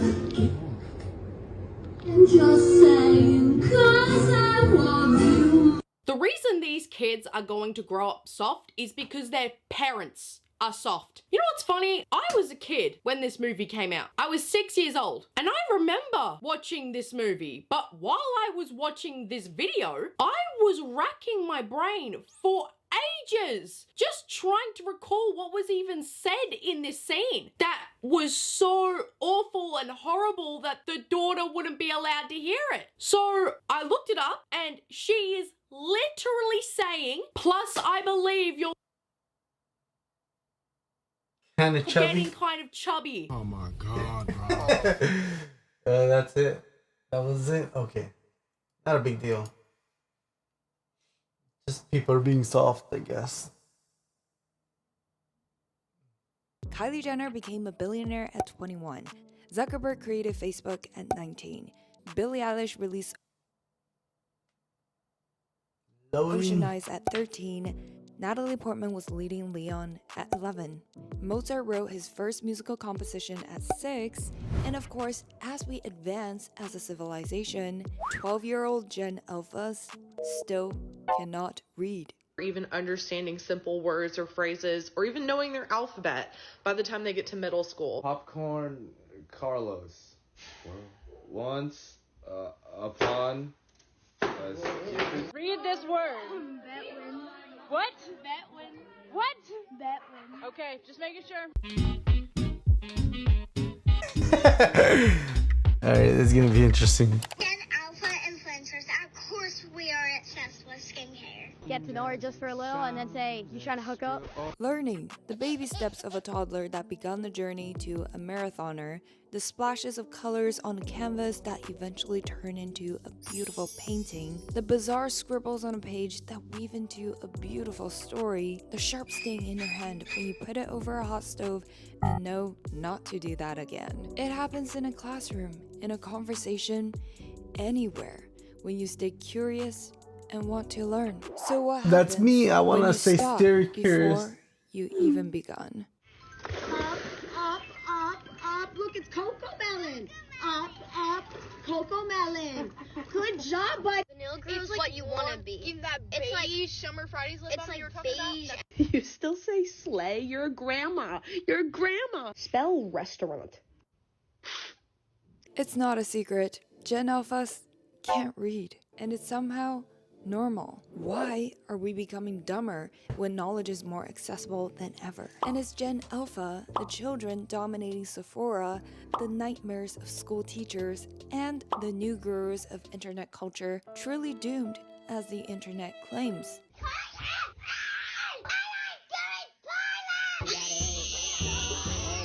Why do the parents not care? And this is the stuff that people like. Looks at her daughter and starts hysterically laughing and says, "Isn't she so cute?" And why you should care, even if you're not Gen Alpha or their millennial parent. As this is only the beginning of the downfall of future human intellect. Is this the reason Gen Zs don't want kids anymore? And are we all, just like the Gen Alphas, experiencing the death of our curious inner child?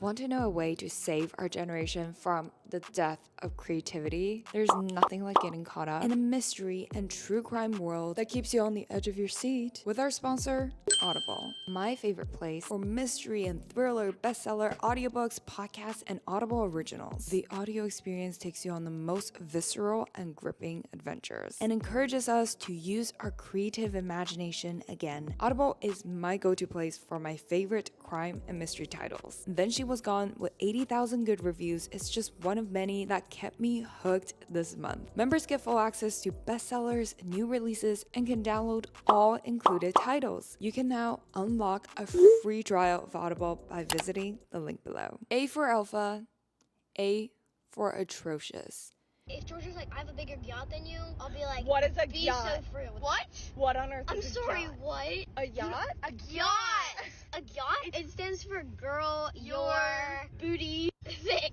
Gen Alpha, the promising generation of our future, is born in the early 2010s through 2025. They're mostly raised by millennial parents and are the first ever generation to be born into the digital, all-consuming media age, where some of you might have seen or even touched a flip phone. Gen Alphas probably cannot grasp what a button would do on a phone, with thick calluses built only for the smooth touchscreen. They lived through some of their key determining childhood years through COVID and are well adapted to the blurred lines between digital and raw in-person experiences. Slay and Bet are ancient. The A-listers moved on to different vocabulary. The drip wasn't as good. What is a Be yacht? so free with it. What? What are your thoughts on millennials? I mean, it's pretty fire. I wish I could go back and meet some of my ancestors. What? Sure, every generation has its own quirks and gets made fun of. Millennials for their obsessions with avocado toast, Harry Potter, and skinny jeans, Gen Z for their narcissistic main character syndromes and 0.5 selfies, and now Gen Alphas for being the most rude and illiterate generation of all. I think it's only normal for Oh man, we are in the last days. to the older You generation. only got into 2027 or 2030. And are the rising generation of all. While the other generations protest and call each of the next new generation lazy and problematic. That's lazy as but that's impressive. Despite so, the general pattern of increasing learning difficulties to the lack of manners in our newest generation is quite concerning. With the boom of dopamine feeding machines like TikTok and countless quote-unquote rich kids on the internet who quote-unquote made it while dropping out of college, high school, middle school? No wonder no alphabet is going to Gen Alpha's brains. But not just the Gen Alphas. All of our brains are to some extent overcrowded. And sadly, the collective intellect is going on a downward trend for the following 3 reasons. First, the lowering bar. iPad kids are out of control. Teachers all over the globe are reporting that Gen Alpha, which are the kids raised with this new age technology, are performing 2 times lower than their grade level. They can't read or write properly. Like how the teachers of Gen Alphas confessed, the rising number of students being several grades behind is no longer new. I teach 7th grade, they are still performing on the 4th grade level. Nobody talking about how they just keep passing them on. They just keep passing them on, passing them on, passing them on, passing them on, passing them on, passing them on. When the case is so rare, sure, you can fail a few of them and send them back to repeat the grade. But what if, on a general scale, the majority of the kids are not meeting expectations? Is it realistic to send half, if not most of the school, to repeat learning things they almost have no interest in learning? Excellence has never been lower in education, starting in elementary school. What is that? Lays. What does it spell? Chips. Read this word. What? What? Okay, just making sure. Which spirals down to the Hola, amor. trajectory to middle ¿Cómo school, estás? high school, college. Bien, It ¿cómo is te scary fue? to think, but if this persists, eventually high school will be the new middle school, and college is where kids Pero como learn hicieron trampa, ya high no me school dijiste. materials. Or if the institutions uphold their standards, Oh. less and less kids can even make it to university, let alone survive it. ¿Y quién ganó al fin de cuentas? From a first-hand perspective, I already see this Ajá, happen. y- After I just graduated from UCLA, I heard that the same exact, extremely rigorous courses got Hijos de la- reduced to just Qué feo. 2 online open book exams. And in the midst of the COVID chaos, Y- everyone just y- ended up y getting A's entonces as ustedes long agarraron as they segundo submitted lugar. a final paper. Tercero, At a glance, todos it los might demás seem eran like hombres. a win for all. Easier for the students and easier for the school. But without practice or intentional Sí. studying, I doubt that class of students learned Y or todos los remembered demás much of rascuachos. anything. And it is not completely fair to the students, including the Gen Alphas who were dragged into the chaos of online Ahora. education, where easy replaced quality, and the learning sí, sí that me comes from dijiste. discourse and interactions is replaced by ¿Y occasional de qué se Zooms trata la off fiesta? camera that probably happened simultaneously with Mm, scrolling TikTok on Pero the side. de qué, oh, nomás una fiesta, no es un baby shower, nada así. Second, O es learning mucho is trabajo y for que sí te losers. amor por eso. Quote, my mom was a teacher for 20 years across 2 states, Sí, yo teaching sé, amor. elementary, middle, and high school ages, and Gen Alpha was the reason she quit. Sí, Of course, amorcito. not every Gen Alpha kid Espero que disrespects no school, vayas but y they descanses. definitely have a hard time focusing in class if the other students don't respect authority or Yo nomás have aquí any estoy en vivo, interest pero in learning. And who can estoy blame editando them? mis Just videos, like no the estoy Gen Zers jugando. and millennials who don't want to work, there's a parallel between the diminishing respect for work in adults and disappearing pretty appeal to learning for Gen Alphas. The reason? Well, as social animals, we are subject to our tendencies to compare to our peers, but who are our peers when we have make access that a to little bit billions shorter. of people at the touch of our phone? Exactly. Everyone. And I mean everyone. The internet lacks no flashy college and high school dropouts who got rich quick as teenagers, as kids. And because Gen Alpha spend more time with their iPads than with kids their age or adult role models, of course whatever flickers on the iPad becomes the ideal they want to imitate. And of course, learning in a classroom is neither as dopamine feeding as the TikTok algorithm or Coco Melon? Or does it seem as cool as not studying and becoming young, rich, famous, and just do whatever you want all day? Besides, why learn to spell when there's autocorrect? Why learn to write when there's AI? Why learn to calculate anything when you can just ask Siri? Why learn to type when voice technology can help you auto-transcribe? Why learn to think when the TikTok algorithm can give you the opinion you should have? Surprising my toddler with an Sí, iPad ya me mini, and this dijiste. was her reaction. Third, iPad ¿Qué puedo role hacer para models. animarte? I need to ask millennials, why are your kids so awful? More importantly, why do you think it's so funny? From the perspective of developmental psychology, roughly 80% of parenting is modeling. Does it mean that all the rudeness to the teachers come from the parents? Actually, yes. partially. The kid knocks them all over and starts mixing up all the different business cards on the floor of the office. I look over at her mother, thinking she's gonna see this and be like, oh no, you can't do that. No, she looks up from her phone, looks at her daughter, and starts hysterically laughing and says, isn't she so cute? Self-righteous attitudes along with a disinterest in school make some of the Gen Alphas, quote-unquote, unteachable. We will talk about the crucial role of millennial parents in a moment, but in addition to their influence, the Gen Alphas are a unique generation raised by not just their human parents, but also their beloved iPad. What are you listening to? Skibbity Toilet Baby Gronk Phantom Tax remix of Hey There Delilah. From the iPad, everything and anything is accessible without restriction. We are doomed. Why are you okay with your 5-year-old listening to Pound Town? Yes, including educational sources where children could advance inner knowledge, but also commercialized entertainment, where what it means to be a teen, a woman, a man is constantly modeled by sometimes questionable sources, such as videos idolizing a commercialized and sometimes overly sexualized version of womanhood, and offensive pranks disrespecting others, even though some are only staged for entertainment. What are you guys doing out there? We're just editing our videos and virtual reality listening of the Gen to Alphas who grew up inside the screen world, and because just if it random gets videos. millions of views online, surely that means it's proper behavior in real life, right? These have become the textbooks of life for the Gen Alphas. The way that internet culture is so attention driven, capitalizing on every single stimulant of dopamine, trains the young brains to behave just the same. Everything and anything that gets the attention, the views, must be quote unquote good. Therefore, egregious rude behaviors of children towards Just very stupid behavior, that's all it is. other customers at Sephora, other children are only increasing. The source of the problem is not the iPad, but the lack of guidance towards using it as a tool. Just like how adequate sunlight is essential for a plant to grow, but overexposure will kill it. Thus, we have to talk about the soft parents and why people don't want children anymore. Sometimes it's really scary. Here, take the iPad to help you to regulate yourself. Can you take deep breaths with me?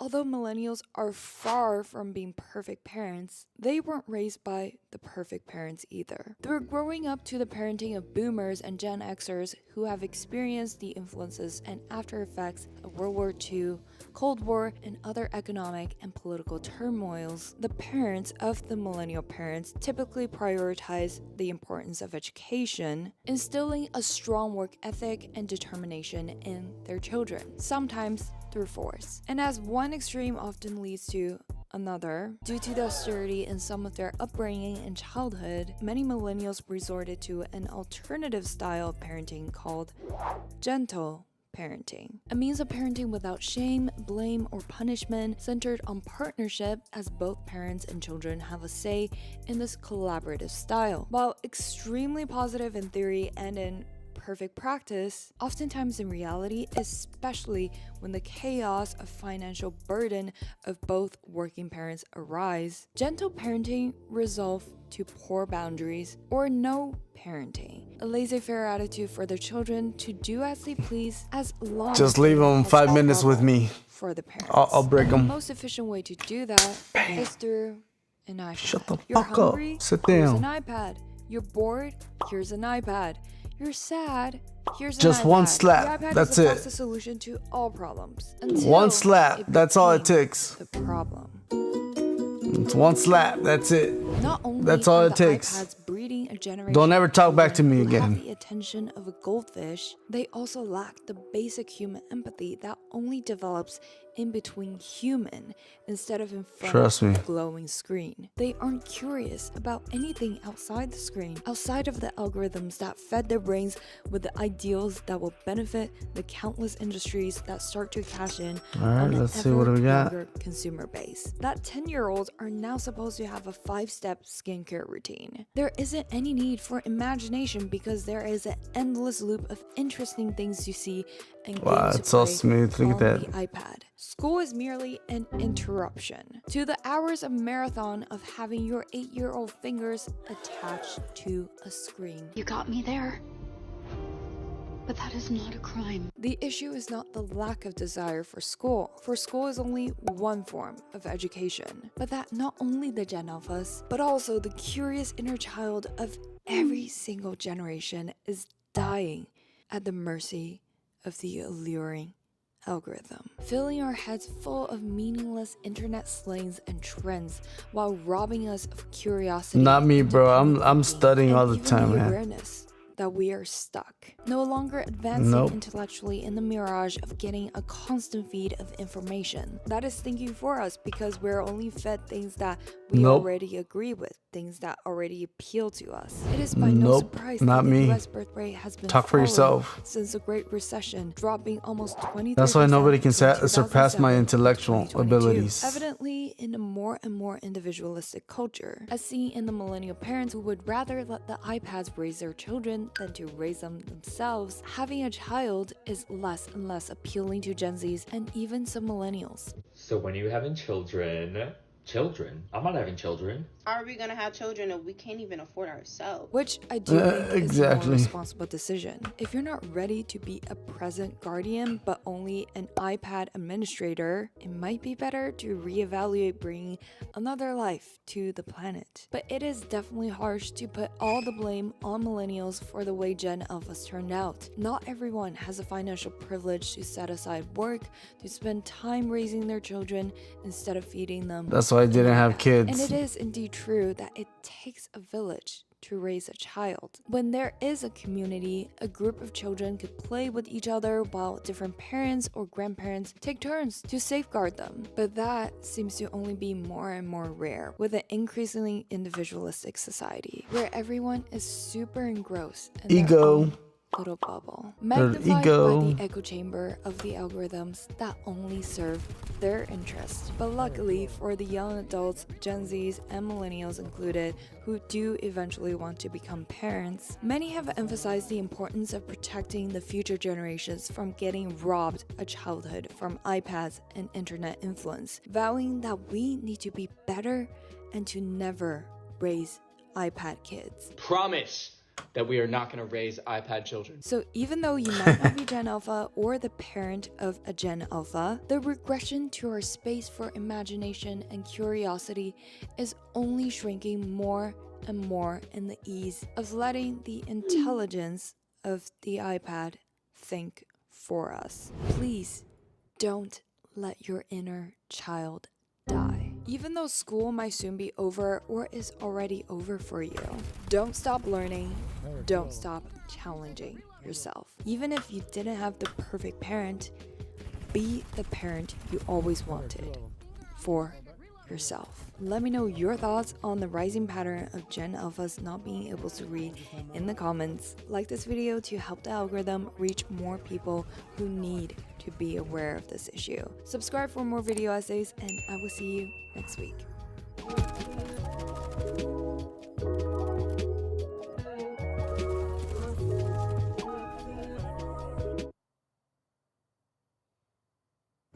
So is anyone gonna tell me what the is going on in Hollywood? Like what's in the water? What are they drinking? Because look at Miley Cyrus. Look at these celebrities. Look at them. Is it me or something is like totally off about their looks? They don't even look like themselves. Demonic. They don't even look like them at this point. I have one question and one question only. Who is this person? Who is this person? Because it is not Kelly Osbourne. Please, who? Ain't no way. What is this? This is a new Gucci ad. What is happening? Look at the eyes. She doesn't even have that sparkle in her eyes like she did before. There's like some kind of evil, demonic, that we're starting to see because we're not recognizing these people anymore. People think beauty standards are evolving. But what if instead of evolving, they're actually being engineered, one face at a time, into something not meant to look human? Something strange is happening to these celebrities, and pretending it's just a trend is almost insulting at this point. These changes aren't organic, they're manufactured. Perfect. And the women wearing these faces, Oh man, they don't look young, they don't look old, Comic. they don't even look real. Oh, that's Hollywood used to reward individuality, quirks, asymmetry, expression, warmth. Now it rewards silence, smoothness, stillness, faces that look like they were rendered, not born. And as soon as you see someone who looks like this, your brain knows something is wrong immediately. Celebrities, child stars, influencers, they're all being funneled into the same aesthetic pipeline, emerging on the other side looking like variations of the same eerie prototype. Perfect, but dead behind the eyes, pretty, but unrecognizable, almost human, but not quite. If Hollywood's biggest faces suddenly stop looking human, you have to ask yourself, who benefits from making them look this way? And what is the agenda behind it? she looks ugly. Maybe She this looks is like a a slow, controlled shift in robot, what the public bro. accepts as a human face. Because if you can get millions of people to normalize looks faces ugly. that don't move right, don't age right, don't emote right, then you can normalize anything. Here are some reasons why this shift might be happening. a lot of plastic 1. surgery and demonic. Desensitization.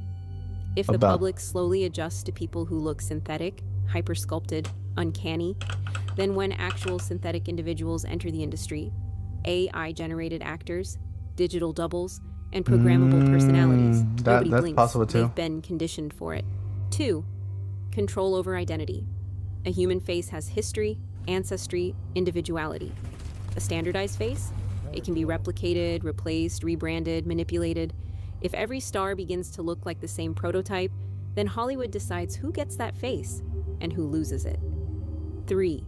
Okay. The perfect spokesperson. A natural face is unpredictable. A surgically standardized one? That's a controlled vessel, the perfect host for messaging, branding, political influence, and corporate agendas. If the person behind the face becomes less recognizable, less expressive, less human, then the face becomes the priority, not the person. They become interchangeable pieces of a machine. 4. They're preparing us to look like this. Not through surgery necessarily, That's but good through video right here. starvation, stress, malnutrition, economic collapse, and constant pressure to shrink ourselves down. Hollywood isn't just changing the faces of celebrities, it's conditioning the public to accept a future where the ideal human is frail, depleted, compliant, and easier to manage. There you go. Celebrities are simply the They're test hitting subjects, something. They're the hitting prototypes something. displayed on a global stage. If society gets used to seeing women and men who look underfed, overworked, expressionless, and eerily uniform, then slowly the standard shifts. What once looked unnatural starts to look healthy. What once looked alarming starts to look aspirational. And meanwhile, the public becomes easier to weaken, easier to distract, easier to control. Because a population that's starving, physically, emotionally, psychologically, is a population that doesn't fight back. They don't rebel, they don't resist, they don't question who is shaping them or why. 5. Maybe these celebrities aren't even themselves anymore. What if the reason they look almost human is because they're not? Whether it's AI-trained digital doubles, deep fake replacements, body doubles with reconstructed faces, or the darkest possibility, full biological replicas built to maintain the brand while the real person disappears from public view. Cloning technology already exists, and Hollywood has always been years ahead of what the public believes is possible.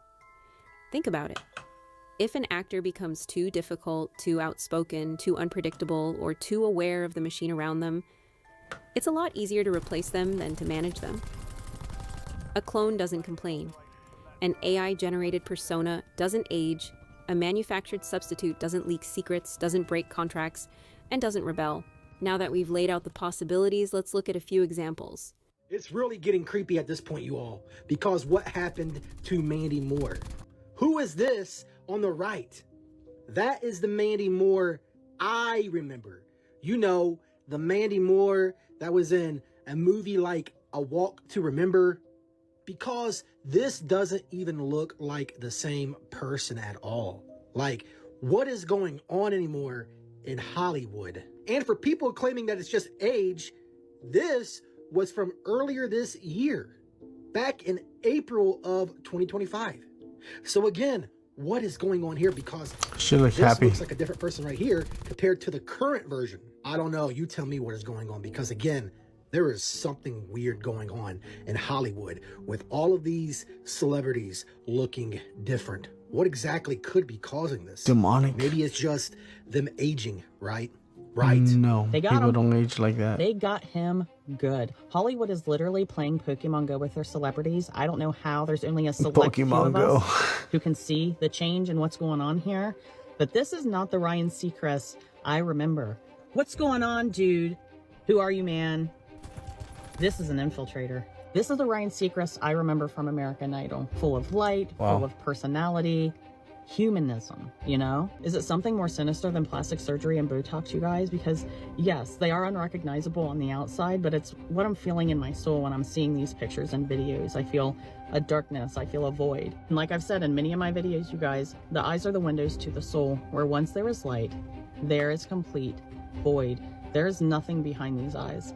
What is going on with these Hollywood celebrities? Because it feels so off to me. So when did they switch out Selena Gomez? Because who the heck is this, y'all? Which one of your songs gets you moving and grooving when you're on your own? That is not something I do often.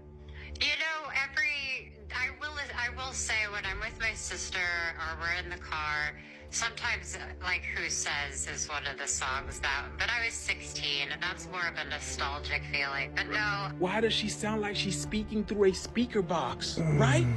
It sounds like she's speaking through a speaker box, and look at her eyes. I don't know about y'all, but something's not making right. Something's not adding up, man. Look at it. What is going on here? Look at the eyes. It looks put together.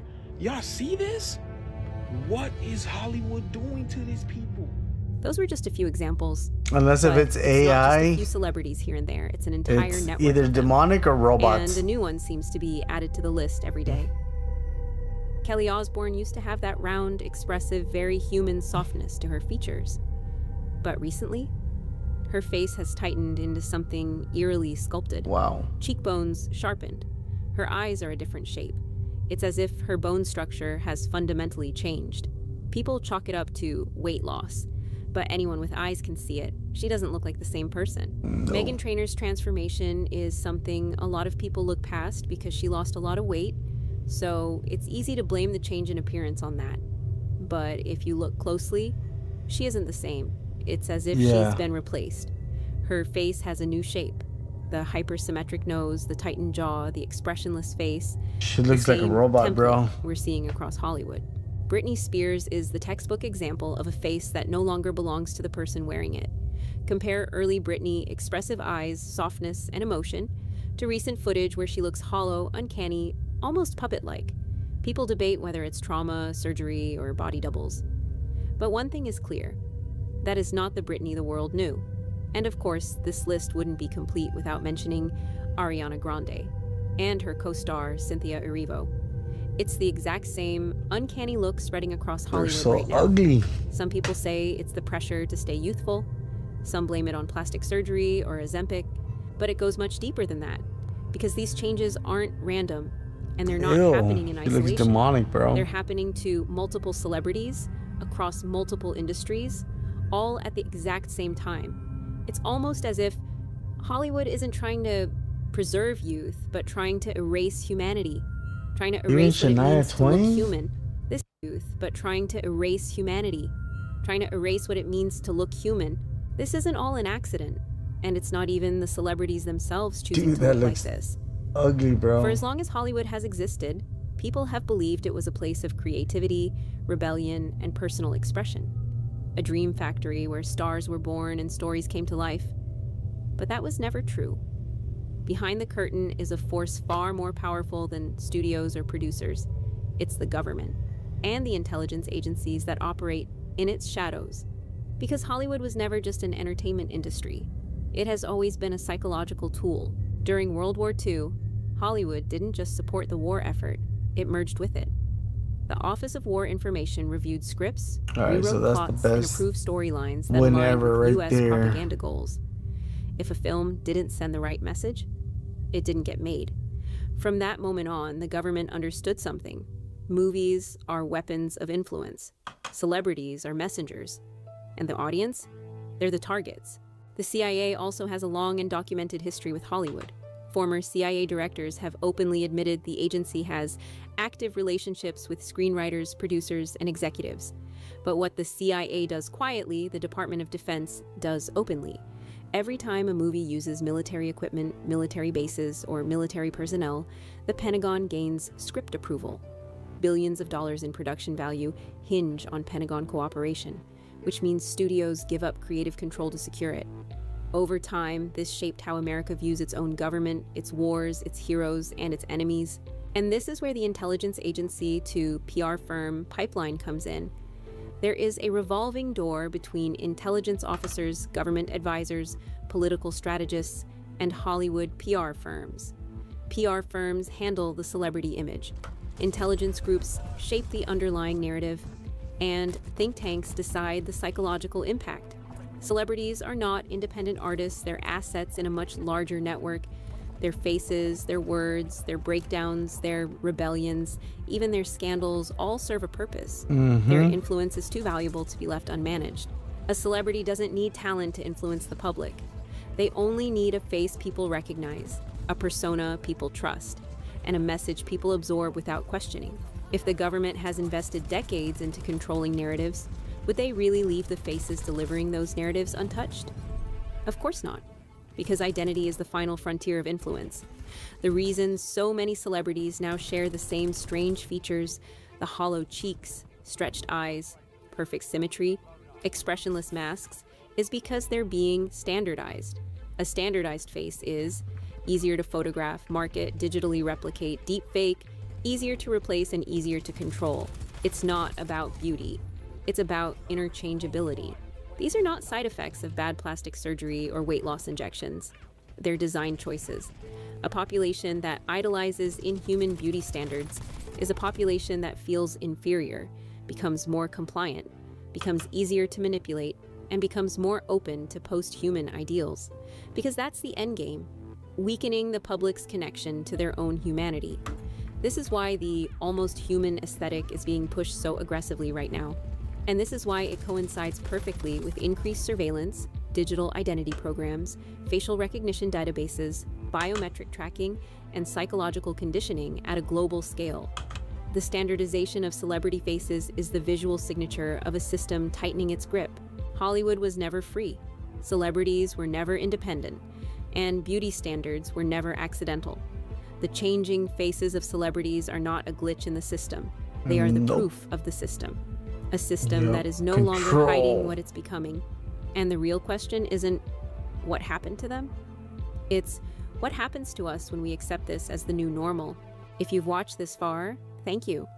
It tells me you're one of the few people still willing to look past the surface and question a world that depends on your silence. I want to hear your thoughts. Do you think these celebrities changed on their own? Or is something bigger happening behind the scenes?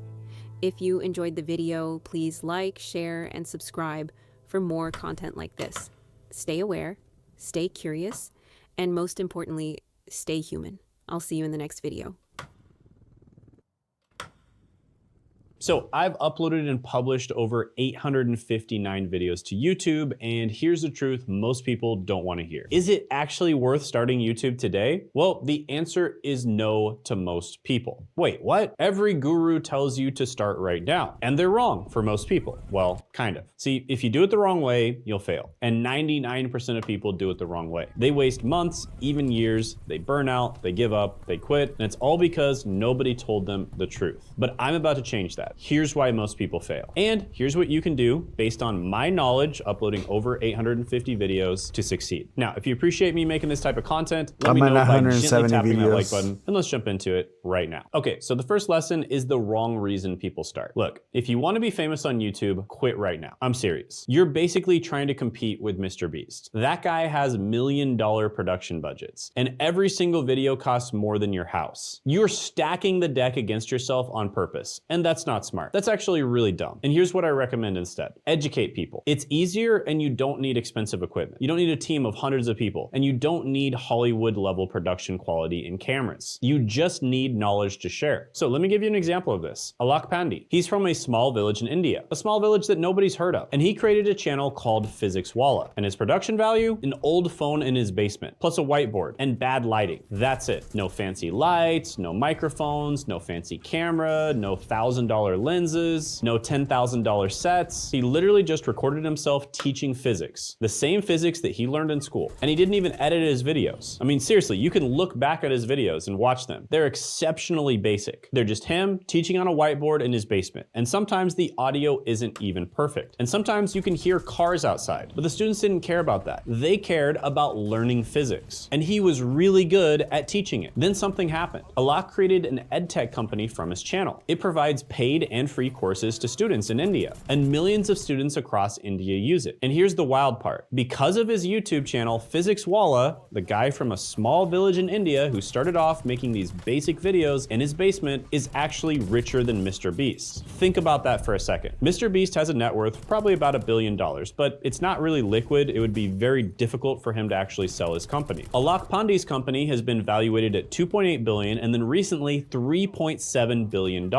Plus, his company could actually be sold if he wanted to, so that's more of a liquid net worth. And it's almost 4 times more than Mr. Beast. Let that sink in. The teacher who started in his basement in a small village that nobody's heard of in India is now richer than Mr. Beast. The guy with the old phone won. Now, everyone thinks you need hundreds of millions of views and millions of subscribers to make a full-time income on YouTube. And if you're making entertainment content, that's pretty much correct. In fact, there are a lot of influencers out there with millions of subscribers, many of them I've met myself, who are dead broke, right? Because everyone thinks you need to go viral to make money, and I assure you, you don't. You really, really don't. Let me show you what my client Alan did just as an extreme example. Now, Alan Urizar joined my program recently. He followed all of our instructions exactly, and he uploaded a video. Now, he's in the Spanish-speaking market, and he does educational content on e-commerce. And that video he uploaded only got 20 views initially. Just 20. Not 20,000, not 2 million or 20 million, 20 views total. And it also got 9 likes. And most people would call that a failure. Many people would quit right there. But here's the crazy part. He booked a sales appointment from one of those 20 people who viewed his content. And then he closed a 12-month contract worth $2,400 from 20 views. A 20 view video made $2,400. But here's my point. Don't start YouTube to be famous. Start YouTube to make money. Start YouTube to build a business. Start YouTube to help people with their problems. Start YouTube to educate people and make their life better. And by doing that, you start YouTube to change your own life. There's a huge difference here. Fame doesn't pay your bills. Business does. Okay, so the lesson number 2 that I learned is the algorithm is unpredictable in a short time span. Welcome in, you guys. Hope you guys having a good night. A long time span. So be strategic. Now, what do I mean by this? Well, let me tell you about my 50-year-old brother who I just helped start on YouTube about 3 months ago. His very first video that we uploaded blew up and it got over 750,000 views. And by the time you see this, it might have millions. His very first video. Now, obviously, he got coaching directly from me, and so he had a much higher chance of success. But still, is that typical for people who work directly with me? No, it's not. It usually takes them many videos before they have one take off. And on an individual video level, or even over a few videos, the algorithm is extremely unpredictable. But when you do the right things over a given period of time, when you consistently upload videos that check all the important boxes that I tell you to check, it is almost impossible for you to not have a video take off, because the algorithm can change your life overnight. One random push can give you thousands of subscribers. But the problem is the algorithm is powerful but completely unpredictable, and nobody knows how it really works. Not even YouTube employees can fully understand it. And you can't build a strategy on luck. You can't wait for the algorithm to save you. You need a strategic approach. You need a real plan, and that's what's going to get you results. Now, if you want to know how to actually grow and monetize your YouTube channel, if you want to know the things that actually matter, and they're probably not what you think they are, right? But the things that actually matter, then go ahead and sign up to my live training this Tuesday at 9 p.m. Eastern Standard Time. All right, quick break. This Tuesday at 9 p.m. Eastern Time, I'm hosting a free live workshop called the YouTube Content Advantage for Making Money. If you've been struggling to find your YouTube niche, or you don't want to spend months or even years building a channel around something that isn't profitable or just doesn't work for you in general, then this workshop workshop is for you, because for everyone who shows up live, I'll be giving away the Hidden Niche Finder 2.2. This is the most advanced version of my GPT-powered niche validation tool yet, and it's designed to help you instantly test and uncover profitable YouTube niches before you invest your time, money, and effort into the wrong one. And it's the most refined, data-driven version so far, and I'll be giving it away completely free, but only during this live workshop. So attend the free live workshop by clicking that link down the description and the pinned comment below to grab it. You'll also be able to ask me questions live, so I look forward to meeting you. Oh, and just a heads up, this will be probably one of the last times I'll be giving away a version of the Niche Validator for free, so make sure you click that link and show up to the workshop. Make sure you put it in your calendar,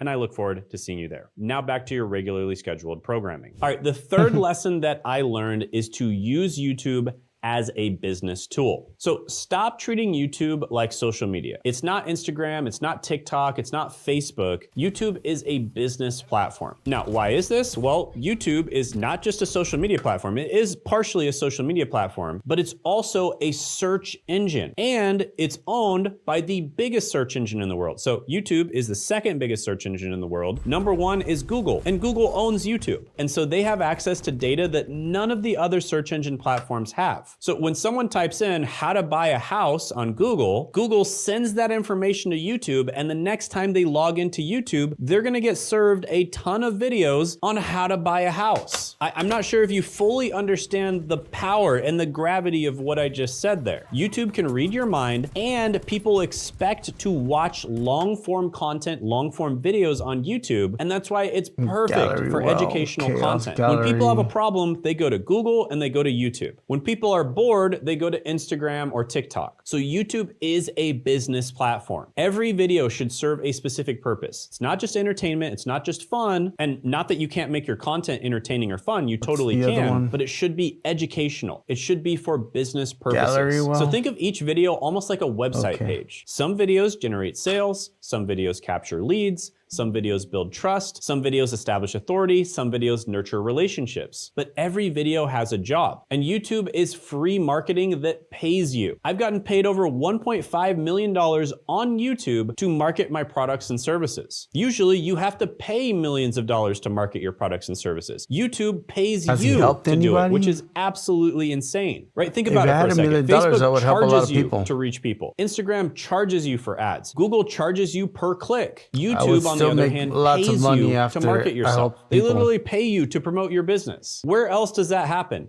Absolutely nowhere. And my client, Colin Brown, understands this perfectly. He doesn't chase views, he doesn't care about going viral, and he treats YouTube like a sales machine. And he recently posted a video following our strategy, and it wasn't a random video, it was a strategic video, and it was a video designed to attract buyers. And a viewer watched it, reached out, and he made $6,000 almost immediately. And this was what he posted. He got a $6,000 pay in full from a client today that came from YouTube. Such an easy close. She said, "I'm ready to pay before the call even ended," right? So no sales pitch needed, no convincing required, no follow-up calls, no hard selling, no discounts. Just a client who was basically begging you to give you their money. That is the power of YouTube. There's no other platform that can do that. Now, before I talk about the next thing, and this is really the next lesson that I want to talk about, I want to say that it used to be that YouTube was a ton of work, okay? Now, YouTube has had all of these benefits that I talk about forever. It's only gotten better over time. But the truth is, it used to be a ton of work. And many of you watching this may have already tried on YouTube, and you found it to be a lot of work. What's happening, guys? In the editing process of this video, and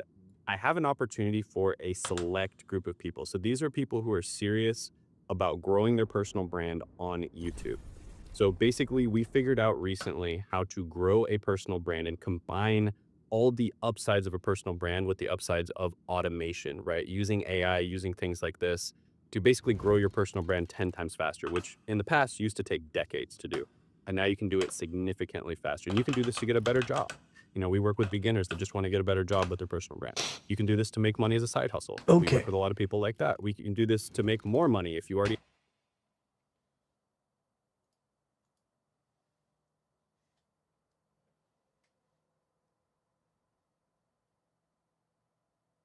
Guys, I really hate to be the bearer of bad news, but gaming might be cooked. Now, there's a lot of factors. It's been cooked for years, bro. What are you talking about? Headed in the right direction.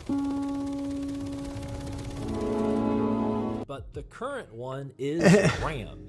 And no, I'm not talking about everyone's favorite Dodge pickup. I'm talking about those little sticks that you put in your PC, aka random access memory. Now, what does this have to do with gaming? Well, for my console brethren who aren't really into gaming PCs or building That's the old PCs, news.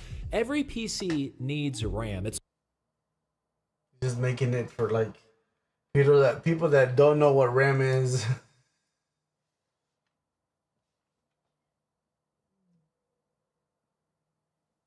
Would you buy a full-price movie ticket to a film that you knew was unfinished? Picture it. You stroll into your local theater, hyped to see the latest action blockbuster. You go to the counter, print your tickets, buy your refreshments, head to your seat. Settle in. The lights go down, and hey, is that unfinished green screen in the background? Whatever. Studios cut corners all the time. Wait, why is Keanu bugging out? Are his lines out of sync with the cuts in the audio? This is weird, but fine. You're still enjoying yourself until halfway through the second act when the screen just fades to black. Credits, hard cut, climax coming October 2026. Or would you splurge on your favorite artist's latest album if you had to roulette the tracks like a damn loot box, not knowing if you'd ever have the full project in your possession? Would you stroll into the Louvre, pay full admission, and calmly accept that the Mona Lisa's famous smile was missing until you paid an additional $30 to unlock the full thing? Oh, and you'd have to come back in 5 months from now once it's available. Sounds crazy, right? Then why the fuck do we accept this in the video game industry? Well, let's talk about it. Now, game publishers are starting to realize that their own practices are seriously sabotaging themselves. In a recent Q2 earnings call, Sega admitted what we've all known for some time. Players are becoming increasingly hesitant to buy games at launch. Despite many of their new titles earning critical praise, they're falling short of commercial expectations because consumers wait instead of buying day one. We've lost confidence that the launch title is worth it. Nowhere close to a full, final, or best version of the game. And this shift is hitting bottom lines hard. I mean, who wants to pay top dollar to beta test for these companies? A Sega spokesperson said competition and high prices are part of the issue, but importantly, expectations of later definitive editions lead players to hold on to their money, squirrel it away for another day. Now, if a game is likely to get an expanded re-release or a steep discount, we just chill, man. A sale is coming. A full game will happen eventually. And with backlogs, subscription services, and a litany of classics to appreciate, why wouldn't we? Now, other industries aren't immune to this practice. Films get remasters, music get deluxe editions, but see, here's the main difference. Those happen because the originals were beloved, fully realized, and complete classics. Now, gaming used to work the same way. Game of the Year editions arrived well after release. After the game earned critical and commercial success, they felt purposeful, not predatory. Nowadays, it's damn near expected that a big title will re-release in an upgraded form, a foregone conclusion. Publishers have leaned into this twofer strategy to the maximum. They'll sell a game at full price, usually in a pitiful state, then a year or two later sell it again as complete or definitive with all added content bundled in. Not a bad choice for players that get lured, but it also trains everyone to wait. Example, Atlus's many recent reissues. Persona and Shin Megami are adored for many, many reasons, but let's be real, guys. Re-release fatigue is crazy here. They follow the same pattern: vanilla version, then a later improved version with extra content, resold to you at full price. Persona pulled this shit with 5 in 2017 and Royal in 2019. Now listen, I loved 5, but I refuse to buy Royal and replay everything. It's way, way too long. I started playing SMT5 back in 2021 when it dropped on the Nintendo Switch. I loved the gameplay, but the story and the graphics / the performance were pitiful. And the story felt unfinished completely. Turns out, it was. I got to the last dungeon and checked out so hard, I just never even finished it. After like 45 hours of work. Come 2024, I saw the release of SMT5 Vengeance with a Vengeance storyline that fleshes the tale out, as well as adds additional systems and layers that frankly should have been there upon release. It's one thing if the original product is incredible, fully realized, fans love it so much that they just can't get enough. It's another entirely when it feels broken and barren, like you're being punished for supporting the game in the first place. That's crazy to me. And speaking of punishment, I bought SMT5 Vengeance on deep sale and have thought about playing through it the entire way through again, the right way. So if you'd like to see that video, make sure you let me know. And don't forget to like, subscribe, and comment below by the time that you regretted buying a game out the gate. But yeah, it's hard for fans to not just assume the first version isn't worth it. And 99% of the time, they're basically right. The real question is this Street Fighter's fault? Now, in 1991, Capcom dropped one of the most important video games of all time, Street Fighter II: The World Warrior. The original arcade release had many of the iconic characters we know and love in their most iconic forms. It was a major hit, a true phenomenon. 1992's Champion Edition was its first major update, adding all 4 boss characters, mirror matches, and some limited reworking of stages and art.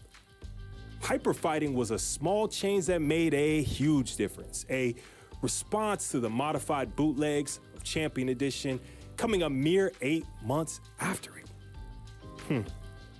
This game increased the speed a lot, added some minor move tweaks, and even some color scheme changes. Then came 1993's The New Challengers, with Fei Long and company in tow, plus upgraded graphics and sound. Finally, Super Turbo in 1994 became the consensus definitive version, adding super combos, new moves, and the man Akuma himself. Now look, we all know what Street Fighter II was. It's one of the video games, right up there with stuff like, Mario 3, Tetris, and Sonic the Hedgehog. None of us cared back then all that much because of how good and vital this game was, even though I'm sure arcade owners absolutely grumbled about constantly having to upgrade their software and their hardware. But we can't pretend it didn't lay the blueprint for a business practice the industry has greedily iterated on ever since. Now, y'all know I'm a big music fan and a former rapper. Rap was my first love in music, and I gotta tell y'all a story. In 1994's Illmatic, an all-time classic, may have started a trend that has plagued rap music ever since. Cause before Nas dropped his opus, it was not uncommon for rap albums to be one DJ, one MC. The DJ producer brought the sounds, the feel, and the MC, well, they rapped. Famous duos like Gang Starr, Pete Rock and CL Smooth, even Will and Jazzy Jeff. But Nas decided he'd have as many producers as he needed. Pete Rock, Premier, Buckwild, Q-Tip. Whoever he needed, whoever he felt could bring that sound, he brought on. And while Illmatic is often cited as the best album in the genre, it inadvertently sparked a chain reaction, pushing rappers towards that producer per song approach that now make many modern rap albums sound more like compilations than cohesive musical statements. And ironically, Nas has been on an absolute tear with one producer for a while now, with a new one coming soon with Primo. Metro Boomin may have been right, and maybe, just maybe, gaming has to jump off the train that one of its giants set into motion inadvertently decades ago. Now, the shift in consumer behavior isn't just anecdotal, it's reflected in the sales data. Sega's analysis of recent titles showed exactly this, and that even when a game gets glowing reviews, sales can stall post-launch because value-conscious players sit on the sidelines. We talked about Atlus's biggest show ponies, but we didn't mention their latest property, Metaphor ReFantazio. Now, it sold an impressive 1 million copies on release day, a record debut for Sega, but then momentum slowed dramatically, hitting only 2 million after 6 months. Now that's a massive drop. By Sega's own admission, this sharper drop might be because a segment of the audience is waiting for a definitive edition. Even a hotly anticipated game can see its tail sales undercut by the specter of a future better deal. Back to Persona. The original Persona 5 sold millions and won awards, but a big portion of the franchise's growth happened after Persona 5 Royal, the enhanced re-release. Now, Royal added new characters, storylines, and gameplay improvements, making it the ultimate version. In its first year, Royal sold about 1.03 million copies, but over time, it exploded in popularity. As of 2025, Persona 5 Royal alone has sold 7.25 million copies worldwide. Combined with the original Persona 5 in all versions, it's passed well over 10 million sold. And notably, a huge portion of those sales happened after the definitive edition launched. That's consumer conditioning in action. Sega execs now openly worry that Persona 5 Royal-style re-releases have trained their fan base to delay purchases. Now, this might work with giants like Persona, but smaller games just can't survive it. Many get their budgets cut, never hit sales targets, and never get the follow-through they were promised. Now, Anthem is a modern poster child of this. Launched buggy and undercooked. Player base evaporated. BioWare's big overhaul plan was canceled entirely. A disastrous cautionary tale for one of gaming's biggest studios. Its short-term greed killed long-term success. We see similar patterns everywhere. You got Square Enix, Bethesda, Warner Bros. I mean, Mortal Kombat 11 dropped in 2019, but many fans waited until 2020's MK11 Ultimate, which bundled every character and expansion. Forums and social media are filled with this same damn sentiment. Looks cool. I'll grab it once the complete edition is out. The industry trained us to think that way. Just real talk. Now, it's not just definitive editions causing gamers to lose faith. It's the state of those launched themselves. In the last few years, so many high-profile games have launched in rough, unfinished states. It's bad when your early adopters feel burned. Now, everyone knows about Cyberpunk 2077. Years of hype, massive promises. Then it released in 2020 with so many bugs and performance issues, especially on consoles, that Sony delisted it from the PlayStation Store, delisted from the biggest console marketplace. Wild. Even the creators of The Witcher 3 weren't immune. CD Projekt Red openly admitted their reputation took a massive hit. Their CEO literally said there's a perception of the company that may never return. I think Cyberpunk has earned back a lot of goodwill, but that trust can vanish even faster next time. When a studio known for quality can fall from grace overnight, it sends a message to everyone. And Cyberpunk isn't even alone. You got Battlefield 2042, No Man's Sky at launch, Star Wars Jedi Survivor, countless others. It feels like every month another AAA game launches with missing features, game-breaking bugs, or raw, unfinished live service elements. Each fiasco chips away at consumer confidence, slowly killing the industry. Players are tired of paying $60 to $70 for what feels like early access, tired of waiting for months of patches, tired of being unpaid QA testers. In this economy, bro. And this erosion of trust connects directly to greedy practices. Why are so many games shipping unfinished? Because publishers want to recoup massive budgets as soon as possible, or they want to hit a holiday release window, even if the quality suffers. And then there's the double dip angle. Launch the bare bones content, sell the rest later as paid DLC that might even already be on the disc. Oh, but this basically don't do shit anymore anyway, so. But look, players aren't dumb. They notice when a game is deliberately sliced up to maximize revenue later. Needless to say, it leaves a bad taste. Why buy now when the complete version, fully patched, fully featured, will eventually exist for cheaper? As an electronic musician for well over 2 decades, I've been dealing with this bullshit in my own world for a long time. Some companies make you pay for an annual upgrade pass just to keep your plugins or even your DAW functional. Others play that game and release a 2.0 and make you pay again, even after suggesting upgrades were free for life. They get around it by renaming the plugin, like XL becomes XXL, or just straight up fibbing. But some companies, they get it right. Neuro gives personal discounts based on prior purchases. Cubase gives you upgraded paths based on the versions you already own, and discounts depending on how recently you upgraded. I think that's pretty smart. This at least feels better even if other companies don't charge for upgrades at all. And shout out to my homies over at Clevgrand, this is not sponsored, who provide bundle prices based on entirely what plugins you already own. Now this is huge. This is smart. It lets you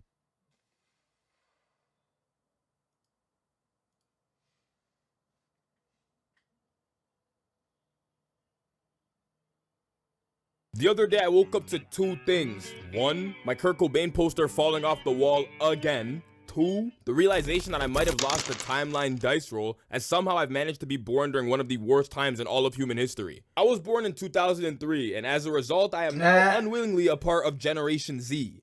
Or Gen Z, if you will. Growing up was fire. Everything ranging from the internet still coming up, playing Jetpack Joyride on your damn iPod Touch, or even the game-changing iPhone 6 dropping. Back then, you had the Hall of Fame browser games like Club Penguin or even Pop Tropica. You even had TV shows like Arthur. The only real worry you would have in these times was not being able to locate your group of friends' bicycles outside someone's crib, or getting your ball stuck underneath someone's car. Then some time flew by, and you're starting to enter your adult years, where for some reason society around you only now decides to fall into complete and utter chaos when someone's crib, or getting your ball stuck underneath someone's car. Then some time flew by. So that's how kids feel. Damn, he aged fast, bro. And you're starting to enter your adult years, where for some reason, society around you only now decides to fall into complete and utter chaos when it's your turn to actually become an adult. You could have been a fucking milkman in 1950 and still be able to purchase a house. However, the year is now 2025, in which niggas are graduating from high school, furthering their education, landing a job, and still can't afford literally anything. In 1970, the average American yearly wage was $9,870. which is equivalent to $80,800 today. And the average American home around this time frame costs roughly about 23 grand, which is equivalent to 180,000 today. As it stands right now in 2025, the average American salary is slightly above 60 grand. The average American home is a little bit under 400 grand. Listen, I'm no f***ing mathematician or economist, but it ain't hard to tell that there's a clear discrepancy between these two time periods. Back in the day, niggas could have worked for one, emphasis on 1 year, and already have made nearly 50% save for a house. However, in today's economy, fuck no. By the time you've put in a year's worth of work, you're not even getting a quarter of the way there. 16% to be exact. It would take you 6.5 years to actually purchase and own that damn house. Then you have Canada. And despite me actually being from here, I'm not even gonna bother talking about it because niggas are gonna get pissed off. I might have to end the damn video if I start talking about its economy. Put it simply, where I'm from, the average salary is roughly 54 grand. Canadian, by the way. And the average cost for a house is 848 grand. Working for a year on the average salary would get me 6 singular percentage towards my house. In other words, it'll take me 15.7 years to pay my house off. What the fuck? Back in the day, you could have literally been an immigrant coming from a third world country, get a basic ass job, and buy a house. However, in today's economy, as someone who was born and raised here, went to school, got a job, I might have a better chance getting hit by a car than actually buying a house. Remember when people used to actually purchase and own things? Like, remember when you actually had enough money to go somewhere and buy something without paying it off? Me neither. But nowadays, society is set up in a way where you can finance practically anything, including fucking Uber Eats. By the simple utilization of a damn Klarna account, you can literally spread a payment out over the span of 4 months. Like, you can deadass buy Chipotle for $11.50 and pay $2.87 from now until July. The fact that they're even willing to provide this possibility for people only further reaffirms that niggas are genuinely struggling outside. Like, people actually don't have money now. Back in the when the group is trying to figure out a pizza order and the one friend with no money says to get some wings. day, the internet used to be a simple place where you could literally just fuck around. Bro knew the method and still fell for it. Chapter 2 of the internet. You can still do that. However, in 2025, it has become absolutely ridiculous. The amount of shit on here that's posted on a day-to-day basis in which anyone can access at any point. Nigga, it might even be thrown into your face. Gen Z being consistently on the internet's not helping them either, and is definitely warping their views of what real life is supposed to look like. Mind you, I'm no life guru, but there ain't no way in hell that the human brain was designed to consume this type of content every single day. The first one we have is social media. Back in the day, my parents used to tell me it's that damn phone. Now that I'm getting older, I'm starting to realize it might actually be that damn phone. This shit will have niggas thinking that if they're not rich by 25, they are nothing but an absolute failure. Me included. Granted, getting rich as soon as possible is definitely a valid move, and you should aim for that, to be honest, because what's stopping you? However, people are forgetting before the internet, there was literally damn near no way you could actually be rich by 25. You would have had to finish school around your early 20s and then finesse your way up the ladder before your employer would even consider the thought of paying you a decent salary. Or commit a crime. Nowadays, you could pull up practically any social media platform and see your 13, 16-year-old millionaire who started a clothing business that's just straight up booming. Someone who managed to figure out YouTube automation and is making thousands of dollars a month. Or your 8th life guru who is somehow a millionaire and despite you not knowing how, still wants you to sign up for his course. And none of these guys are helping anybody. They're not helping you. They're not helping anybody in the streets. Homeless kids, homeless people, people with cancer, they're not helping anybody. Shit is not real life. Gen Z is in a position where they're able to open the internet and access pretty much advice on anything they need in their life. Literally anything. You open the internet and access pretty much advice on anything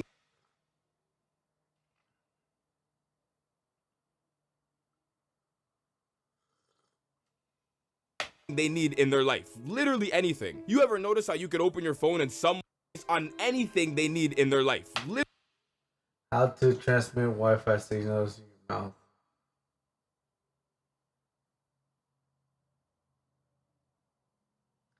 So this is how stupid people are. Literally anything. You ever notice how you could open your phone and someone somewhere out there in the universe is trying to give you advice on what you should or shouldn't do in your relationship? Like, I'm talking, you open your phone on your lunch break at work and there's just immediately a nigga screaming on your phone talking about, any guy that's around me, bro, needs at least 50 bodies. Otherwise, he can't hang with us. What the f? Dumbass advice like this is what's constantly being fed to Gen Z, and I used to think that hella people didn't actually take it serious, so I disregarded it. Until I started experiencing signs of this shit in my life. You'll be chilling with your boy who just doom scrolls social media, and then all of a sudden your conversations start looking like this. Yo, bro, how long you been with your girl? I don't know, we're coming up about like 1 year maybe. But like, bro, do you love her? Do I love my girl? Yes, I do love her. Bro. How would you know if you love her yet, bro? You haven't cheated on her. What does that mean? What are we talking about here? Bro, you could only truly know if you love her if you cheat and start feeling guilty, bro. Otherwise, how do you know if you love her, bro? You didn't cheat. Who the f told you that, bro? Where did you get that, So bro? What do you mean? stupid. You didn't see that Instagram reel I sent you earlier, bro? Fuck. Or you'll be doing your damn laundry and then all of a sudden your phone starts ringing. Yo, bro, hear me out. A key that can open many locks is a master key. But a lock that can be opened by many keys is a shit. Don't stop consuming these dumbass reels. Don't even get me started on dating advice that's portrayed on the internet for women. Social media has some women thinking that they're one of one and so that they should never settle for less. And now they're all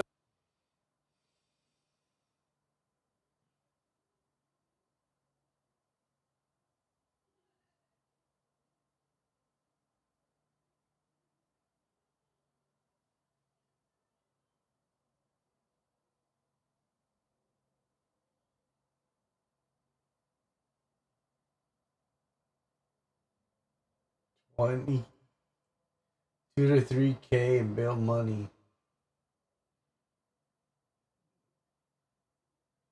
entitled to marrying some rich man. Now you're on a date with the girl in which she looks you square in the face and goes, So what are your hobbies? What do you like to do on your free time? I like to,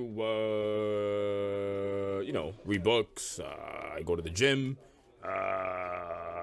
Maybe I'll play some instruments. Well, what about you? I'm high maintenance, I need me a man who could fund my lifestyle alongside his, and if he can't, he's a bum. I need me a provider, someone who takes me shopping, surprises me with nice gifts, takes me to do my nails, my hair. What? This shit don't even take place on dates sometimes. I remember back in my second year of college. Hold on, what? What? This shit don't. Me driving home knowing there won't be a second date, but at least now she knows who really owns the bank, media, big pharma, etc.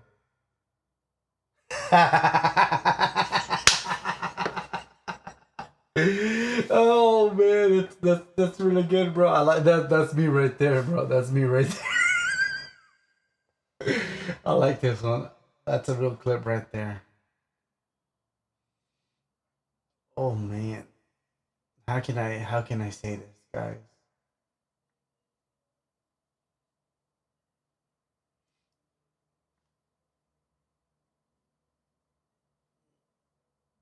Wow. Okay, let's record that. Recording live. Here we go, guys. Welcome in. How you guys doing? I need me a provider, someone who takes me shopping, surprises me with nice gifts, takes me to do my nails, my hair. What? This shit don't even take. Yeah, so you guys read this, me driving home knowing there won't be a second date, but at least she knows who really owns the banks, media, big pharma, etc. She knows now. She now knows. Alright, this is me literally after each date. I would literally talk about conspiracy theories. That would be me, bro. Take place on dates sometimes. I remember back in my second year of college, I was talking to my boy about how I was gonna get home this day, and this girl overhears me drop the city I'm supposed to be traveling to, and she just butts in talking about, Oh, you're from that city too? I wish you would have told me earlier. I didn't tell you anything. I wasn't talking to you actually. Because I'm actually getting an Uber there right now, and you could have came with. You know, I'm high maintenance. I don't do the bus. I'll just get an Uber or like a ride from someone, you know what I mean? What the fuck? Ultimately, it's your life, so live the lifestyle you see fit. But we can't deny the simple fact that social media has planted the seed of entitlement in which hella people now feel as if they deserve these luxurious items and or lifestyles for just simply existing. Or because Sally from fucking TikTok told them so. Then you have the life advice. And for the record, there's usually some gems. I like that. From fucking TikTok told them so. Then you have the type shit bro sends me after getting employed.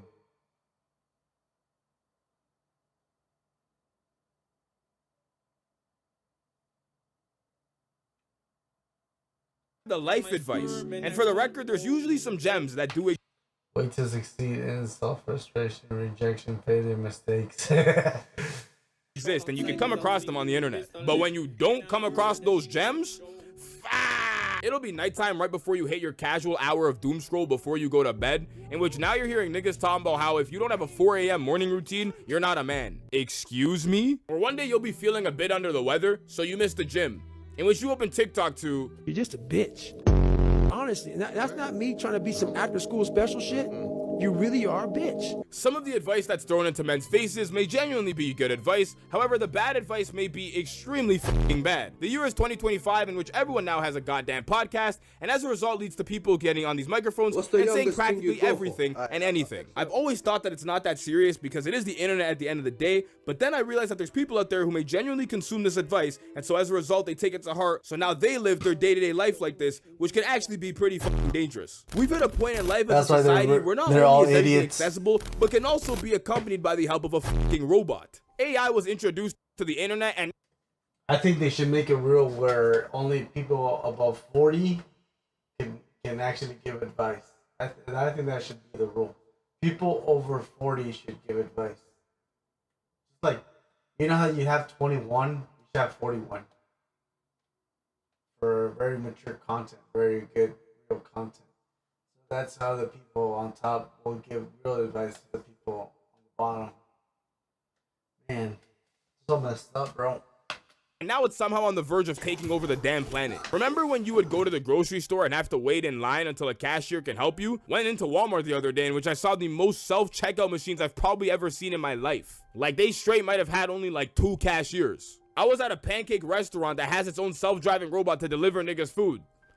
This shit was low-key fire, I can't lie. But just imagine when it starts taking people's orders too. Starbucks now has a prototype for a self-service barista. Before you know it, humans won't even be needed anymore for the most mundane of jobs. Almost everything can be done with AI. You can ask ChatGPT damn near any question in the universe and it will somehow find the answer. People are starting whole-ass businesses with AI. Hell, some content creators are even running fully automated YouTube channels, pocketing thousands a month. This shit is only going to get worse for the economy because a lot of jobs are actually starting to become obsolete. It's concerning. Back in the day, everyone would constantly tell niggas to go study some form of computers. But imagine following that same advice. Yeah, bro, studying computer science opens doors to many opportunities. Today. It's gotten to a point where the computers are now studying us. I'm not made of nerves, Yusuf. I make a computer program designed for conversation. Why are you stuttering? All in all, Generation Z as a whole has some scary times ahead of them. People are literally following the older generation and society's advice, yet aren't able to afford literally anything. The internet and social media are absolutely warping everyone's view of what life is supposed to look like. AI is about to take over the damn world, blah, blah. Everyone's view of what life is supposed to look like. AI is about to take over. My Tesla robot when I sign him up to start door dashing.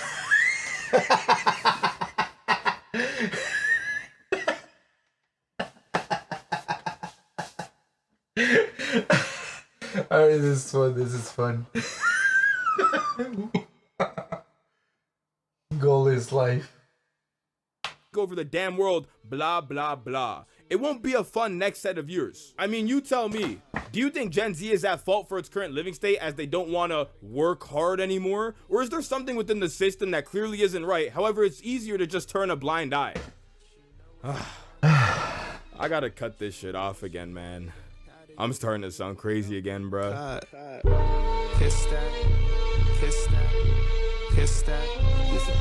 It doesn't sound crazy to me. It sounds very logical. He asking the right questions. That's it.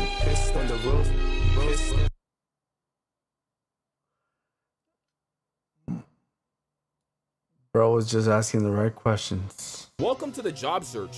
The time in your life where you send applications out to damn near everywhere you possibly can just to get hit with a bunch of automated responses. However, in this struggle, you will experience some... I'm gonna be honest, you're not about to experience anything good because this shit is upright terrible. Trying to get a damn job in the last few years has become cartoonishly hard for no reason, especially if it's your first one. Whether you're trying to get a job in a specialized field Dang, or bro. even a basic ass dead end job, there's always so much unnecessary shit you must go through. It genuinely makes you question if being employed is even worth it. Every job search always started with the Hall of Fame website Indeed. And shouts out to the nigga who made Indeed, because I know how long it takes to actually make fully functional websites. But respectfully, fuck Indeed, man. First, you gotta create an account, which is pretty simple, you know. Go on the website, enter an email and password. They might ask you some preference-based questions like your expected salary or job title, but it doesn't matter at all because you're not qualified for the shit you want anyways. Then it's time to sign in. However, once you sign in, everything beyond this point is now an absolute f***ing nightmare. Immediately upon signing in, you're brought to a portal where it's now time to actually apply to the jobs. You know, enter your preferred city, your preferred job role, and start rigorously browsing through what seems like a bunch of endless opportunities. Every nigga always has the same initial thought too. Oh wow, there's so many jobs posted here. I'll have a job in no time. After finally finding one that seems somewhat appealing to you, you select it, where Indeed decides it's now the perfect time to start attacking your personal life by asking you questions like these. Do you have experience in driving? Do you have engineering? What the f? Ignore the fact that this shit ain't even written properly. What the hell does this even mean? Indeed always love to do this thing where they ask you a bunch of questions on certificates or qualifications you absolutely do not meet or have. But if you click no, it throws you a damn error and then says required. What the fuck? Why did you even ask me? I couldn't even tell you what the point of asking these questions were because there's literally a damn skip button. Oh wait, the skip button doesn't actually f***ing do anything. After confusingly scrolling past the initial personal attack of a questionnaire, you finally proceed to the job descriptions. Job descriptions are always hilarious because instead of just saying, "We're looking for a member who can do X and specializes in this," you know, cut straight to the point, you're now reading a damn seminar in this company's background and mission statement. If you're not careful, you finna get so caught up in this description and forget your sole purpose for even opening Indeed in the first place. Finally, you make it to the bottom of the posting, where they state the qualifications, where you only now realize the company you're trying to apply for is asking for 10 years of experience. Excuse me? You ever notice how with Indeed job posting, it almost seemed like employers didn't even know what they were asking for in the first place? Like somehow you go to a job posting where not only are they offering $15 to $18 an hour, but they're also asking you for 10 years of experience in practically everything. Did you not, by the way? Like this is actually like a genuine posting I came across when I was on my job search. Like you could literally see the time frame right here. And I was in genuine awe when I saw this. Like these niggas wanted to hire a fucking encyclopedia of a human being talking about 10 years of experience for 15 to 18 bucks an hour. Not to mention, some jobs don't even post a damn salary.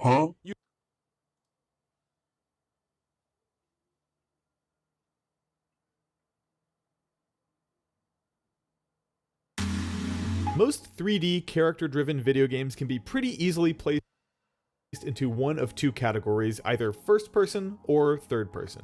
In a first-person game, you see the game world through the actual eyes of the player character as though you were that character, and in a third-person game, you see the player character from the outside, often from behind their back or from a fixed isometric perspective. But the existence of these two perspectives begs a question. If this is what a first-person game looks like, and this is what a third-person video game looks like, what exactly would second person look like? Now, I'm not the first person to wonder about this. The question of whether or not a second-person shooter could actually Basically, exist someone is one that has standing next plagued to video you. game message boards just about as long as the internet has existed. It's also served as the premise for some pretty good comedy sketches over the years, like this one from Mega 64. Introducing the world's first second-person shooter.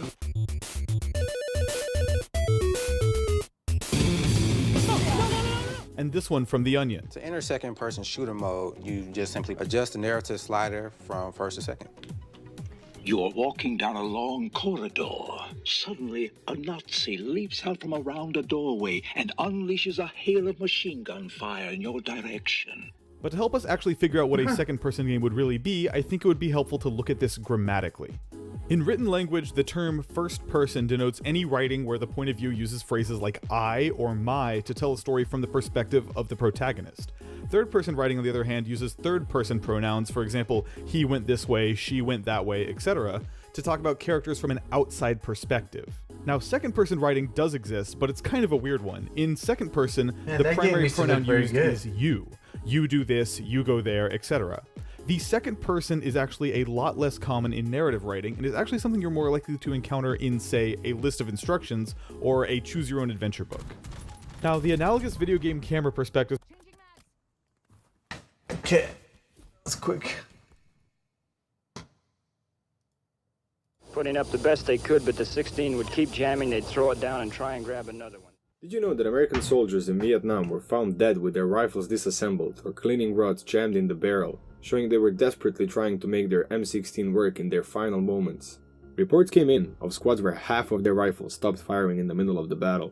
It went so far that soldiers no longer trusted their weapon at all, riding home and begging their families to send cleaning kits. Only later, after hundreds of soldiers had already died, did the truth finally come out. What had actually happened and whose fault it was.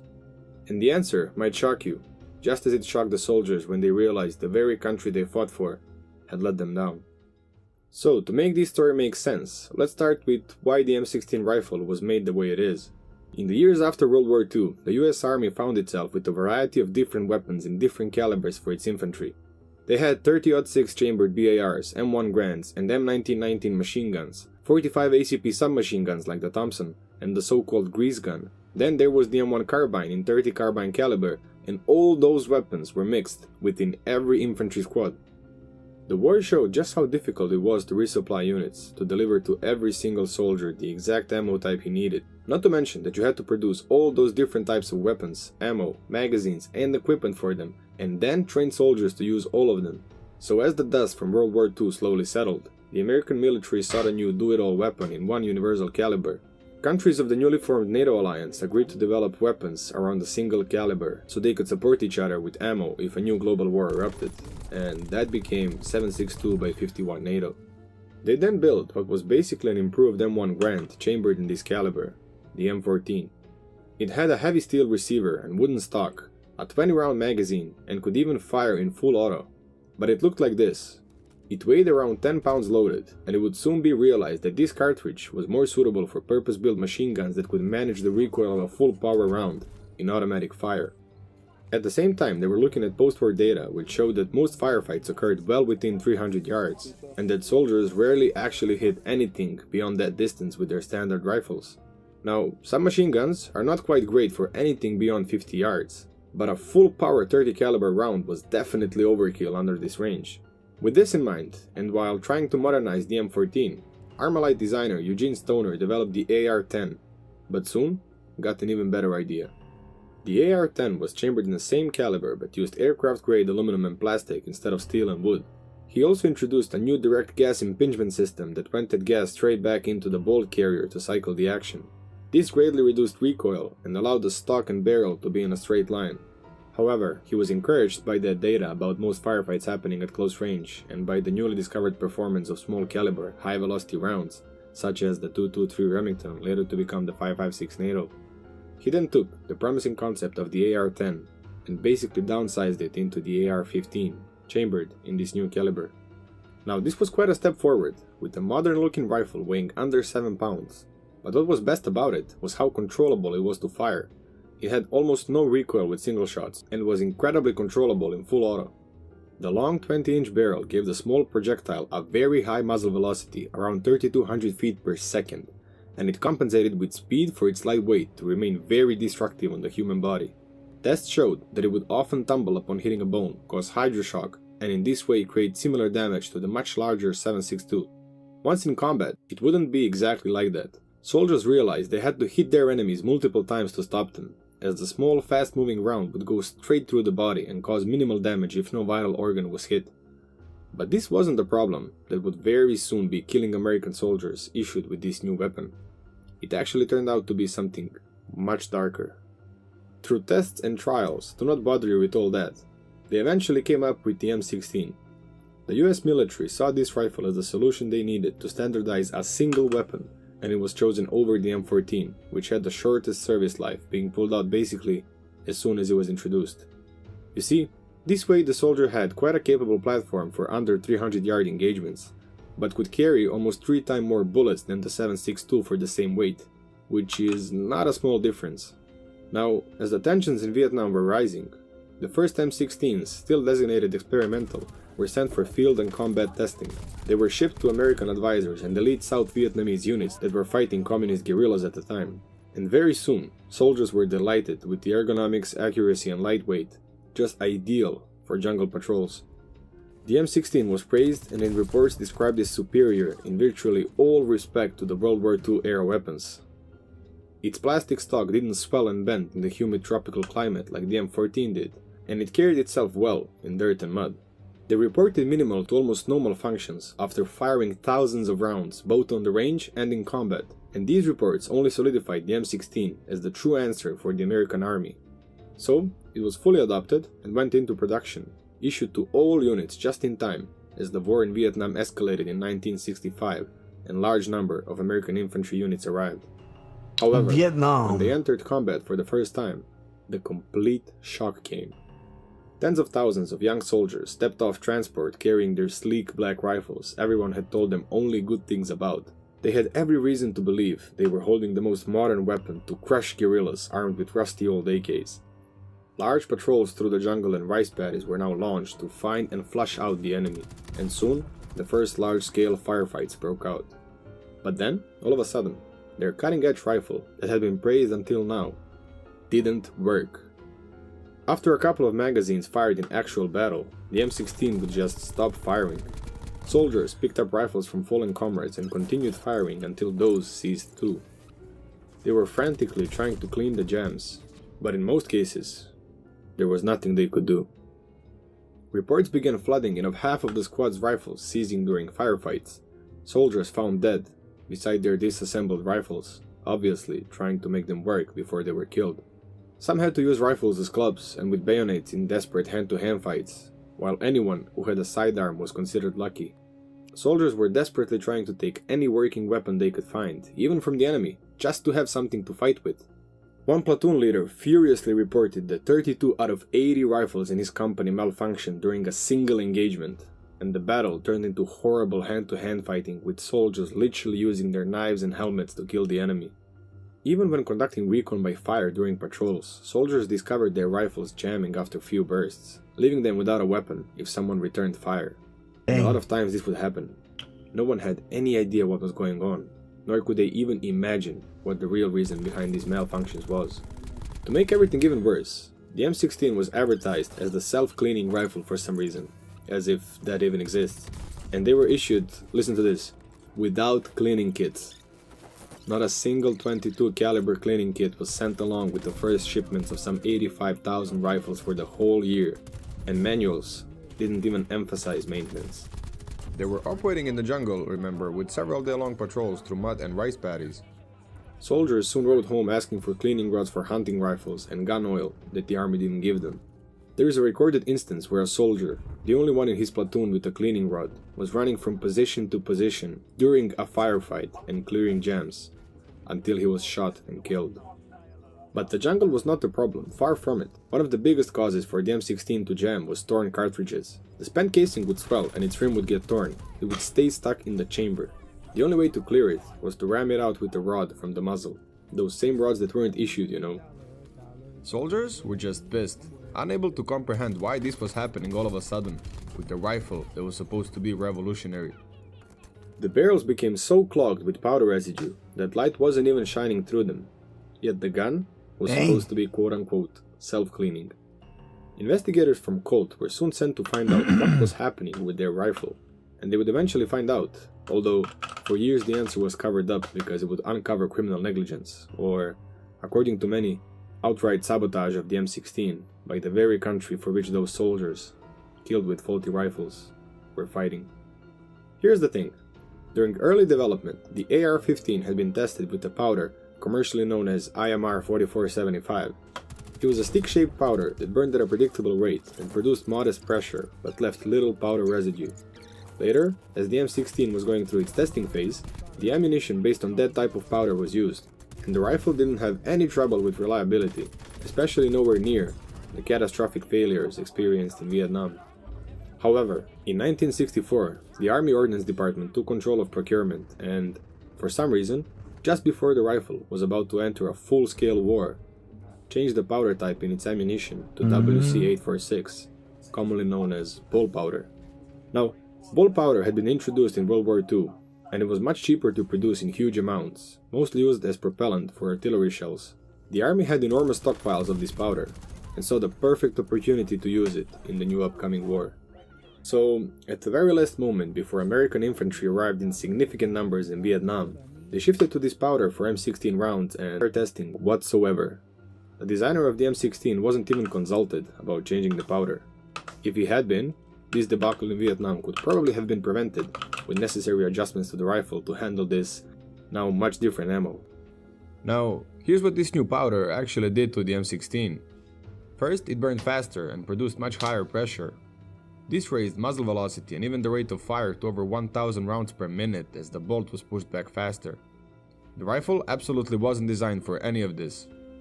The cartridge also wasn't designed for such pressure and would deform and swell after firing, or its rims would be torn for the same reason, causing those failure to extract jams that became the M16's signature malfunction.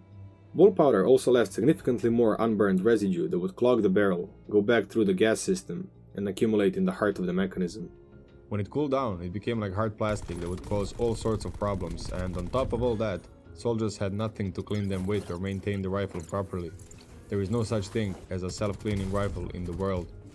However, the Army Ordnance didn't stop there with its quote-unquote help for the M16. They also insisted on adding a forward assist feature that was absolutely not needed. Even the M16's designer protested against it, since it only added more ways dirt could get in. The M16 was already designed in a way that if a round didn't chamber as it should, the soldier could pull the charging handle again and release it, which would chamber the round properly or eject the faulty one. Pushing it with a forward assist by force would just deform the cartridge and make it stuck in the chamber with now no way to pull it out.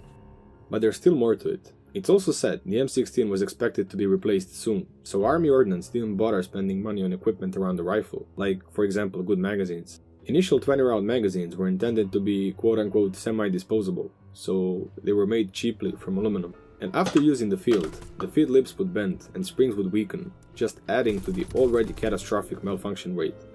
Have you ever noticed in movies soldiers tapping the magazine on their helmet before inserting it in the rifle?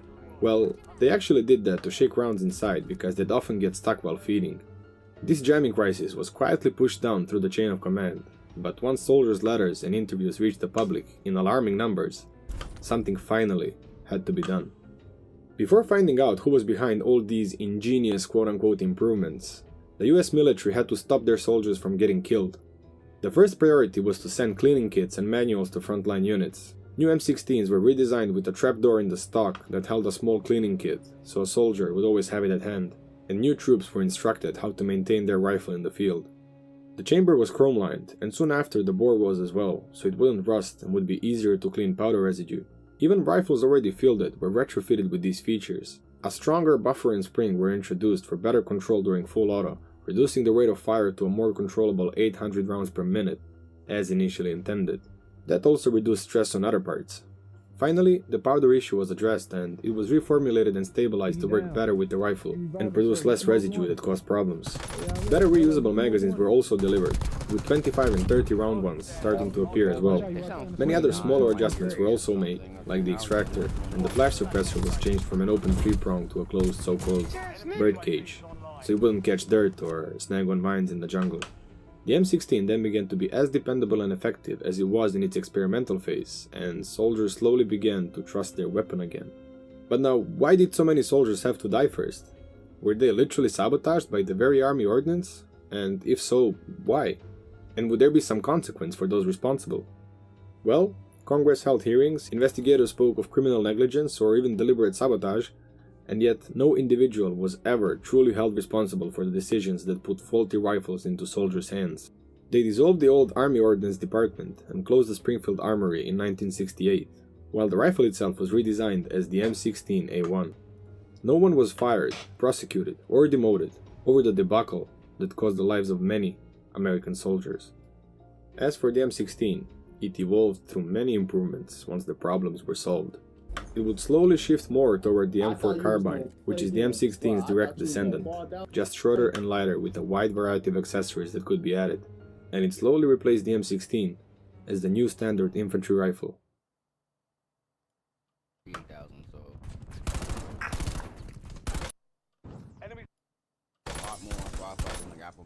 In the late 1950s, the U.S. Army first adopted the M14 rifle, designed for the 7.62 by 51 millimeter NATO cartridge. However, a few years later, they chose a different path. The Americans began rearming from the 7.62 M14 to the 5.56 M16. Why did they make this change? And what new caliber is the United States developing today to replace it? So, after World War II, the U.S. Army General Staff launched an ambitious program to define what the combat rifle of the future would be. The M1 Garand, which had accompanied troops throughout the conflict, was considered an exceptional weapon, but it also showed its limits. Its fixed 8-round magazine required the use of en-bloc clips, which couldn't be partially reloaded. By comparison, a soldier with a detachable magazine rifle could rearm much faster in the middle of a fight.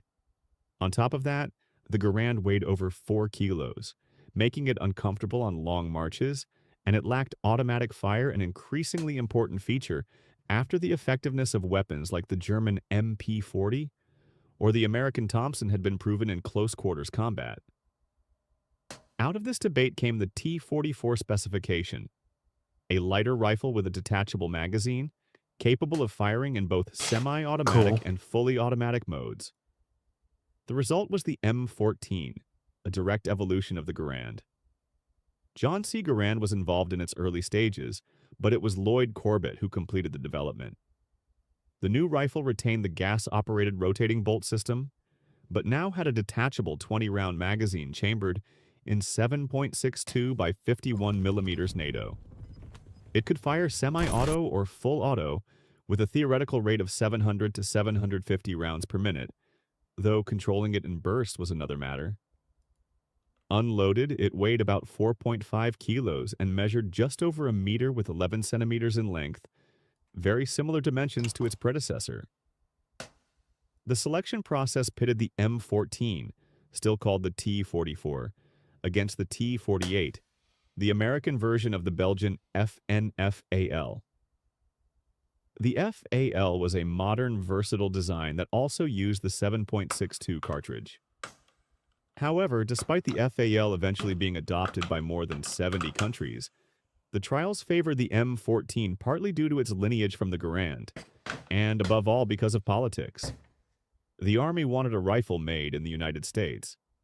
Thus, in 1957, the M14 officially became the U.S. infantry's standard rifle. The rifle couldn't be understood without its ammunition. While it was being developed, NATO was in the middle of a heated debate over standardizing a common cartridge. The British pushed for the .280 British, a 7 by 43 millimeter intermediate round with lighter recoil and better automatic fire control, designed for real combat under 300 meters. The United States, on the other hand, backed a shortened version of the .30-06 Springfield, the 7.62 by 51 millimeter NATO, practically identical to the commercial .308 Winchester. With a 9.7 gram bullet, a muzzle velocity close to 853 meters per second, and energy around 3,500 joules, it was a full-power cartridge, effective out to 500 to 800 meters and even reaching 1,000 when fired from the M60 machine gun. The final decision wasn't technical but political. U.S. High Command flatly rejected the .280 British as inadequate. In 1954, under pressure from Washington, NATO officially adopted the 7.62 by 51 millimeter as its standard caliber. On paper, the choice seemed flawless. A versatile, powerful, and unified cartridge for the entire Western Bloc. The M14 and the 7.62 by 51 millimeter cartridge embodied U.S. post-war doctrine. A powerful rifle, heir to the Garand, paired with high-energy ammunition that reflected the belief that bigger is better. That vision of combat focused on long-range accuracy and the supremacy of the rifle as the main weapon would soon be put to the test in a radically different setting. The jungles of Southeast Asia. The M14, designed for open battlefields, ended up fighting in the jungles and rice paddies of Vietnam, an environment it was never intended for.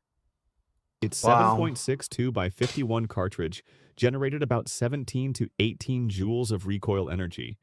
Combined with a rifle weighing just under 10 pounds, any burst became uncontrollable, and after the first or second shot, the weapon would climb off target.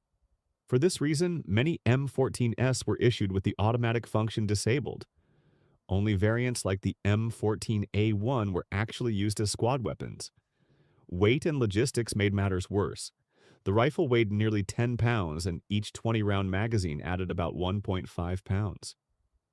Carrying 5 to 10 magazines meant between 7 and 15 pounds of ammunition alone. Its overall length, about 44 inches, made it awkward to handle in helicopters, narrow jungle trails, and close-quarters combat, while the wooden stock and handguard swelled in the humidity, throwing off accuracy. Moreover, most firefights took place at 20 to 300 yards ranges, where the M14's weight, recoil, and length made it impractical and poorly suited to the realities of the conflict. The shortcomings of the M14 made the arrival of the M16 inevitable, and its 5.56 by 45 millimeter cartridge represented a revolution in combat. A very short clip. Its reduced recoil, about 1/3 that of the 7.62 millimeter, allowed soldiers to fire short bursts of 3 to 5 rounds with good accuracy, something impossible with the M14. The lighter projectile and the rifle's effective rate of fire made possible the walking burst technique, where the shooter could see the impact and adjust fire on the spot. In addition, the lighter ammunition increased soldier mobility and endurance. While a 7.62 millimeter round weighed about 385 grains, 25 grams, the 5.56 millimeter weighed only around 185 grains, 12 grams. This meant a soldier could carry twice as many rounds without adding weight essential for long patrols and sustained engagements. The higher muzzle velocity of the 5.56 millimeter, close to 3,250 feet per second, 990 meters per second, provided a flatter trajectory out to 300 meters and produced devastating effects in soft tissue, fragmenting on impact and creating far more severe cavitation wounds than a 7.62 millimeter round at the same range. Wow. The M16 was also better Can't suited to imagine. Vietnam's conditions. At about 39 inches in length, 990 millimeters, it was easier to handle in jungles, helicopters, and tunnels, and its aluminum and polymer construction resisted humidity without affecting accuracy. Interesting. This combination of features made it ideal for the doctrine of volume fire. Small squads could lay down sustained fire and control entire areas, pinning the enemy and enabling flanking maneuvers. However, the transition was far from smooth. Traditional officers criticized the 5.56 millimeter as too weak, incapable of dropping an enemy with a single shot or penetrating barriers. Technical issues made matters worse. Early M16s lacked chrome-lined barrels and chambers, used the wrong propellant, and were issued without cleaning kits. This led to frequent jams and a loss of confidence among troops. Only after investigations like the 1967 I-Corps report were these problems corrected. In direct comparison, the 7.62 by 51 millimeter offered greater range, energy, and penetration, making it ideal for long-distance targets and support roles. The 5.56 by 45 millimeter, on the other hand, allowed controllable bursts, higher effective rates of fire, and carried half the weight in ammunition perfect for close. That looks cool. To mid-range combat. For that reason, the United States didn't replace one caliber with the other. Instead, it optimized its arsenal. The M16 and 5.56 millimeters became the standard infantry weapon, while the 7.62 millimeters was retained for support machine guns and sniper rifles, where its power and range remained irreplaceable. The shortcomings of the M14 and the limitations of the M16 5.56 by 45 millimeter made it clear that a more powerful and effective weapon was needed. The spread of modern body armor and the return of long-range engagements showed that existing platforms were no longer sufficient. To address this, the U.S. Army launched the Next Generation Squad Weapon, NGSW program, developing a new cartridge and rifles designed from the ground up. The 6.8 by 51 millimeter, known commercially as the .277 Fury, operates at extremely high pressures and produces over 3,500 joules of energy, comparable to the 7.62 millimeters of the M14, but with a more compact projectile and a flatter trajectory. You know what? Its 135-grain bullets reach over 3,000 feet per second, 915 meters per second, ensuring penetration against modern body armor at ranges of 600 to 800 meters. The XM7, now designated the M7, comes equipped with a suppressor, variable power optic, and digital ballistic system, while the XM250 light machine gun delivers higher caliber firepower with reduced recoil using the same ammunition. Together, this system promises greater range, lethality, and control for the soldier.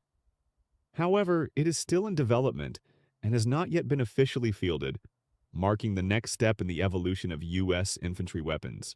And that's all for today. I hope you enjoyed the video. That one. If you did, don't forget to hit the like button and subscribe. See you in the next one. Because they're still working on some stuff that's making it difficult to work with.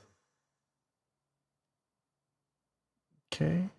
156,000 Allied troops stormed Normandy on D-Day with crushing air superiority and numerical advantage.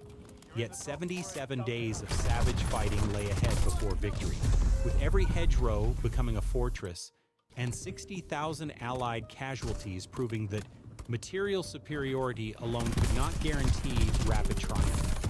The story we think we know about Normandy ends on June 6, 1944. We remember the beaches, the paratroopers, the heroism of a single day. But D-Day was just the opening act of a brutal 77-day campaign that would unfold in 3 distinct phases. The real question is not how the Allies won on D-Day, but how they survived the nightmare that followed. This is the story of overwhelming air power and numerical superiority crashing against determined German resistance in a landscape designed for slaughter.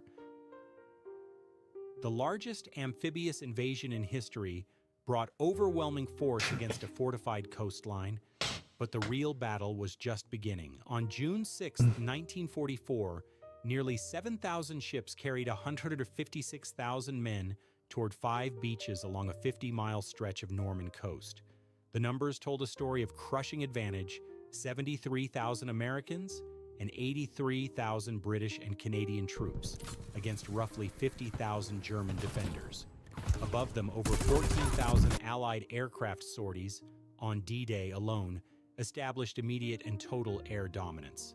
The Luftwaffe, once masters of the European sky, could field fewer than 300 operational aircraft in the entire region by mid-June. The ratio was not just favorable, it was catastrophic for Germany. But numbers meant nothing on Omaha Beach. Survivors described a wall of fire, bodies everywhere, the ocean turning red. German machine guns and artillery pieces positioned in concrete bunkers along the bluffs cut down landing troops before they could reach the seawall. Engineers trying to clear obstacles died in the open. Medics crawled through the killing zone to reach wounded men who would not survive. At Pointe du Hoc, Rangers scaled cliffs under direct fire to silence German guns. Over 60% became casualties. The Atlantic Wall fortifications, bunkers, minefields, gun emplacements proved that concrete and steel could extract terrible costs even from overwhelming force. Eisenhower and Montgomery had coordinated this massive multinational assault with clear vision.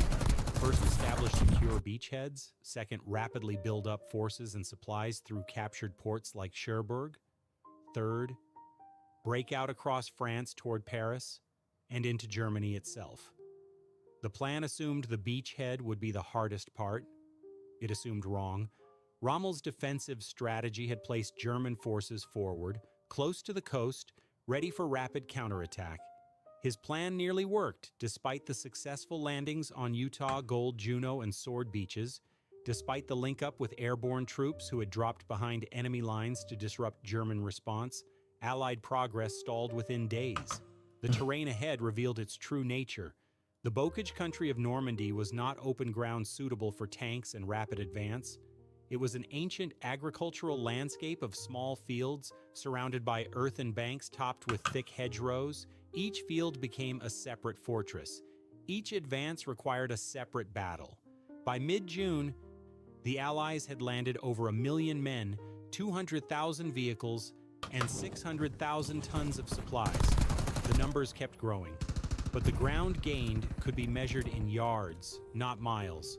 Material superiority meant nothing when you could not see the enemy 20 yards ahead. Air superiority meant nothing when your own tanks could not move. But as Allied forces pushed inland from their hard-won beaches, they entered a landscape that would turn their material superiority into a grinding nightmare, where every field became a killing zone and weeks of progress could be measured in yards. The nightmare landscape of Normandy's Bocage country awaited. Ancient hedgerows that would devour Allied advantages and turn every advance into a blood-soaked crawl. The Bocage turned warfare inside out. In open country, Allied tanks and numerical superiority would have crushed German resistance. But there was no open country. Historian S.L.A. Marshall captured the reality in 5 words. Every hedgerow was a fortress. The earthen banks stood 6 to 10 feet high, topped with centuries-old root systems that formed impenetrable walls. Visibility dropped to a few yards, tanks could not maneuver. Infantry had to clear each field by hand, advancing into unknown fire zones where German defenders waited in ambush. Between D-Day and late July, Allied forces suffered approximately 60,000 casualties in this grinding hedgerow warfare. The Germans lost between 80,000 and 100,000, but they made the Allies pay for every field, every town, every road junction. Professional German defenders used terrain mastery to exact terrible costs. They positioned anti-tank guns to cover narrow lanes. They set up machine gun nests with overlapping fields of fire. They counterattacked at night when Allied air superiority meant nothing. The 12th SS Panzer Division and Panzer Lehr Division conducted aggressive, competent resistance that contradicted every assumption about rapid Allied advance. Allied air superiority reached 15 to 1 or greater by July. Allied tactical air forces averaged 1,000 to 2,000 sorties per day, attacking German positions, destroying supply columns, bombing bridges and rail lines. German soldiers described constant bombing and strafing. Movement during daylight became suicidal. Reinforcements could not reach the front. Supplies ran low. The psychological pressure was overwhelming, but the hedgerows still protected them. Fighter bombers could not see targets hidden beneath the canopy. Strategic bombing could not dislodge defenders from earthen fortifications. Air power alone could not win this battle. The fight for key towns revealed the brutal arithmetic. Cannes, a D-Day objective, did not fall until late July. Saint-Lô required weeks of attritional combat. Private accounts from Allied soldiers described the terror of moving through narrow lanes, unable to see more than a few yards ahead, subject to sudden ambushes and sniper fire. Medics worked under fire, engineers died clearing paths, infantry squads advanced 100 yards and counted themselves lucky. By early July, U.S. engineers developed a tactical innovation born from desperation. They salvaged steel prongs from beach obstacles and welded them to the front of Sherman tanks, creating Rhino tanks that could cut through hedgerows instead of climbing over them. This simple adaptation took weeks to develop and implement. It required trial and error, battlefield modification, and the willingness to admit that the Bocage had defeated conventional tactics. Combined arms tactics evolved slowly. Infantry, armor, and engineers working together to clear fields, supported by artillery and close air support. But the adaptation came at a terrible cost in time and lives. The common misconception that D-Day meant victory collapsed against the reality of near stalemate. Excuse me. Allied commanders faced a crisis.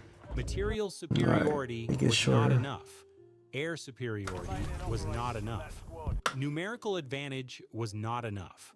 The Germans could not win, but they could prevent the Allies from winning quickly. Every week of delay gave Germany time to shift forces, to prepare defenses deeper in France, to hope for a political settlement. Something had to break the deadlock. After weeks of stalemate and mounting casualties, Allied commanders prepared a solution as devastating as it was desperate. A hammer blow of concentrated air power that would either shatter German lines or prove that even overwhelming force could not break the Bocage deadlock. The answer came from above, a storm of bombs so concentrated it would either break the German lines or prove them unbreakable. On July 25, 1944, Operation Cobra began with carpet bombing on a scale never before attempted in support of ground forces.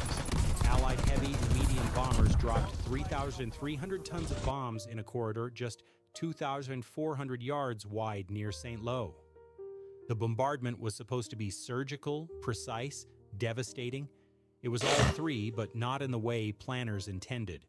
The massive bombing killed hundreds of American troops when bombs fell short, including Lieutenant General Leslie McNair, the highest-ranking American officer killed in the European theater. The friendly fire casualties revealed the terrible risks of concentrated firepower, even as it achieved its strategic objective. The bombing did not simply destroy German positions, it shattered the entire defensive structure. Communication lines went dead. Command posts vanished. Survivors emerged from their bunkers dazed, bleeding from the ears, unable to coordinate resistance. The U.S. 7 and 19th Corps, led by the 9th and 30th Infantry Divisions, advanced through the bombed corridor. German lines that had held for weeks collapsed in days. The campaign transformed from static attrition to mobile pursuit.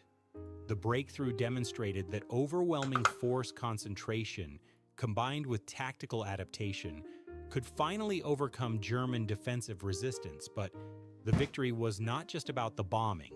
Weeks of attritional fighting had worn down German units.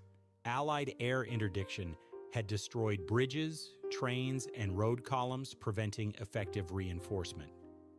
The transportation plan, executed throughout June and July, had isolated Normandy from the rest of France. German forces could not retreat effectively. They could not receive supplies, they could not maneuver. When the breakthrough came, they had nothing left to stop it. Allied forces exploited the breach with speed and aggression.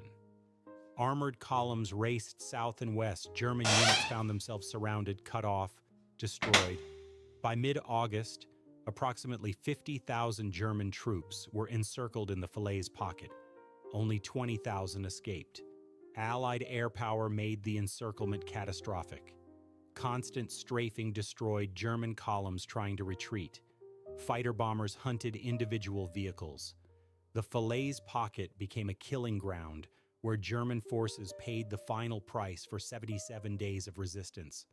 The three-phase narrative from amphibious assault through Bocage attrition to devastating breakout proved that victory required not just material superiority, but tactical adaptation, overwhelming force concentration, and the patience to fight through determined defensive resistance.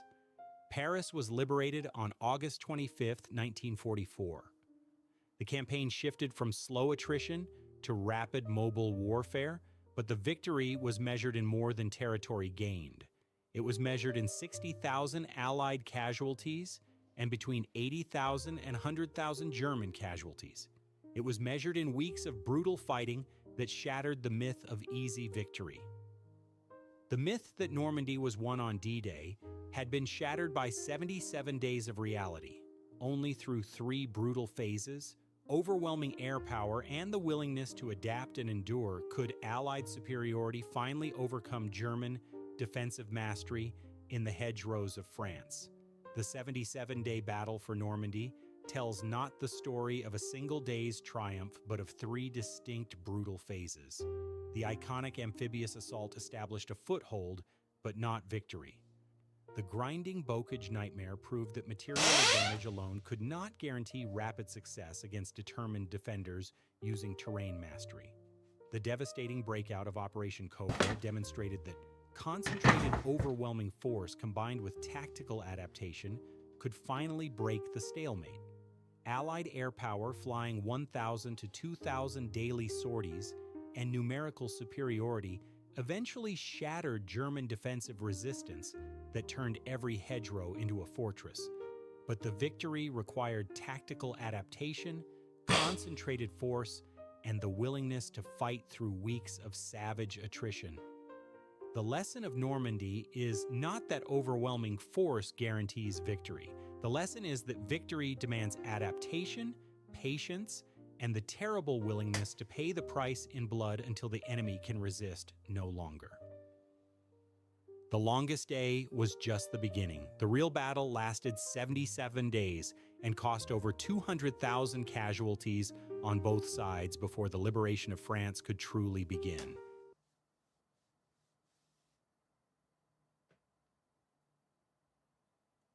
In the history of World War II, there are two distinct narratives about infantry rifles.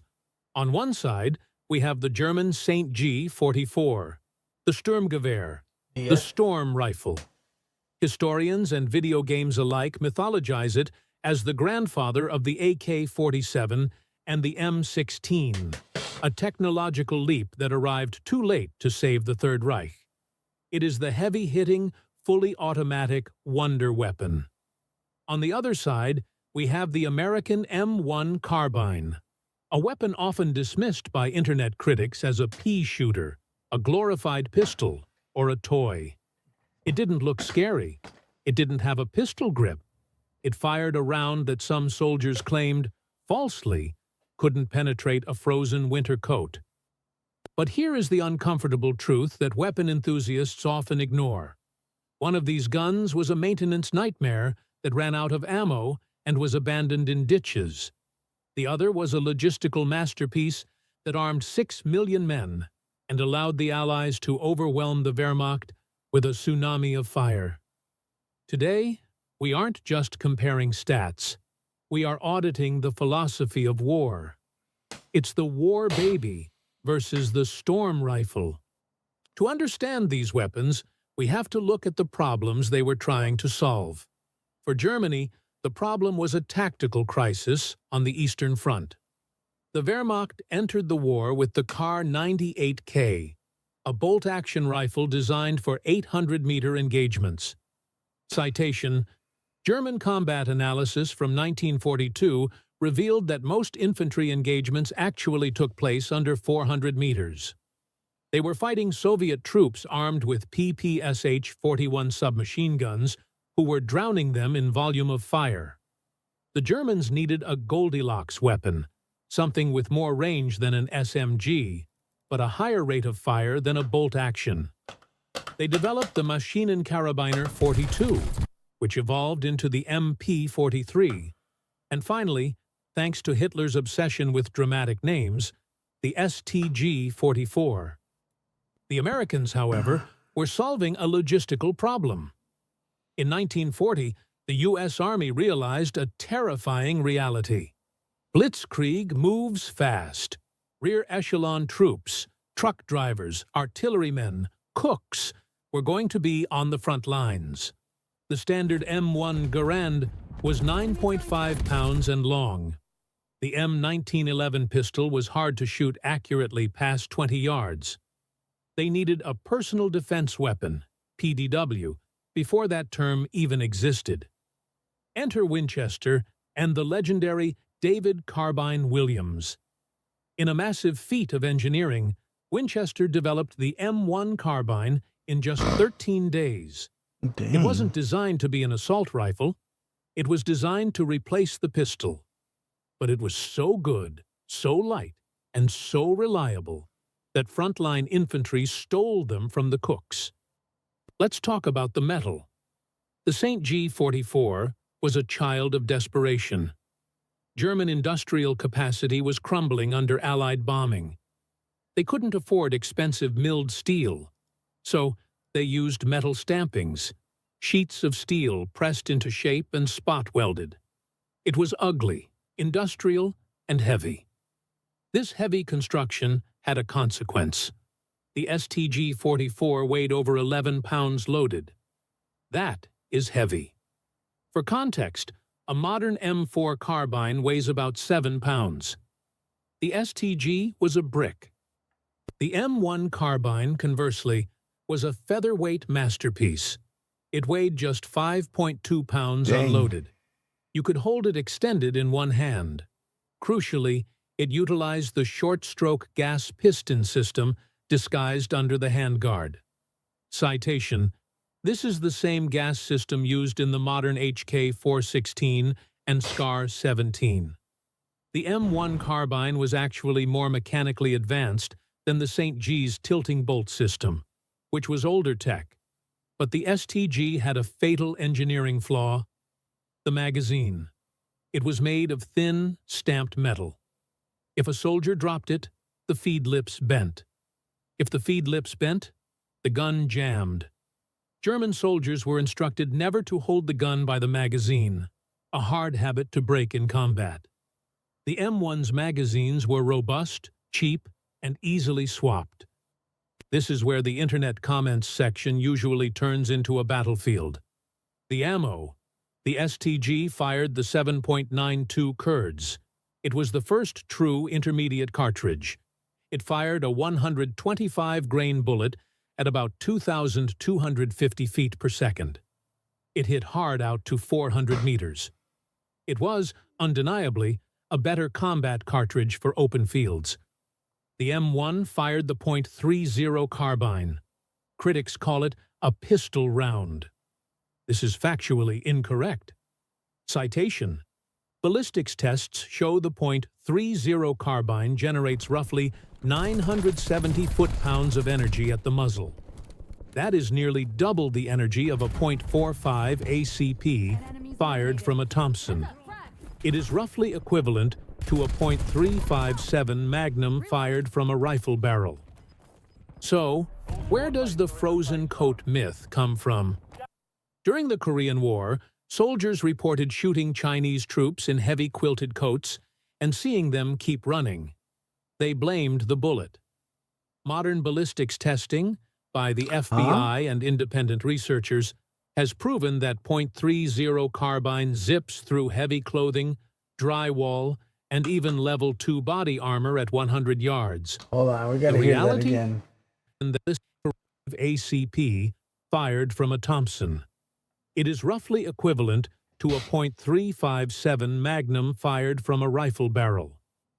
So, where does the frozen coat myth come from? During the Korean War, soldiers reported shooting Chinese troops in heavy quilted coats and seeing them keep running. They blamed the bullet.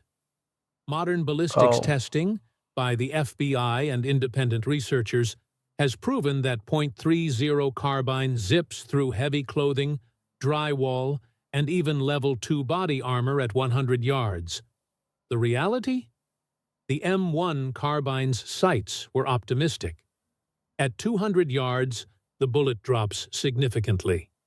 In the chaos of human wave attacks, frozen hands, and terror, soldiers were likely missing or hitting non-vital areas. The gun took the blame for the chaos of war. We often talk about stopping power, but we rarely talk about carrying power. Infantry warfare is 99% walking and 1% shooting. If you are clearing a house in Aachen or patrolling a jungle in the Pacific, do you want an 11-pound rifle that is front-heavy, or a 5-pound rifle that snaps to your shoulder instantly?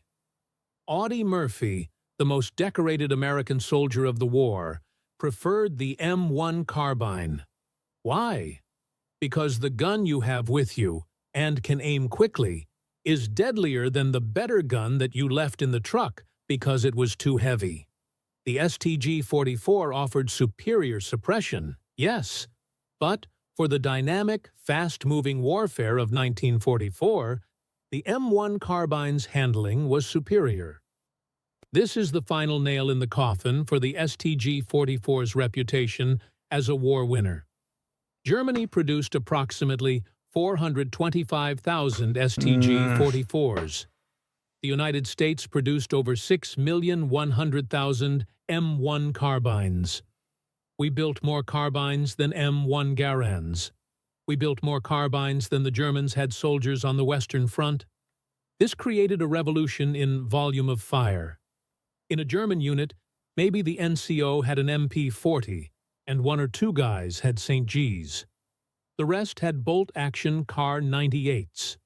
In a U.S. unit, the officers, the mortar crew, the machine gunners, and the radio man all had semi-automatic carbines with 15-round magazines. If a German patrol bumped into a U.S. supply column, they weren't met with pistol fire. They were met with a wall of lead. The M1 carbine turned every single American soldier into a credible rapid-fire threat. That is a strategic victory that far outweighs the STG's ballistic advantage. So, it's always render a been about verdict. speed for me too. If you are writing a history of technology, the STG-44 wins. It was the future. It defined the assault rifle class. It was the father of the AK-47. It was a visionary step forward. But if you are writing a history of victory, the M1 carbine takes the crown. It was the ultimate tool for its time. It was rugged, reliable, and produced in numbers that defy comprehension. It didn't try to be a wonder weapon. It tried to be a useful weapon. And in doing so, it became the most underrated small arm of the 20th century. But I want to hear from you. In a zombie apocalypse or a trench in Bastogne, which one are you grabbing? The heavy hitter or the lightweight rapid fire? Let me know in the comments below. Make sure to like and subscribe. We'll see you in the next one. This is Microdocs. Thanks for watching. The M16 scandal in Vietnam was bad enough that American soldiers were getting killed because of it. Whole platoons were found dead beside their disassembled rifles, clearly trying to make them work in the very last moments of their lives. Some had to use them as bats when the enemy overran them, or grab a weapon from the enemy if they could, because their own rifles simply stopped firing. For years, people tried to cover up what had actually happened to the M16 in Vietnam. When the truth finally surfaced, it turned out to be darker than anyone wanted to admit. So, let's start from the very beginning.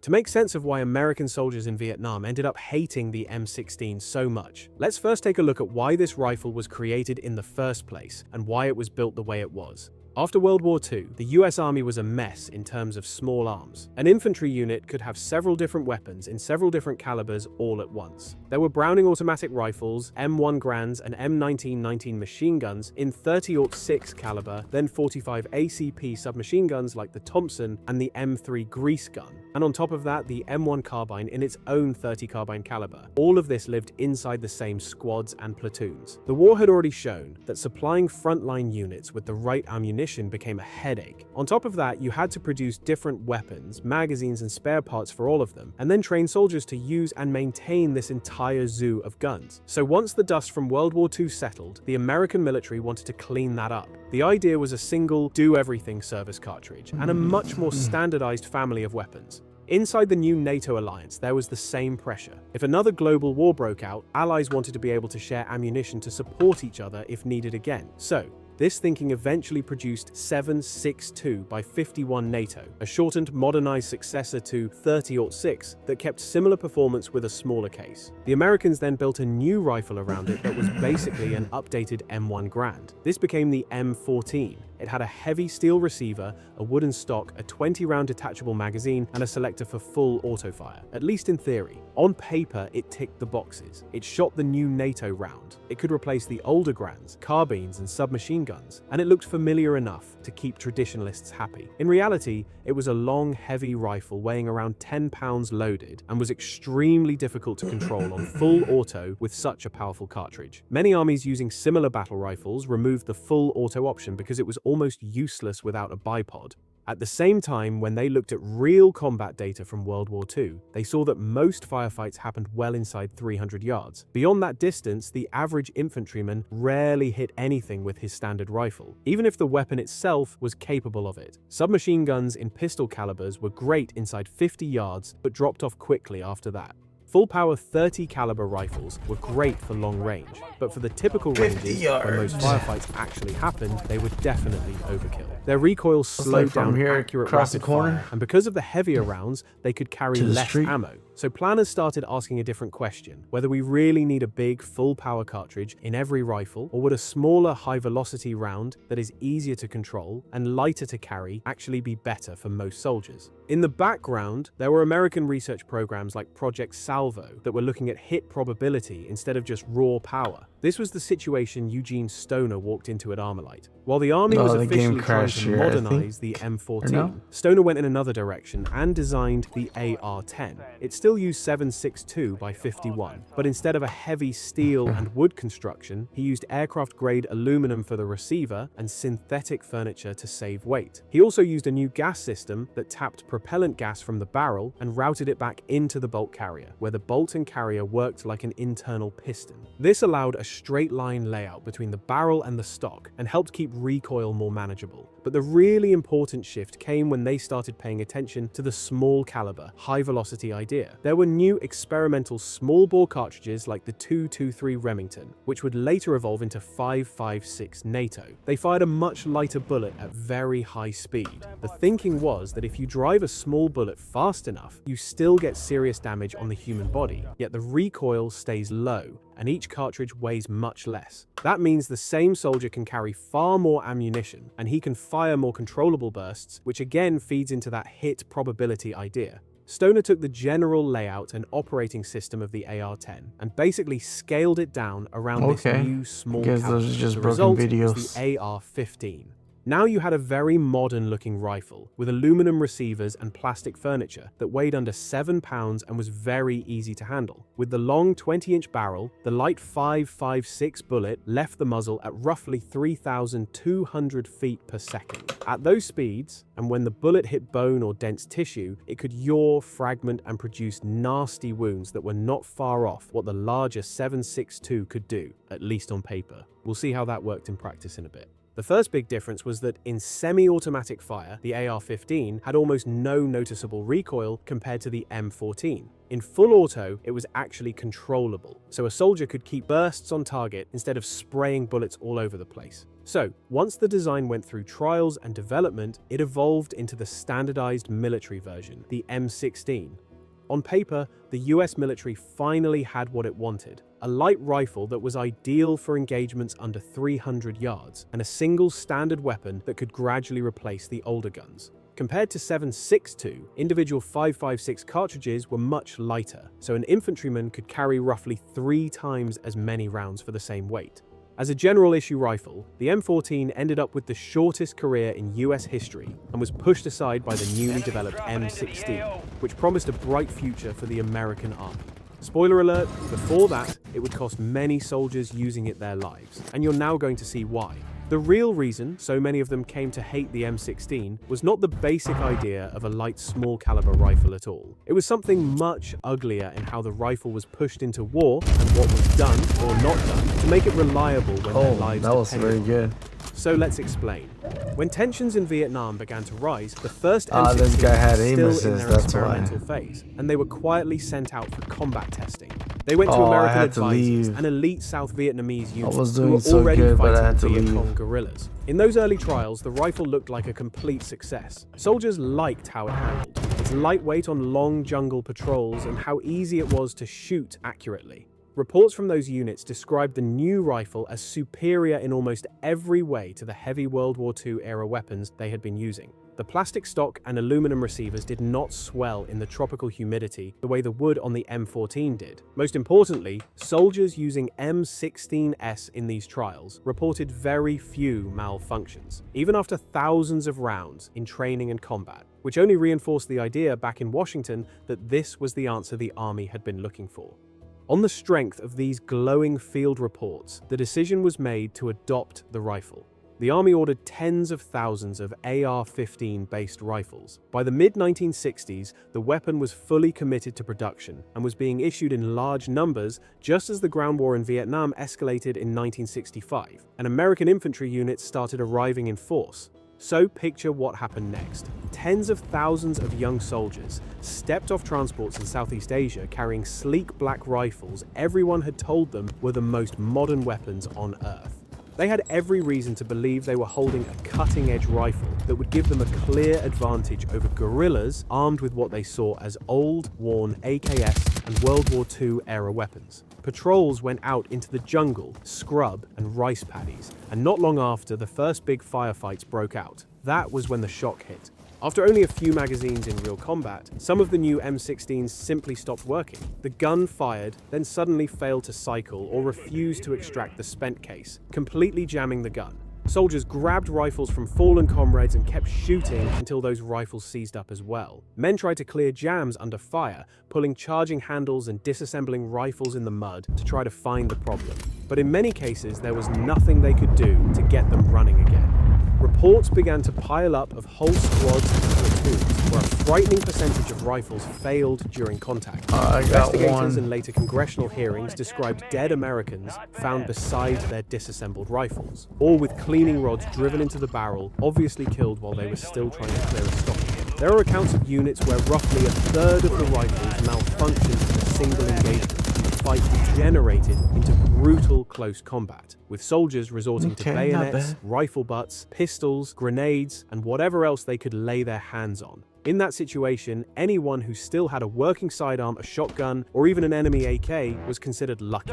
As trust in the weapon collapsed, men started carrying more hand grenades and did whatever they could to get spare pistols or older weapons the M16 was meant to replace. No one seemed to have any idea why this was happening. They had been told they were carrying the finest rifle in the world. It had proved great in testing, yet in the middle of Vietnam, it would just stop firing after a couple of magazines. Okay, so what was actually happening and why? First, everything was made worse by a decision that now looks insane in hindsight. The M16 had been advertised and sold within the bureaucracy as a self-cleaning rifle. Colt's promotional material and some early army messaging pushed the idea that the new materials and the gas system meant much less maintenance. As a result, the first large batches of rifles were sent into a dirty, wet jungle war with completely inadequate support. Units received no proper .22 caliber cleaning kits for their weapons. Some troops ended up improvising, trying to clean rifles with aircraft fuel or whatever they could find. Soldiers were asking their families in letters to buy civilian cleaning rods, brushes, and gun oil and mail them to the front. There is even a documented case of a soldier who was the only man in his platoon with a cleaning rod. During a firefight, he ran from position to position, trying to clear out stuck cases and get other men's rifles back into action until he was killed. Stories like that spread quickly and hardened the feeling that something was deeply wrong with this weapon and with the people who had sent it into combat like that. One of the biggest causes of the jams was a particular type of stoppage called a failure to extract. The spent cartridge case would expand in the chamber and stick there. The extractor claw on the bolt would rip through the rim instead of pulling the case out, leaving it firmly wedged in place. The only way to clear that kind of jam in the field was to hammer a rod down the muzzle and punch the empty case out from the front, and those rods were exactly what many of the early units did not have. Chambers that were not chrome-lined also corroded and pitted quickly, which made stuck cases even more likely no matter how much a soldier tried to clean his rifle. Also, for reasons that were still unknown at this point, the M16 fouled quite a bit and got very dirty inside after just a couple my of aim is on, but it wasn't registering anything. Much less controllable than what had been depicted in testing. When Colt and Army investigators looked into the problem, and when journalists and Congress began to dig as well, they eventually uncovered the very dark truth. During early development, the AR-15 had been tested with an extruded stick powder made by DuPont called IMR4475. It burned at a predictable rate, produced the right pressure levels the rifle was optimized for, and left relatively little fouling in the gas. This powder was used in ammunition fired during testing and the M16's experimental stage, and the rifle had run well with it. But in 1964, just as the rifle was being pushed into mass production, the Army Ordnance Department quietly changed a key part of the equation. Because of cost and logistics reasons, criminal negligence, or even outright deliberate sabotage, they switched the standard propellant in the 5.56 cartridge to a ball powder called WC846. Ball powder was cheaper to make in huge quantities, and the Army already had large stockpiles because it had been used for artillery and ammunition produced during World War II. Basically, the idea was that if we already have piles of this powder, let's use it instead of the more expensive one. However, the problem was that this ball powder behaved very differently. It raised gas port pressure, drove the cyclic rate much higher, and produced heavier fouling in the chamber and gas system. To make matters worse, this change was approved with little or no realistic compatibility testing in the actual M16. Eugene Stoner himself was not even consulted about the switch, and no one stopped the process to retune the rifle for this new ammunition. With the new ammo, the promising new rifle was now being handed to tens of thousands of infantrymen about to go to Vietnam and use it in real combat. So, when those young Americans marched into the jungle, believing they had the most advanced rifle in the world, what they actually had was a weapon whose ammunition had been altered at the last moment to use a dirty, hotter burning powder that completely messed up a rifle that had been fine-tuned around a different powder. That pushed the bolt carrier back faster and raised the cyclic rate well above what Stoner had set the system up for. Because of the higher pressures, it also caused that signature quirk of tearing the rim off the cartridge and leaving it stuck in the chamber. Carbon and unburned granules were blown into the gas tube and bolt carrier and then baked in place, building up a thick, gritty layer in the moving parts. In a hot jungle, with unlined chambers that rusted and pitted, and with soldiers given no proper cleaning gear, that fouling turned the so-called self-cleaning rifle into something that could get its operator killed in a firefight. And that is exactly what was happening. Army Ordnance did not stop there. They also insisted on...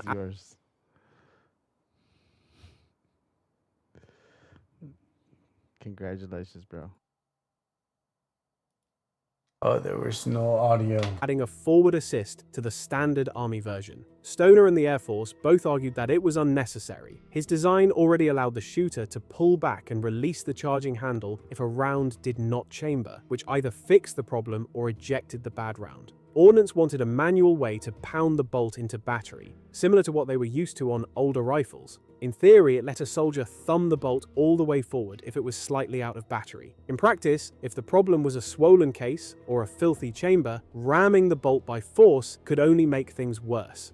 If all this was not enough, there were also problems with early magazines. The standard 20-round magazines were cheaply made and intended to be semi-disposable. In other words, you used them once or twice and discarded them. But they overdid this, so their feed lips bent easily and the springs were weak, which caused rounds to jam inside and not feed properly. Many Vietnam veterans remember loading a maximum of 18 rounds into a 20-round magazine to ease pressure on the spring and tapping the magazine on a helmet to free any cartridges that might be stuck inside. You saw that in movies, surely, and it is not some cool Hollywood trick, but what soldiers actually did.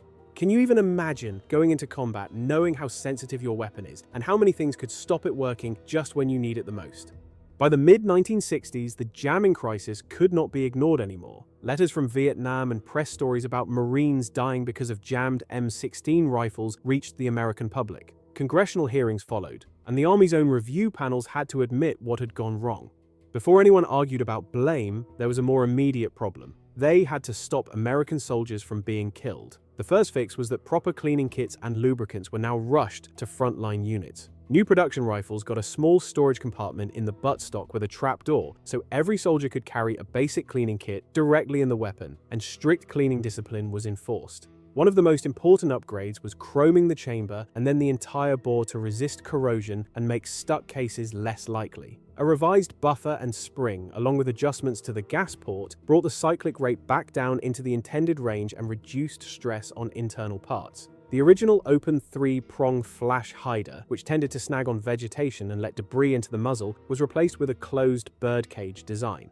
The powder problem was addressed too. The ammunition was reformulated so that the 5.56 round still hit the required velocity but produced less fouling and a more manageable gas curve in the rifle. Over time, new ball powders replaced the earlier ones, specifically to cut down on carbon buildup and stabilize performance. Better magazines appeared as well. First improved 20-rounders and then more reliable 25 and 30-round designs, which gradually fixed the feeding issues that had haunted the system in its early years. Later trials of the M16 used ammunition loaded with the original type of powder, and the catastrophic level of failures seen in Vietnam simply did not show up.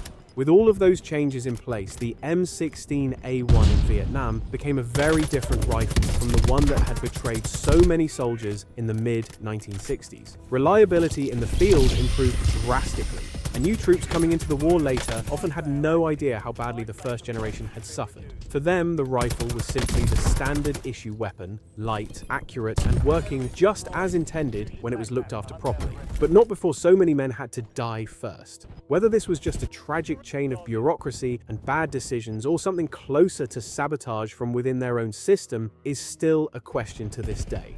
The congressional investigations pointed to serious negligence and corruption, although in the end, no officer or official was criminally charged for it. No one was fired, demoted, or prosecuted specifically for the M16 disaster, even though everyone understood that frontline troops had paid for those mistakes in blood. As for the rifle, once the problems were finally solved, it went on to become one of the longest-serving designs in American history. It gradually shifted toward the M4 carbine, a direct descendant of the original M16, just more compact and modular. So what do you think about this, and how many more bad decisions like that led to deaths we never even found out about? That was such a bad idea. But now, what are we supposed to do here? War medicine, in conjunction with the College Institute. Y'all don't kill the last two. Side-by-side surgery, amputation through the ages. Hello there, I'm Kyle Dalton with the National Museum of Civil War Medicine. Happy to be here at Conakry Institute. Thanks for having us. The Conakry Institute, thank you, Kyle.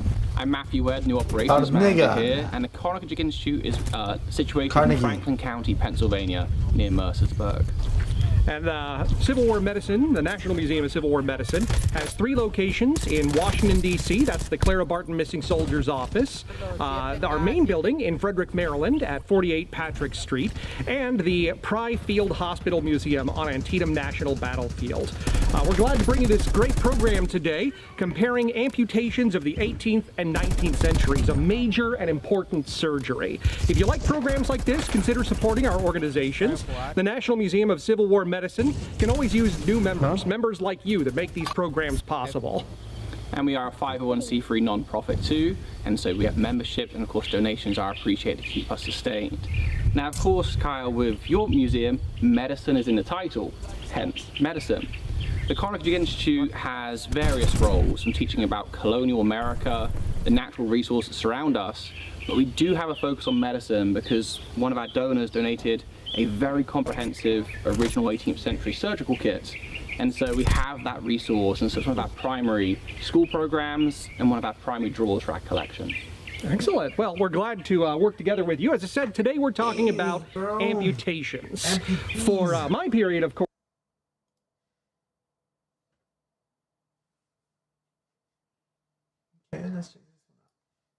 I am sure you have all heard the question, what is the scariest animal? I mean, it is one of the greatest icebreakers, at least in my opinion. And some of the more common responses to this are things such as snakes, sharks, spiders, crocs, bears, etc. Now, these answers are fair. They all can be quite scary. But really, statistically, there is only one true answer. And no, it's not mosquitoes. Rather, other humans.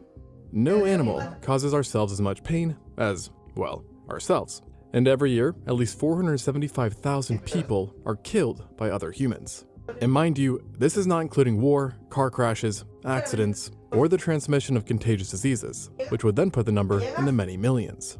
And so not only can no other animal compare to this by numbers, but also not by brutality, because without going into too much detail, I'm sure most of you already know how brutal humans can be. However, for as bad things can seem today, in some ways, I much prefer the present over the past, as back in the day, people could be quite, out of control. And there is no better evidence for this than real-life discoveries which document ancient human cases so grim that it honestly makes horror movies look like sunshine and roses. And a decent place to start is about just the worst time you could have spawned as a human, the Neolithic, also known as the New Stone Age. It's hard to describe this period in one word, but whatever that word is, it's not a good one. And that largely was because of us, with violence and war being the name of the game back then. In fact, the violence was so bad that it might have resulted in a drastic drop in population that was severe enough to cause an actual genetic bottleneck. And due to this, you might be unsurprised to hear that we know of literally hundreds of mass burials and sites of brutal violence that all trace back to this period.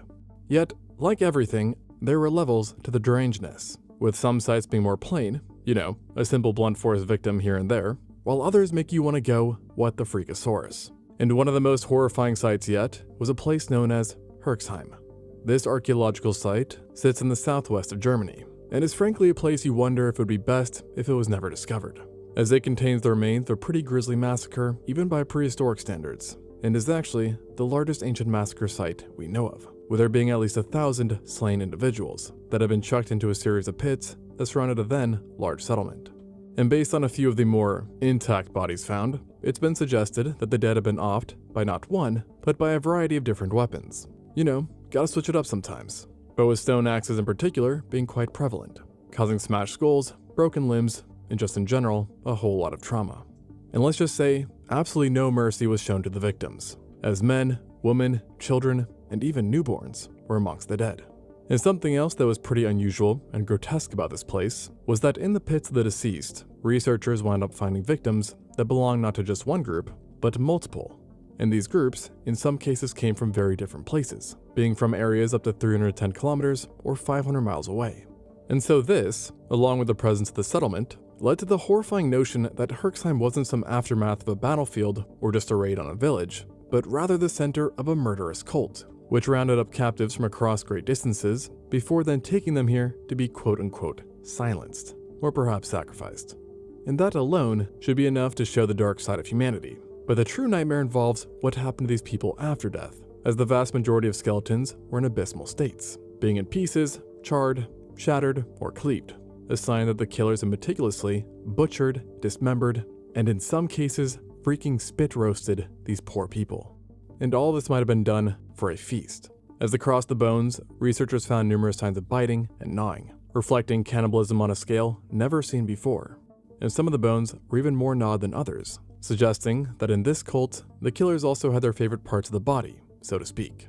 And sadly, we don't really need our imagination to imagine what parts those were, as we are quite certain that one of the most prized parts turned out to be the noggin, i.e. the brain, as the majority of skulls were treated in the exact same manner, being that they had been struck along the sagittal line, splitting faces, mandibles, and skull caps, creating symmetrical halves, with a few also clearly having been skinned as well. How lovely. And after eating the flesh off the heads and extracting the brain contents for a good source of daily fat, this cult would then take the vault of the skull and transform them into essentially skull cups, from which they would then drink, leading to another very pleasant idea that the victims were feasted upon while their killers drank from their literal skulls. Quite a horrifying thought, being eaten while someone uses your skull to quench their thirst. But with all this said, ultimately Herxheim was just one of numerous sites that demonstrated such behavior. But it definitely holds the crown when it comes to quantity and quality, so you could say. And you really won't find locations more brutal than this one. But you can definitely find acts that are almost as cruel and also very strange, such as a discovery that was made in 2023 when a team stumbled upon a collection of dismembered body parts. Specifically, a dozen of hands that were unearthed within 3 separate pits. No bodies, just hands. Now, admittedly, it wasn't the first time specific bones were found in pits, but these ones were located in a rather odd place, where you wouldn't expect to find such a violent act. And where was that? Well, in front of a courtyard. And whose courtyard? Well, instead of a specific person, it belonged to a culture, in a sense. One that I'm sure you have all heard of, and at some point might have been very interested in, as it belonged to ancient Egyptians. Yup, it seems like these guys had a knack for hacking people's hands off, and then stuffing them into pits. Now, we were already aware of their affinity for this, based on certain hieroglyphs which have been discovered in the past, depicting people clearly collecting hands like some type of game achievement. But this find was the first case of researchers actually seeing the practice carried out in real life. Here's the thing though, severed hands are not exactly new. We've seen them happen in prehistoric cases of violence before. Such as where a hand is lost in battle. Yet, this story is a bit stranger than simple violence, if you will. You see, the courtyard was situated right in front of a throne room, which belonged to the Hyksos dynasty, a rather well-known group that actually originated in the Levant and ruled thousands of years ago, marking them as the first foreign rulers of Egypt, with this site explicitly being over 3,500 years old. And they are well known for having introduced a variety of cultures and new tech to the Egyptians, including, for example, chariots. And I guess taking hands was a part of this too. But they weren't just taken for the sake of taking. No, instead it seems like these severed hands were used as some sort of currency. And I don't know about you guys, but humans constructing a society where removing hands is rewarded with gold or service isn't necessarily a place I'm trying to time travel to visit for too long, or really at all. And so what archaeologists think happened is that soldiers would sever hands off the living or already dead enemies of their rulers, before making them look nice and pretty and presenting them to the pharaoh or some noble, where in return they would have gotten the bag. There's also the suggestion that severed hands were a bit of a cultural currency too, wherein different rulers and people high up would show off by proving they had more sliced hands than the next guy or girl. And this all makes me wonder how many innocent people ultimately got their hands taken, simply because some soldier or person wanted some extra gold, or perhaps that a pharaoh just wanted to show off. And so far, a dozen of hands have been unearthed from this specific site, which by the way, belonged exactly to 12 individuals, who were above the ages of 21 but not elderly, and all but one were likely males, with the last hand possibly having belonged to a lone woman, which we know based off of finger length ratios. Now, to be honest, I'm certainly not saying this is the most brutal find we have involving people, yet I do think it really shows how strange humans are in a kind of bad way, where removing the body parts of your own species can be seen as a monetary, good, and cool thing. And this all makes me wonder, how did we even go from banging some rocks together to trading numerous body parts for gold? Well, I doubt I, or anyone can tell you all the precise steps involved, but I can tell you about the oldest evidence we have for intentional violence between Homo sapiens, the real Cain and Abel, if you will. A few years back within Romania, the team was excavating the Păstera Sioclovina cave of South Transylvania, where they then stumbled upon a multitude of different fossils and artifacts, specifically consisting of stone tools tracing to the Aurignacian culture, along with several bones belonging to cave bears. And now, despite being found in Romania, in Transylvania, this was no vampire's lair, rather a person or persons who had inhabited it for a while and had seemingly whacked a few animals here and there, which were brought back to be grubbed up. Yet, among the pile of material, the researchers noticed something, one very odd thing, which stuck out like a sore thumb, or should I say, a sore head, as it was actually a large piece of a skull, and it didn't belong to no cave bear, but rather a human. To be exact, it seemed to belong to an adult man, which had lived in the area about 33,000 years ago during the Upper Paleolithic. And something else they deduced quite obviously was that this was one banged up skull, as the skull's right side had essentially been cracked like a freaking egg. However, the team wasn't really sure what this meant. They couldn't figure out if the damage had been accidental, like maybe it was a clumsy goober who tripped and hit his head, or if the damage came from something like a falling rock. And so this meant they would need to do some research, which entailed gathering what was essentially the Avengers of Science, uniting researchers from multiple countries and carrying out a slew of tests and scans on the skull, which all ended up revealing a disturbing truth. Very disturbing. And that is that nothing accidental had happened to this man. He had been straight up killed. Intentionally, obviously.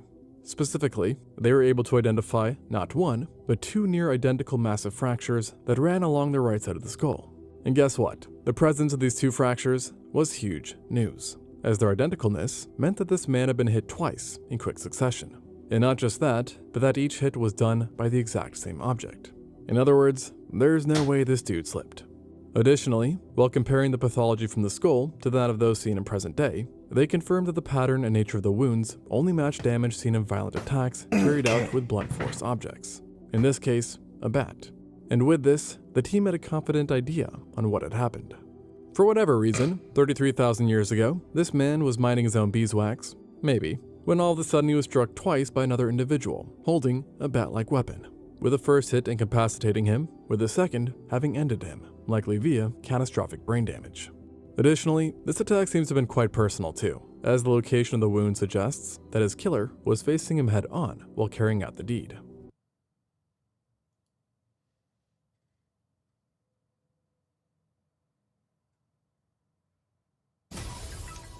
Welcome back. We are 1 hour away from the opening bell for a Tuesday. Let's check futures this morning. The Dow Industrial is down a fraction, as is the NASDAQ. S&P 500 up a fraction. As investors await the Fed, we will get the decision on Wednesday.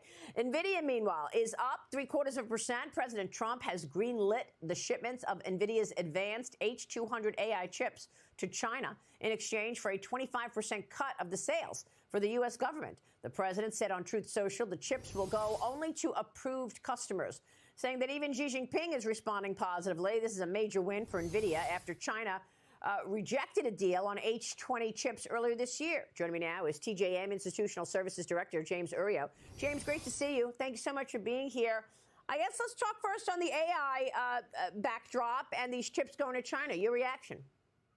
So it's a pretty big deal, but it's a big deal on two different fronts. One, it's definitely a boost for the AI trade. And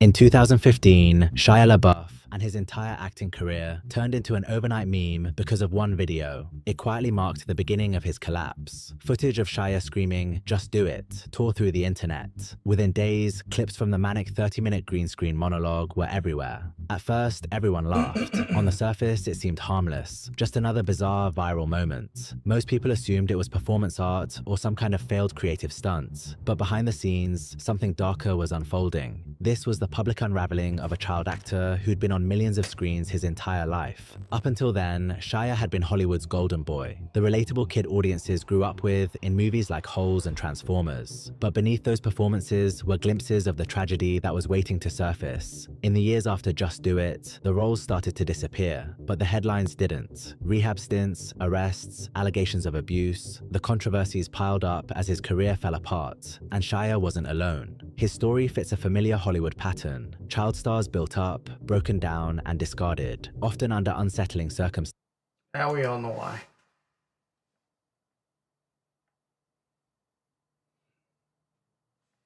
In just 20 minutes. No, you're not gonna master YouTube in 20 minutes. In just 20 minutes, I'm going to show you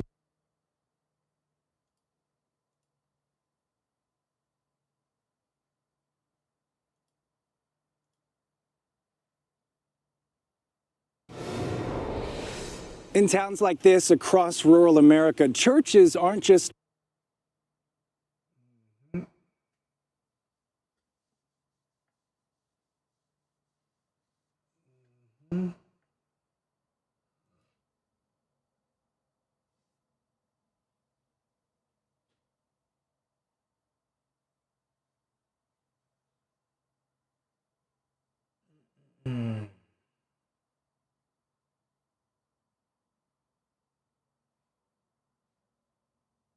Okay. This is interesting.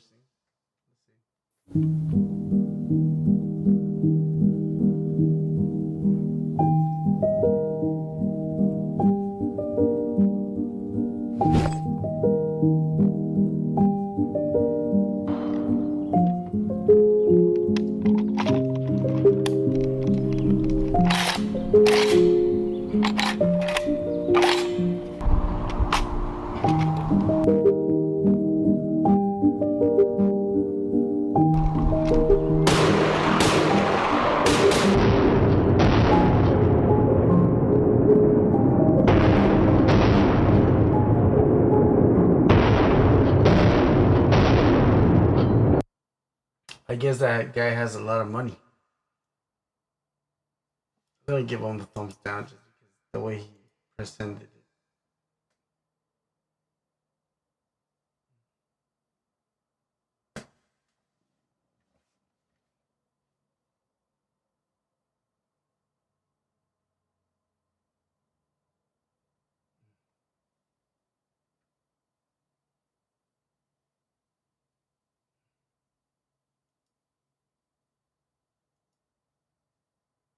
So I got some more Christian news for you guys, and you might not like this one. During a recent address, Pope Leo made a very bold declaration many Catholics were not expecting. He stated clearly that Jesus Christ alone is to be worshipped. Not Mary, not the saints, not any spiritual figure elevated over Christ. He emphasized that Mary is to be honored, respected, and blessed, and I agree. But she is not divine, not a co-redeemer, and not somebody believers should pray to as an intercessor equal to Christ. Pope Leo said that the cross was a one-man mission, completed fully and perfected by Jesus alone. He stressed that adding co-redeemers, co-mediators, or even spiritual assistants to Jesus distorts the gospel and confuses the church. I love you guys, but here's my take on it. If this message right here offended you in any sort of way about Mary and praying to Mary, then you, in fact, have idolized Mary. You have not venerated Mary. You have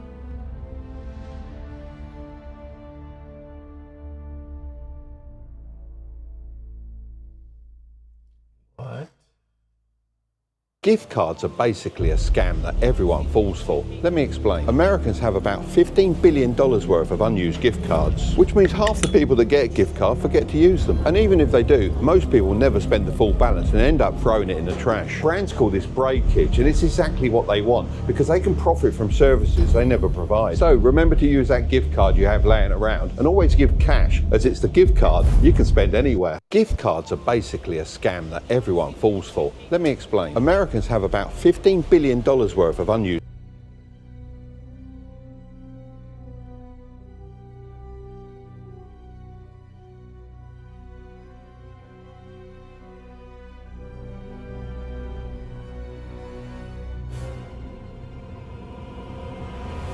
Prediction markets are not just gambling.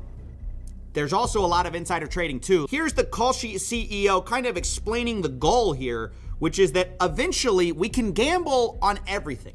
The long-term vision is to financialize everything and create a tradable asset out of any difference in opinion. Now understand, that guy who wants to make a tradable asset out of any difference of opinion, anything you care about, that guy just partnered with CNN and CNBC. Already the news is embracing, we're bear hugging, entering gambling markets into our news. Just like ESPN put sports betting odds into their programs and it became a big part of the sports watching experience. It's all about, hey, what are the odds on the game today? What are the markets saying the odds are? And part of what I find so grating about this dialogue, the debate right now, is the insistence by these CEOs that they are not actually gambling. There is propaganda going on that they are something completely different, all because they found a regulatory loophole that allows them to be gambling in states where it's not allowed. So here's just one post that expresses that. He says, Kalshi is not a gambling company, saying so is incorrect. I assume that people calling Kalshi gambling are uninformed rather than being defamatory, but Kalshi is not gaming. Now, I want to point out to that guy that most of the volume on prediction markets like Kalshi is made up by sports betting, aka the same thing that people bet on like with DraftKings, FanDuel,